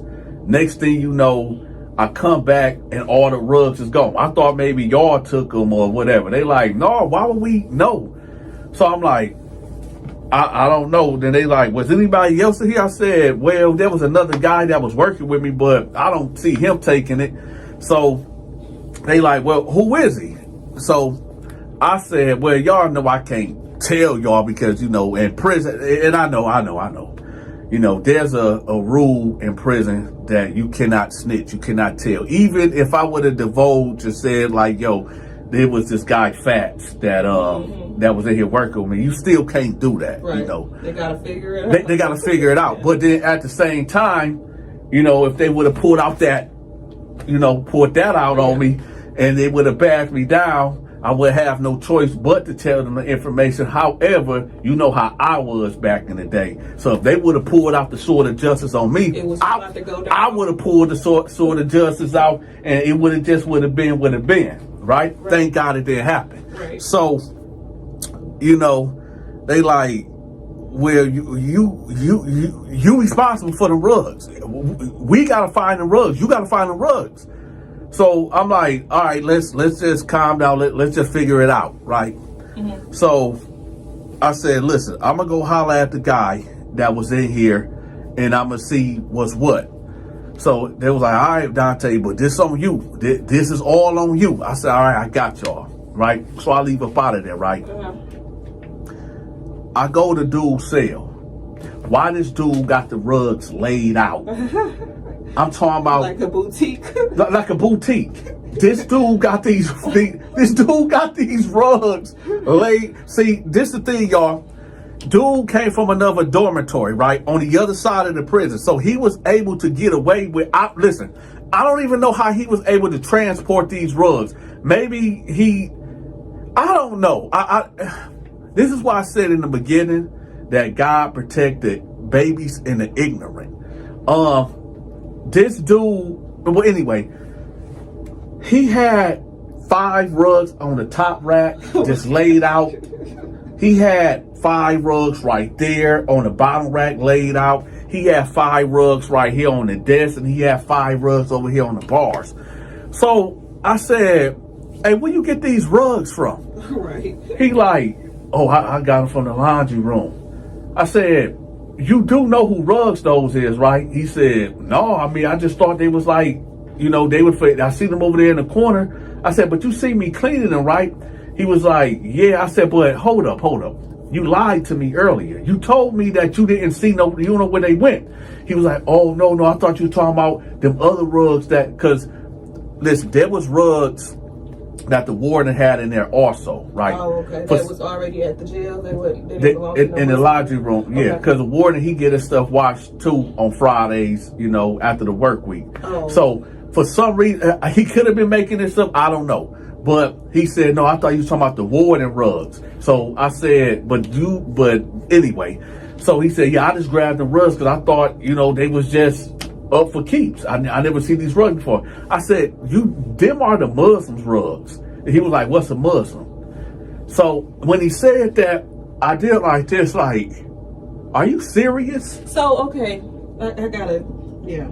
So, he never heard of Muslims and he don't know nothing about Muslim rugs. However, he see you washing some rugs and he automatically think, I can steal these? Listen. Even if it ain't belong to the Muslim, he just thought it was okay to just take them? When I say God protect it was only by the grace of Yeshua, by the grace of Jesus that was born over 2,000 something years ago in Bethlehem, that he was covered by the blood of Jesus. So that don't even make no sense.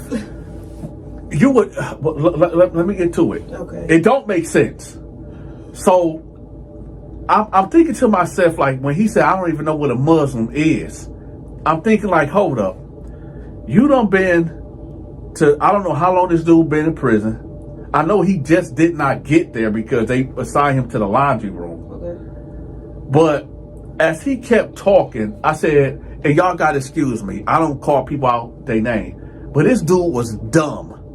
Like dumb. you ever met like a dumb person? Yeah. So at first I thought, because, you know, there's a lot of prison hustlers. There's a lot of dudes that always trying to get over. But I said, you know what? Something got to be not right with this dude's head for him to steal from the Muslims. If he knew that this is the Muslims' rugs and he just said, I don't care, I'm like that, and I'm just going to steal these rugs. Yeah, he didn't seem like that. It was like a misconnect, like what's going on? Like something ain't right, right? So as he talking, and he like, I didn't know, I don't even know what I said. Listen, a Muslim is because he asked me. I said, you know, like the gangs, like the Bloods and the Crips. He said, yeah. I said, when these guys are religious guys, you know, they pray to Allah, and this is their religion. You gotta, this is what they pray on. You know, this is sacred to them. And he was like, okay, but I didn't understand. What's the problem? I said, the problem is you stole these rugs and they want them back. And he was like, oh, no, these are my rugs. They gonna have to pay for them. Yeah, that's what I'm saying. Some people, you know, you want to say that they just want to be hard and want to have a hustle in jail and stuff. But like I said, it sounded like it was a disconnect. He probably genuinely didn't think he did nothing wrong. Like, I see some rugs, I'm going to sell them, make some money. Yeah. When he said he was dead serious, he said that, oh, no, they going to have to buy these rugs. So for the people that might be lost, I get paid to clean the Muslims' rugs on Fridays, right? I was cleaning the rugs. The sergeant called me into the office. I was gone for 30 minutes. this guy that was in there working with me took the rugs, took them back to his cell and had them laid out, and he was trying to sell them. When the Muslims put the pressure on me to find the rugs, I went straight to his cell. And when I got to his cell, he had the rugs laid out like a boutique, right? And I'm explaining to him, like, I need these rugs back because they are stolen rugs and they need to get back to the proper owners. And he tells me, oh no, they gonna have to buy these rugs. But he wasn't saying on no tough stuff. He was saying it in a way that finders, keepers, loser, weepers, and I'm justified, but he's not justified, right? Yeah. So I'm like, yo, dog, I need these rugs because I could have told them that you had these rugs from the get-go, but Oh, I'm sorry, go ahead. Well, go ahead. Working with him, have he ever showed like a that was the first day I met this guy. Okay. This is our first interaction ever. I only seen him for maybe 8 minutes. Because when I was in there cleaning the rugs, they just brought him in there. And there was like 3 other guys in there, but they was leaving out. So I knew it wasn't them. And they knew who rugs these are. This was a new guy. That's why I said, like, when he got in there, I'm thinking like, okay, because he was over here taking the, he was out there taking the lint out of the lint traps. Gotcha. Okay. Out of the dryers. So I'm thinking like, okay, they got him over there, whatever. I ain't really paying no attention to him. So when I left out and I came back, he just took the rugs and bounced. Okay. Right? So I don't know this dude's character, but I'm soon to come to know his character in that cell. So I'm processing what this dude's saying. I said, listen, I need these rugs because I could have told them, you know, when they asked me who else was in here, you know, I kept it G and I told them, like, y'all know I can't tell y'all, but I'm going to go look for them.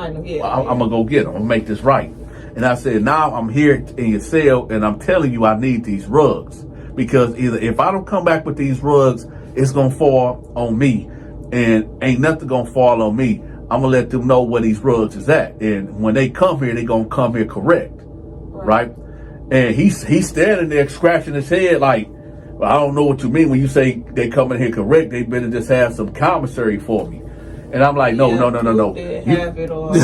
I said, dog, you ain't understanding what I'm saying. When they come, they gonna beat your ass. They might kill you over these rugs.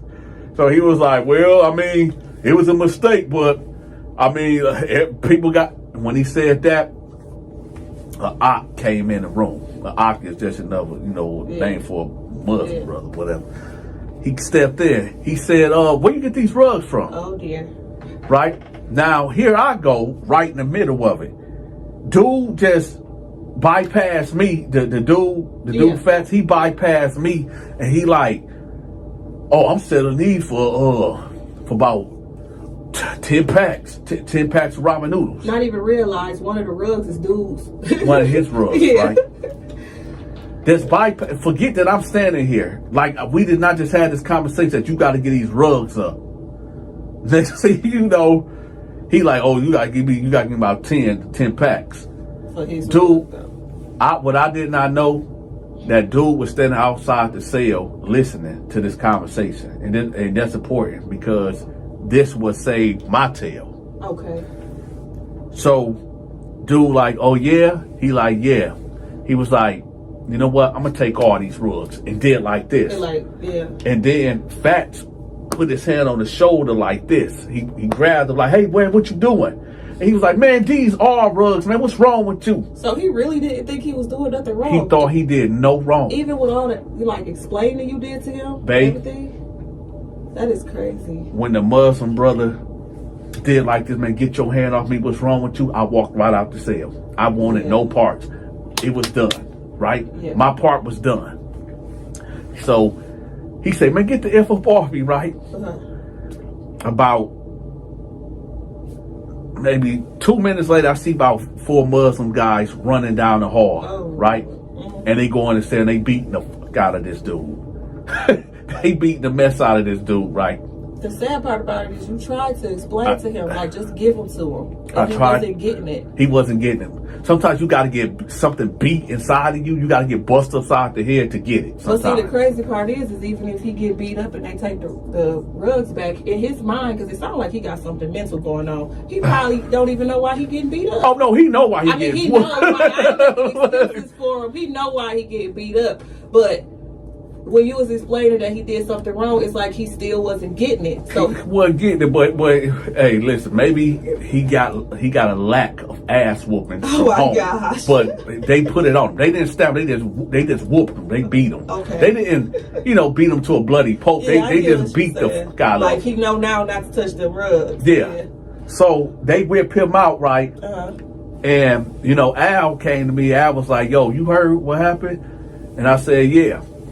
He said, yeah, they trying to say you have something to do with that, but you already know. And Al pulled out the sword of justice. I said, no, we can be diplomatic. I got a good relationship with the imam or whatever. Yeah. Because Al knew, like, okay, they might think that I told him to take these rugs. Yeah. So me trying to double dip. They pay me, and then I give it to him, and I get a cut off of his deal. Yeah. So, but that was not the case. So, Al give me the sword of justice. I'm like, no, just hold that down right quick. So then I go straight to the imam, right? And I said, y'all got that taken care of, right? Y'all know I had nothing to do with that. He was like, yeah, man, that guy, he's not wrapped too tight. Like, and I feel bad for what we did to him, but at the same time, he disrespected us, and it had to be done. You gotta set principle in there. You can't let stuff fly. Oh no, you can't. No, you definitely can't. Like I get it. Yeah. The nurture in me, like, dang, he ain't have it all, but he should have listened. He should have took heed to what you said. One thing I know. I said them wigs. Get them rugs. Get them rugs. One thing I know for sure, people like that, they learn by violence and physical altercations. Because you can talk to somebody all day about what they doing about what they doing wrong. And if they not getting it, the only way they gonna get it is through an act of violence. You let them bump their head. Oh no, you will get your head bumped for real.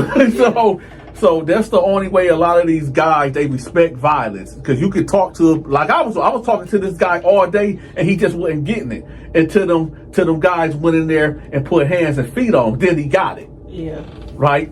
So what I'm saying is, like I said in the beginning, God protects the ignorant. Because this dude is free now, and he's telling his prison stories now. Right? Okay. And so that means he made it. He made it through. He survived. He left prison with his life. Okay, now he's out here telling prison stories. But the point is of telling this whole video is that sometimes in life,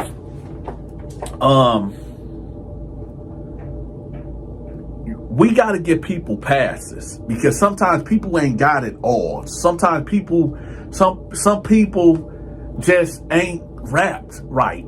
They don't got common sense, or maybe common sense ain't so common in today's days. I don't know, but this dude really thought taking these rugs, it was nothing wrong with it. But I tried to tell him till I was blue in the face that, yo, you got to get these rugs back in. Well, Fats paid the price. Thank God it wasn't the ultimate price. But yo, shout out to the Muslims. I'm out. Check this out, y'all. If y'all enjoyed this story time, make sure y'all hit that like button, all right? Also, I made a Patreon, okay? Make sure y'all sign up for my Patreon. All my exclusive content is over there on the Patreon. What's over there? It's my short films. And what I do also over there is before I drop stories on this channel, it's already out over there. So if y'all can't wait for Donta's story time to drop, let's go to the Patreon. It's over there. I'm going to have the link pinned at the top of the comment section.